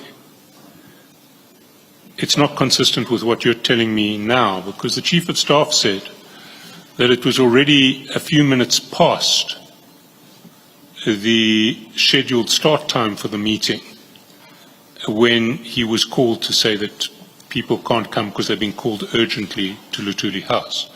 So if that was the situation, you would have known who was due to be at the meeting, and the fact that they were subsequently called urgently to Lutuli House wouldn't prevent you from telling me who was supposed to be there but for the Lutuli House call. You know, commissioners, there are so members, many members of the NC that I know, my friend. I would have just said, Tato, Tepo, Mama. It's being, to be honest, once a meeting is arranged and did not, that meeting, for him to say it was the last minute cancellation, it is because the leaders who were not coming here, the leaders were called to the tool. So the same leaders could not give us their names, could not give us their representative who were coming. I'm saying to you that because there are even few members now who left the ANC, I could have called their name or called to F, but we did not have the list. I was also going to meet them here in Gauteng. So I don't have the names. So this meeting was about ordinary ANC business in the Northwest? Not business. What was it? Like concerned members. If you say one rep per region, it means Northwest has 4 regions. You will bring 4 people. But those leaders you are talking to, you will never know who are they bringing. So that meeting, therefore, never. And what was the purpose of the meeting? What were you going to raise with the MEC, with the minister in his capacity as an NEC member? I don't know what they are going to raise. It is them who have to come and give their political overview, their feeling in the province, and so forth. But the Chief of Staff said it was your meeting, that you were bringing people, that the minister had scheduled a meeting with you and some people you were going to bring. Yeah, you know, commissioners, I was watching the same thing that we are talking about. I could have had answers of those people. I'm saying only the leaders who were called to the Tuli, the leaders who were called to the Tuli did not give me those that had to attend. So I cannot have the names, even if it was my meeting. And those people that were coming to attend for that meeting, it's a normal thing for maybe comrades from KZN or Free State to meet with the minister, is to raise their general concerns from where they come from, not me, where I come from, where they come from, to raise their issues and with a member of the National Executive Committee. And have you been involved in any meetings of the NEC, or not NEC, meetings with the minister in his capacity as NEC member, other than that meeting that didn't happen?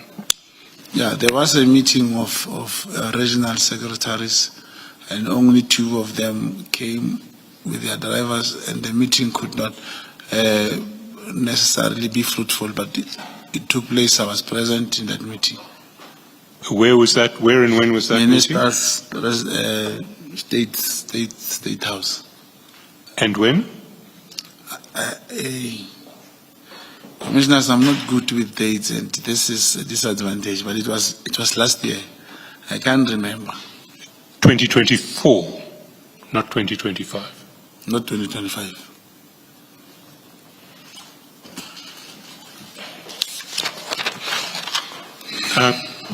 I'm going to move on to another topic which has been touched on in part. It's the apparent advance notice that you got of the disbandment order. I'm not sure if there are any issues that the Commission wants to traverse before we We go. will ask our questions when we resume, so we'll let it go. Thank you, Chair. Thank you.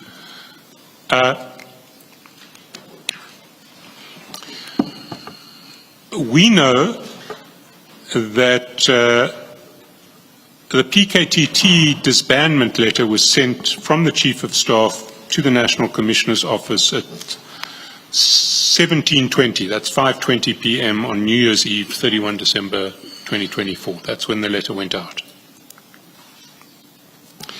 If we go to your chats, and this is a point that Commissioner Kumalo raised with you, at 11:32 on that morning, which is a good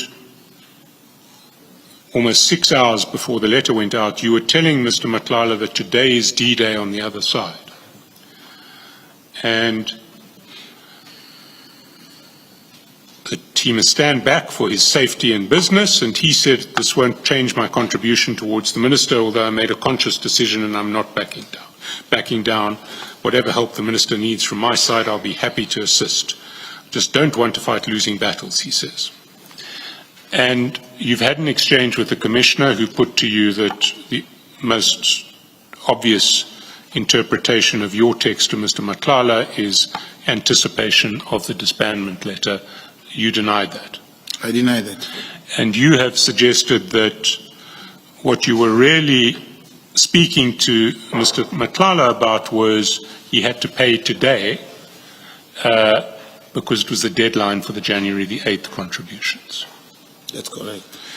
How does that explanation square with his response, which is, this won't change my contribution towards the Minister, though. I made a conscious decision and I'm not backing down.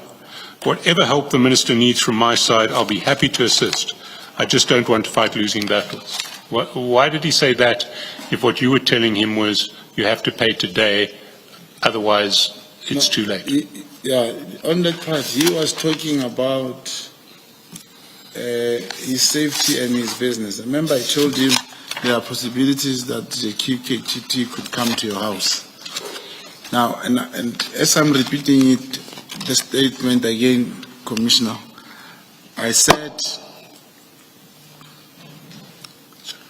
the D-Day had to do with the celebration. Now that I'm saying we will fight for all the way for him, and he's still saying, he's also trying to please me, that, okay, and myself also, my boss, I won't change my decision. I am going to help the Minister and whatsoever. But the point is, the reason he said that, he was trying, I believe he was trying to please me.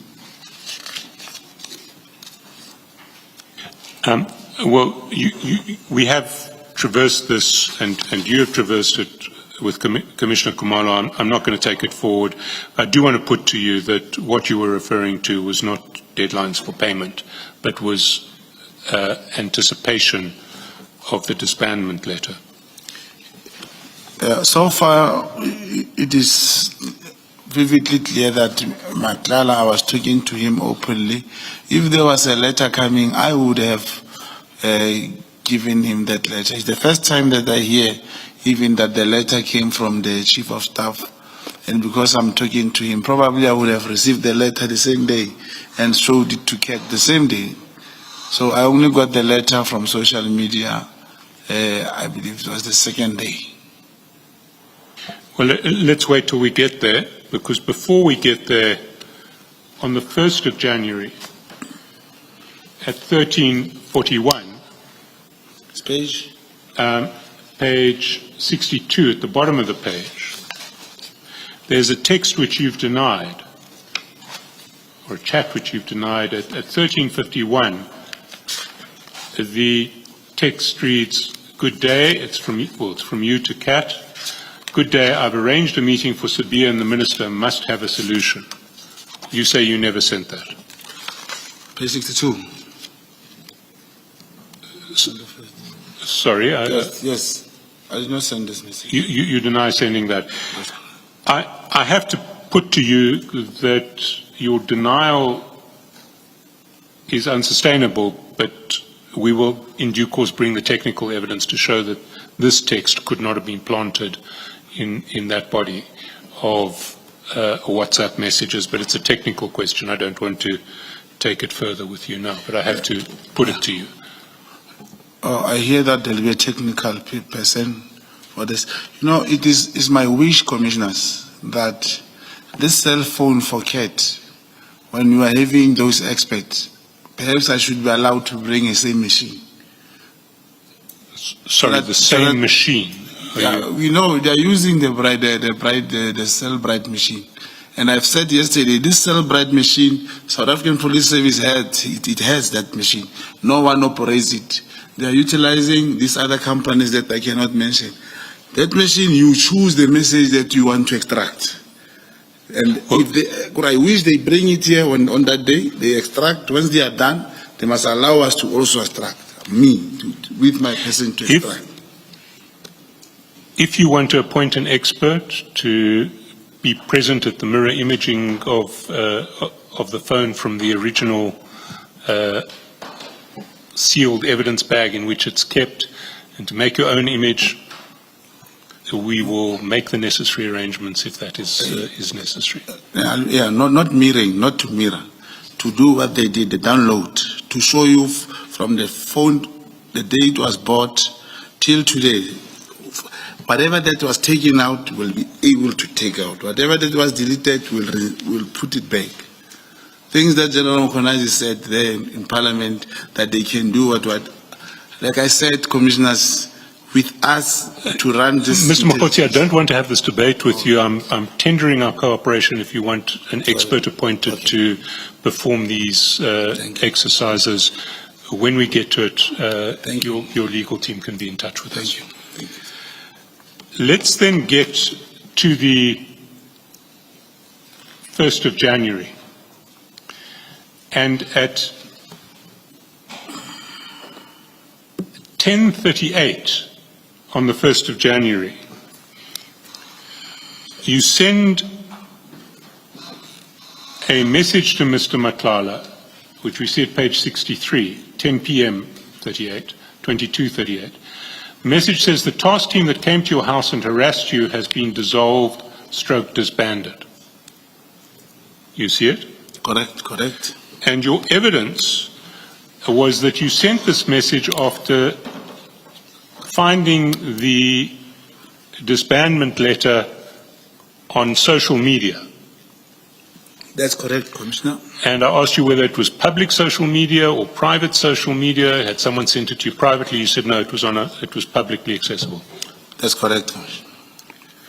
You see, I want to put it to you that evidence is false, because we have done a comprehensive search of public social media, and the earliest that any public source announced the disbandment decision was when the journalists who scooped the story posted about the disbandment decision on X at 21 hours 32 p.m. on the 2nd, not on the 1st, on the 2nd. So you had in your possession information of the disbandment 23 hours before it went public. It's not true. Who did that study, I don't know how he's going to prove that that journalist was the first one to get that was the first to run the story, or when did the journalist get the story. I got the letter from the social media, and it was all over social media. And everyone, including General Mkonazi, General Masemo, no one mans up and say, including the recipient, no one receives to accept to have received the letter. All of them say they got it from the social media. Indeed, everyone did get it from my social contention, commissioners, is that the recipient of that letter is the one who leaked it, because it was against the wish. I'm not accusing you of leaking it. No. I'm just putting to you that you were aware of the information before it was publicly available on social media. I was not aware. There was no way I could be away. Well, if you can track the source from which you found that letter, I would be very interested in knowing that source, because we see no evidence whatsoever of any publicly available source speaking to that letter before 21:32 on the 2nd. I don't know if I'll be able to find it, commissioners. My only wish is that maybe this PKTT now, if it still exists, should maybe be given to Limpopo to run it, or Gauteng, because this PKTT, for it to be based in KZN, it is a problem. Maybe it should be given to General Lasani in Northwest or someone, because just to see what will happen if it is administered or managed by different people. Thank you, Commissioner. Can I just check this? Mr. Mkhosi, you say you say the recipient is responsible for leaking the letter. That's what you said. Yeah, it's in my view. I'm not speaking. Oh, you're not stating it as a fact. No. All right, thank you. Thank you. Can we go down, still on page 63, to the 2nd of January at 8:58?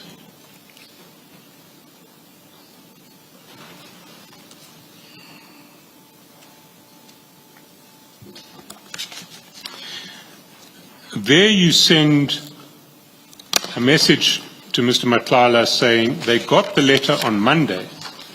As we speak, they're bringing all the dockets to Sibiya. That's correct, Commissioner. Yes, and there was ultimately a decision to bring the dockets to General Sibiya's office. But that was only taken officially in March of 2025. That's correct, Commissioner. But you seem to have advance notice that this decision was going to be taken. Yeah, this has been coming so many times, and I'm trying to think perhaps we should check who actually gave the directive that the dockets must go to General Sibiya. I think that's where now even the Commission should establish whether is it Brown Mokhosi who said take those dockets to Sibiya, because now I have mentioned it.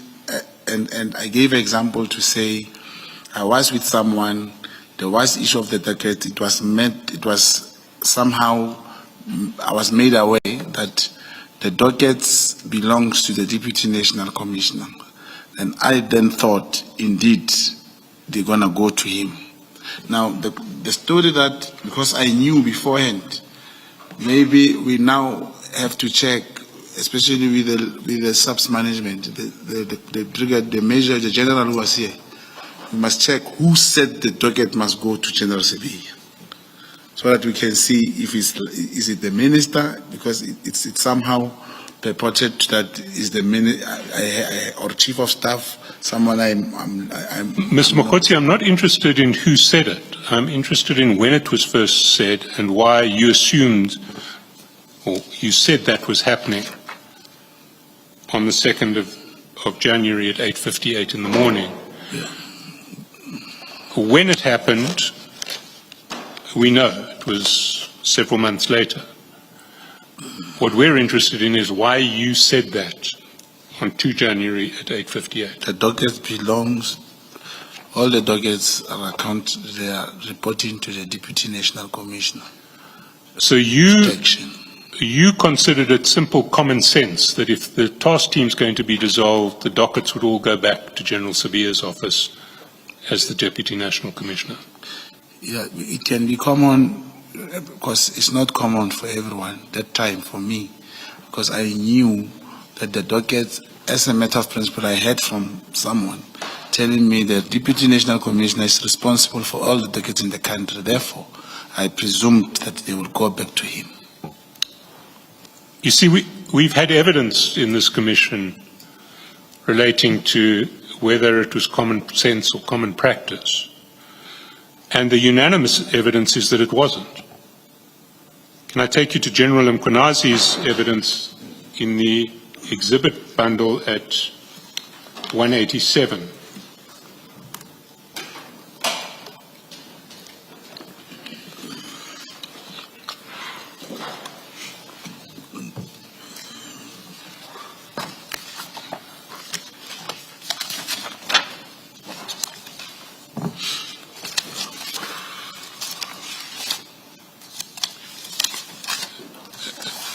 Do you have 187?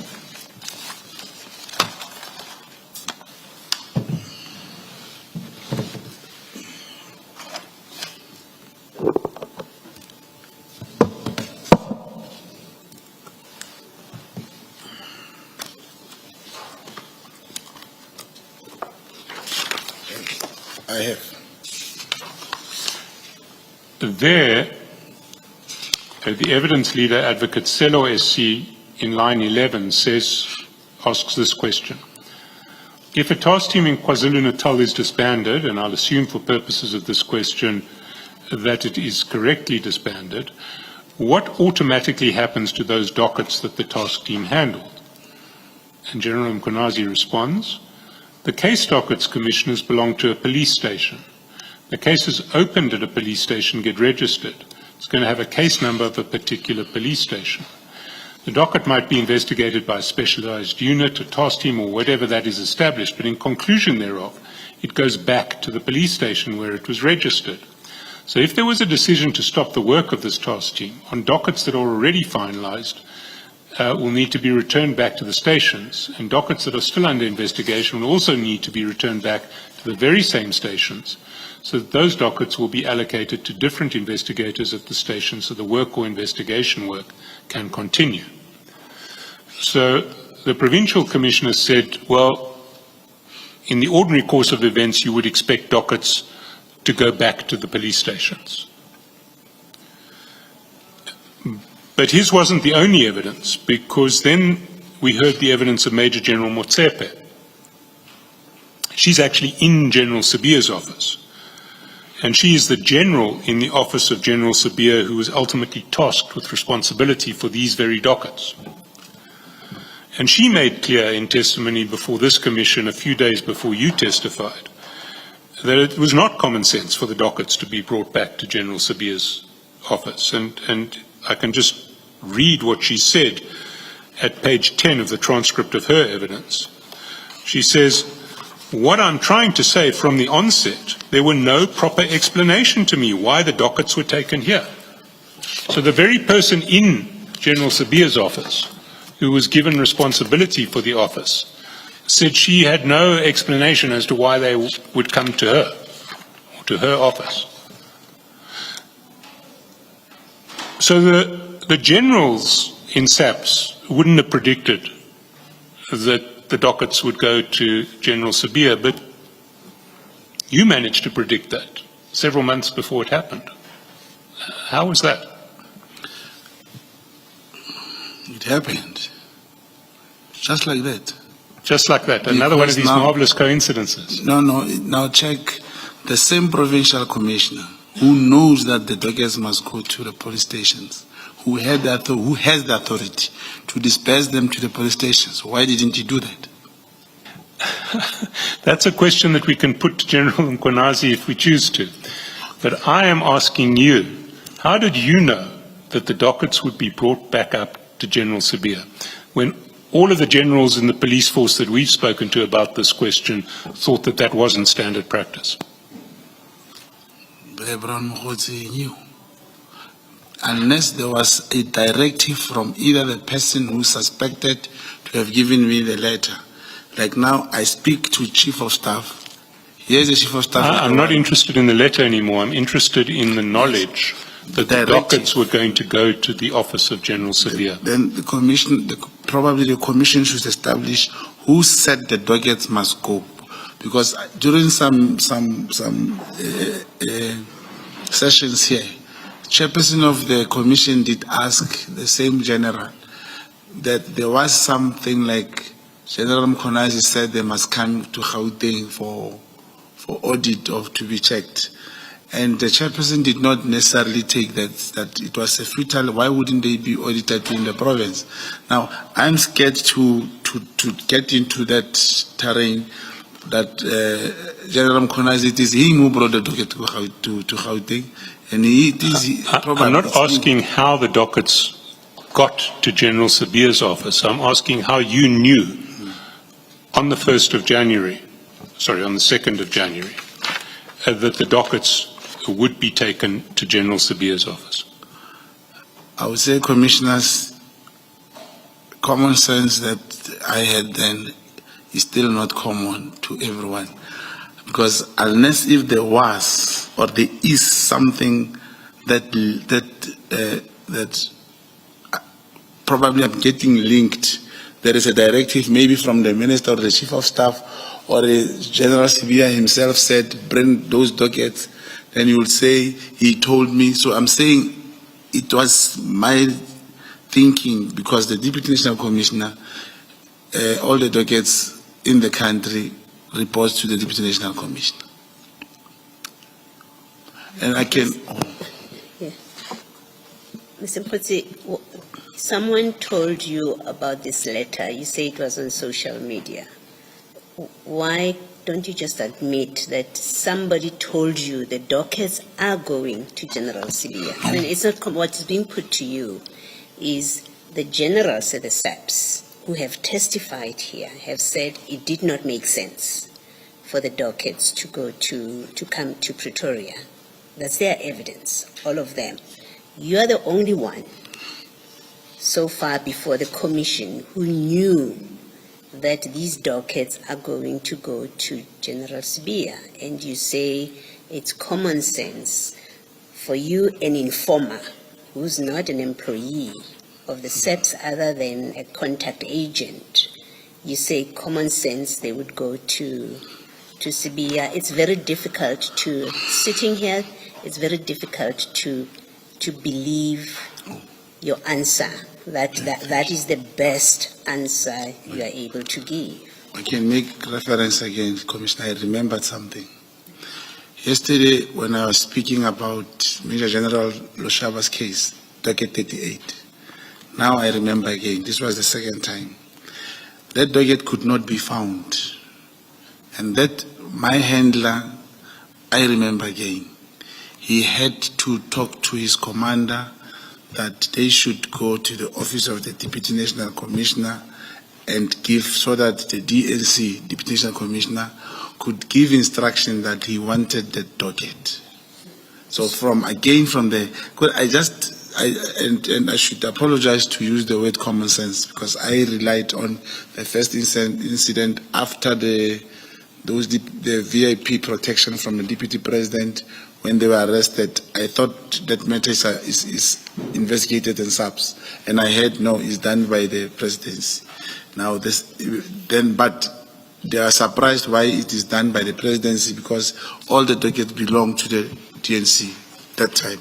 And the second incident is when with the docket 38, it could not be found, I think, today. So I knew so also. You were, okay. Thank you. So because of the Lushaba docket, what you came to know, you knew from that the dockets, the PKTT dockets will go to General Sibia. I'm trying to understand your answer. No, I'm trying to say because even the handler and his commander, he had to find a way to get General Sibia to give instruction that the docket should come to him.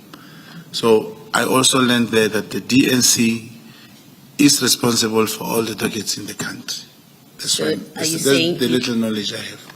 So you're saying you knew from experience. It's no longer common sense now. You say you knew from your experience in the Lushaba matter that the dockets, the PKTT dockets will come to General Sibia. Is that what you're saying now? Not the PKTT.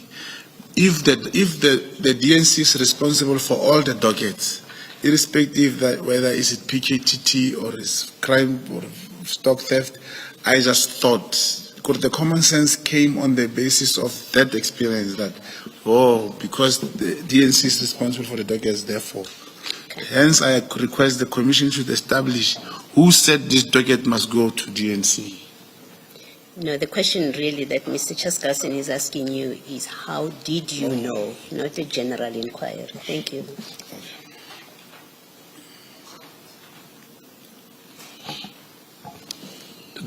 The next stage in this process is when you actually send the letter itself to Mr. Madlanga, and you do that on the 2nd of January at 10 in the morning, 10:05. It's at the foot of the page of 63. Now, 10:05 is 11 hours before we can find any public trace of this letter. But we've been through that already. What I want to ask you now is, why is it that you sent the message to Mr. Madlanga informing him of the disbandment of the task team on the night of the 1st of January, but then chose to send the letter on the morning of the 2nd of January at 10 o'clock? Did you have the letter in your hands when you sent that message? Yes, I did. On the night. You had the letter already on the 1st of January at 10:38.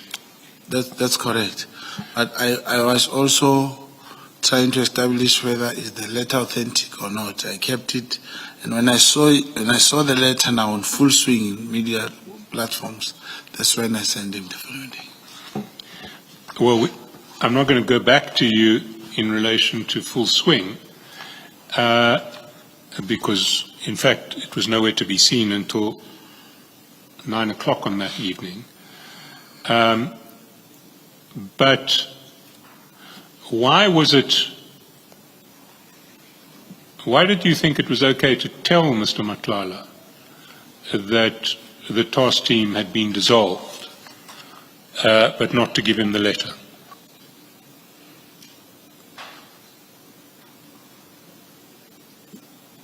As I said, what if the letter was fake?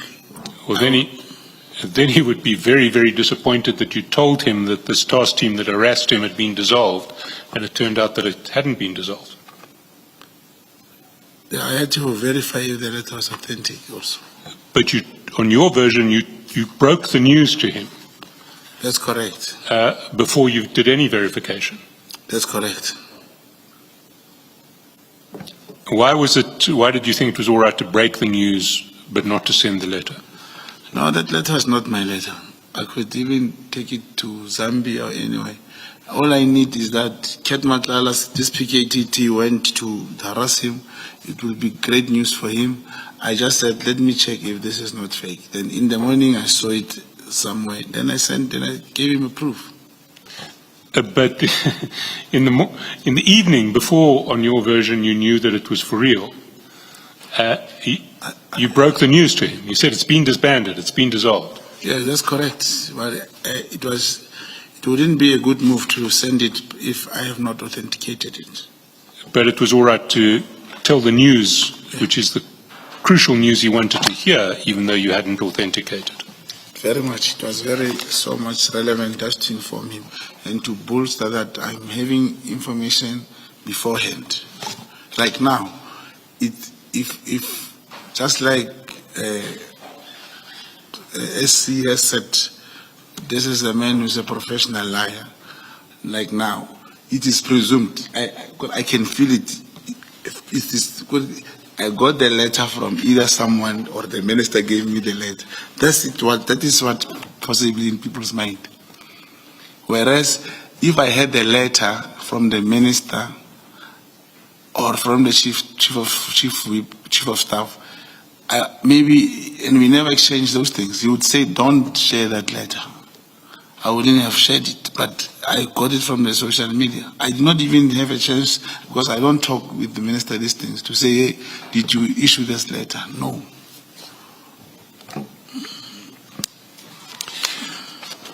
Well, Mr. Mokgotsi, I'm going to move on from this topic, but before I do that, I just do need to put to you that your evidence that you had the letter in your possession from a public source, and I emphasize public, on the evening of the 1st of January is not plausible. It was not available from public sources on the evening of the 1st of January.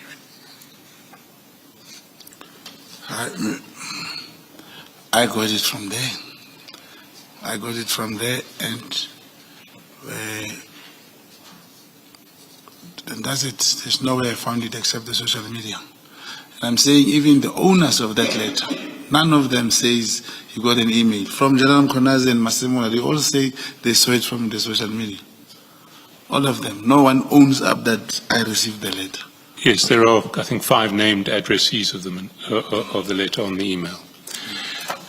Can I move to the last topic of the day, which hopefully won't take too long? And I want to address your 2 crime intelligence operations. You say that there were 2 operations, one to investigate Kat Matlala, who you suspected of corruption in securing the SAPS contract, and the second one was to infiltrate crime intelligence to expose corruption there. That's correct. And you were handled by the late Warrant Officer Mabazela and your second handler, whose name you've given to the Commission. And you were briefed by General Sabia on both of these investigations at a certain point. I briefed him. You briefed him. Yeah. And if I understood your evidence correctly, the understanding was that your handlers would keep General Sabia appraised of what was going on with your investigations. To keep General Sabia. Yes, to keep filling him in. General Sabia would need to know what you were doing. That's correct. Yes.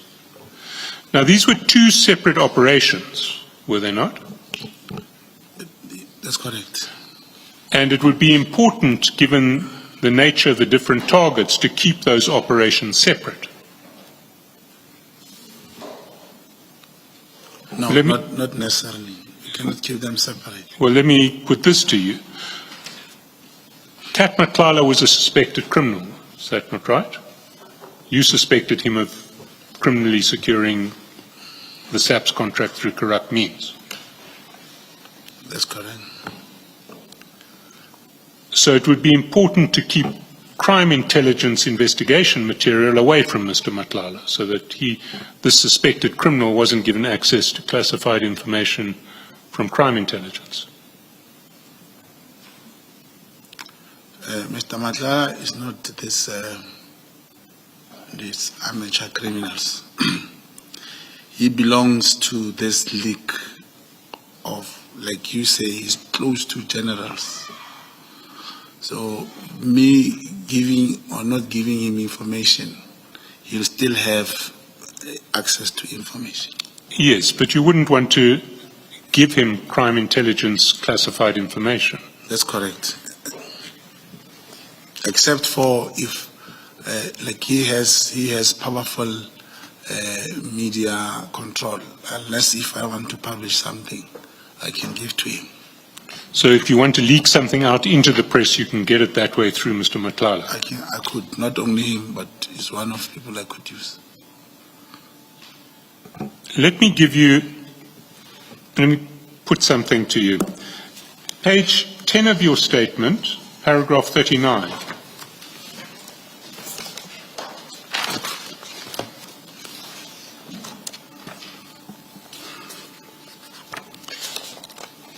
You say there that you got Mr. Matlala to pay for your handler to travel to Cape Town for the January 8 celebrations.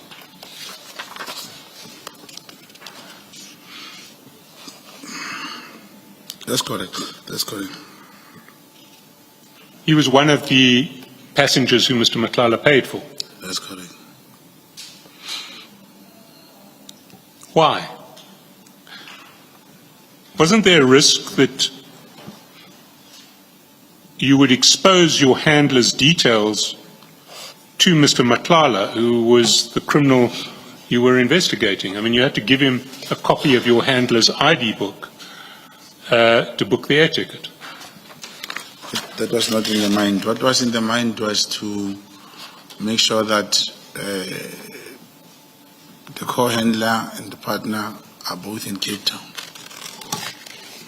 Well, you did have to give details, including an ID number of your co-handler and an ID book to get the air tickets booked and paid for by Mr. Matlala. That's correct. So Mr. Matlala ended up with details of the identity of your handler, even if he didn't know that it was your handler. That's correct. You say it was important for your co-handler to come down to Cape Town. True. Why? There was an operation to take place in Cape Town. Again, there were so many people involved. And lastly, if Cat could ever come to Cape Town, because the plan was to inform him in the last minute, if ever it could come to Cape Town, my co-handler should also be there. You said earlier that it was clear that Matlala was never going to meet the minister, who wasn't even in Cape Town, or Sibia, who you were going to offer him as a consolation prize. It was clear that that wasn't going to happen. Yes. So why did you need your handler there? No, instruction of the handler, I can't say I don't need the handler. If they say we're going to Cape Town, no problem, but make sure you are with whoever and whoever. That's what must happen. So did General Sibia know that your handler was in Cape Town? Did he authorize getting Kat Matlala to pay for your handler's flight down to Cape Town, giving your handler's ID to Kat Matlala? General Sibia didn't know that the handler was in Cape Town. He didn't even have to know. An operation carried out in that form, we could not even inform him. But General Sibia himself was in Cape Town. He was in Cape Town. You told Mr. Matlala that. I think the relevant message is at page 85 of the annexure bundle.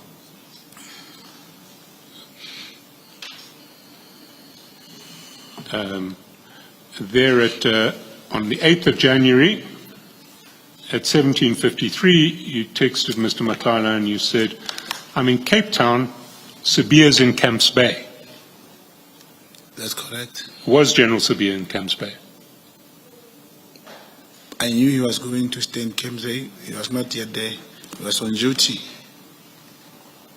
Where did you stay in Cape Town? I stayed in Sea Point. Then I moved to, the second day I moved to another hotel. Did you ever plan to stay in Camps Bay yourself? No, I did not have a place to stay in Camps Bay. Can you go to page 79 of the bundle?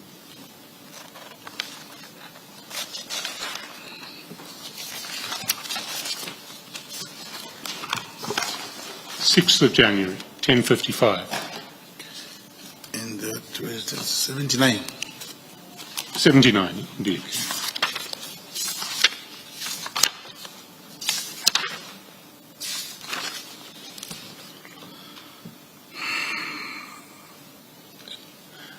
There you text Mr. Matlala, morning, is it still fine that we meet tomorrow?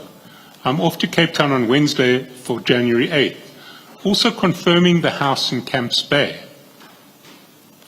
That's correct. What were you referring to? To his house in Camps Bay.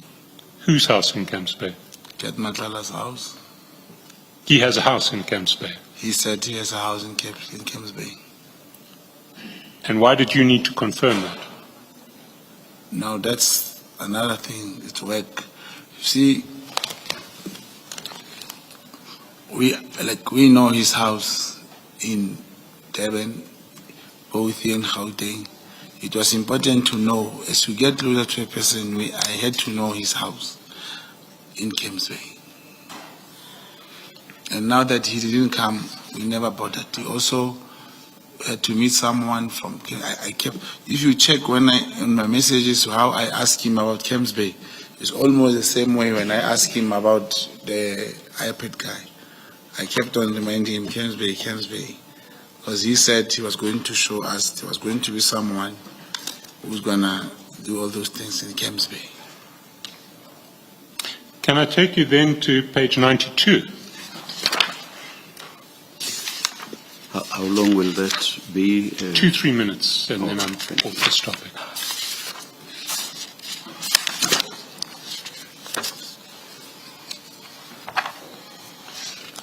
January 2025. You text Mr. Matlala again. You're now down in Cape Town. My brother, thanks for everything. 2 people outstanding. Number 2, the contact person and the location of the accommodation in Camps Bay. That's correct. What are you asking for there? The same house. He said he has a house, he has this and that, and we wanted to see that house as part of investigation. And why would Mr. Matlala think that it was all right to give you the contact person and the location of the accommodation in Camps Bay? What did he think you were asking for? Commissioners, maybe this should also be emphasized. If we saw the house and then we could even get people to sleep, I could sleep there. What was important is to know the house, to know yes, the asset. No, I understand belonging that to you this you say you wanted to identify Yes. the address and where it was. Yes. But what did Mr. Matlala think you were asking about? The accommodation in Camps Bay, the house. You wanted the accommodation for yourself, you said. No, he says it's a holiday house, commissioners. It could host up to 8 to 10 people. But I could not say, I want to see your house. If the house is available for accommodation, you will say, I need to see that house.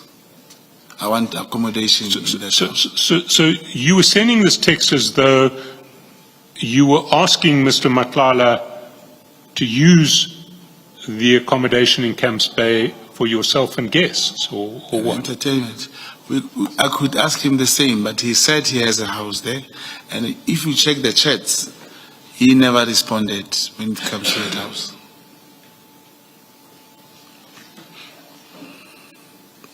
And did you ever establish the address of this house in Camps Bay? Establish what, Commissioner? The address of this house in Camps Bay that No. Mr. Matlala had? No, we were expecting to get a location for that house. And it never came? Never came. And did you ever establish the address of the house that that General Sabia stayed in Camps Bay? No, I did not, because the General Sibia, I think he was, they booked somewhere in Camps Bay. He booked somewhere in Camps Bay? I believe so, because even there were a lot of premiers, a lot of people book in Camps Bay. Yeah, indeed they do. Yes. They don't usually speak to Kat Matlala about their bookings, though. Commissioners, I have no further questions on this topic. I do want to go further in relation to the broader issue of crime intelligence, but that can come another time.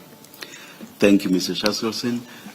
We will adjourn at this stage, and the resumption of Mr. Mokhodzi's testimony will be on a date to be arranged between the Chief Evidence Leader and Mr. Mokhodzi's legal representatives. We will resume at 9:30 on Tuesday. Tuesday the what? Tuesday next week. Let's adjourn. Councillor Chair,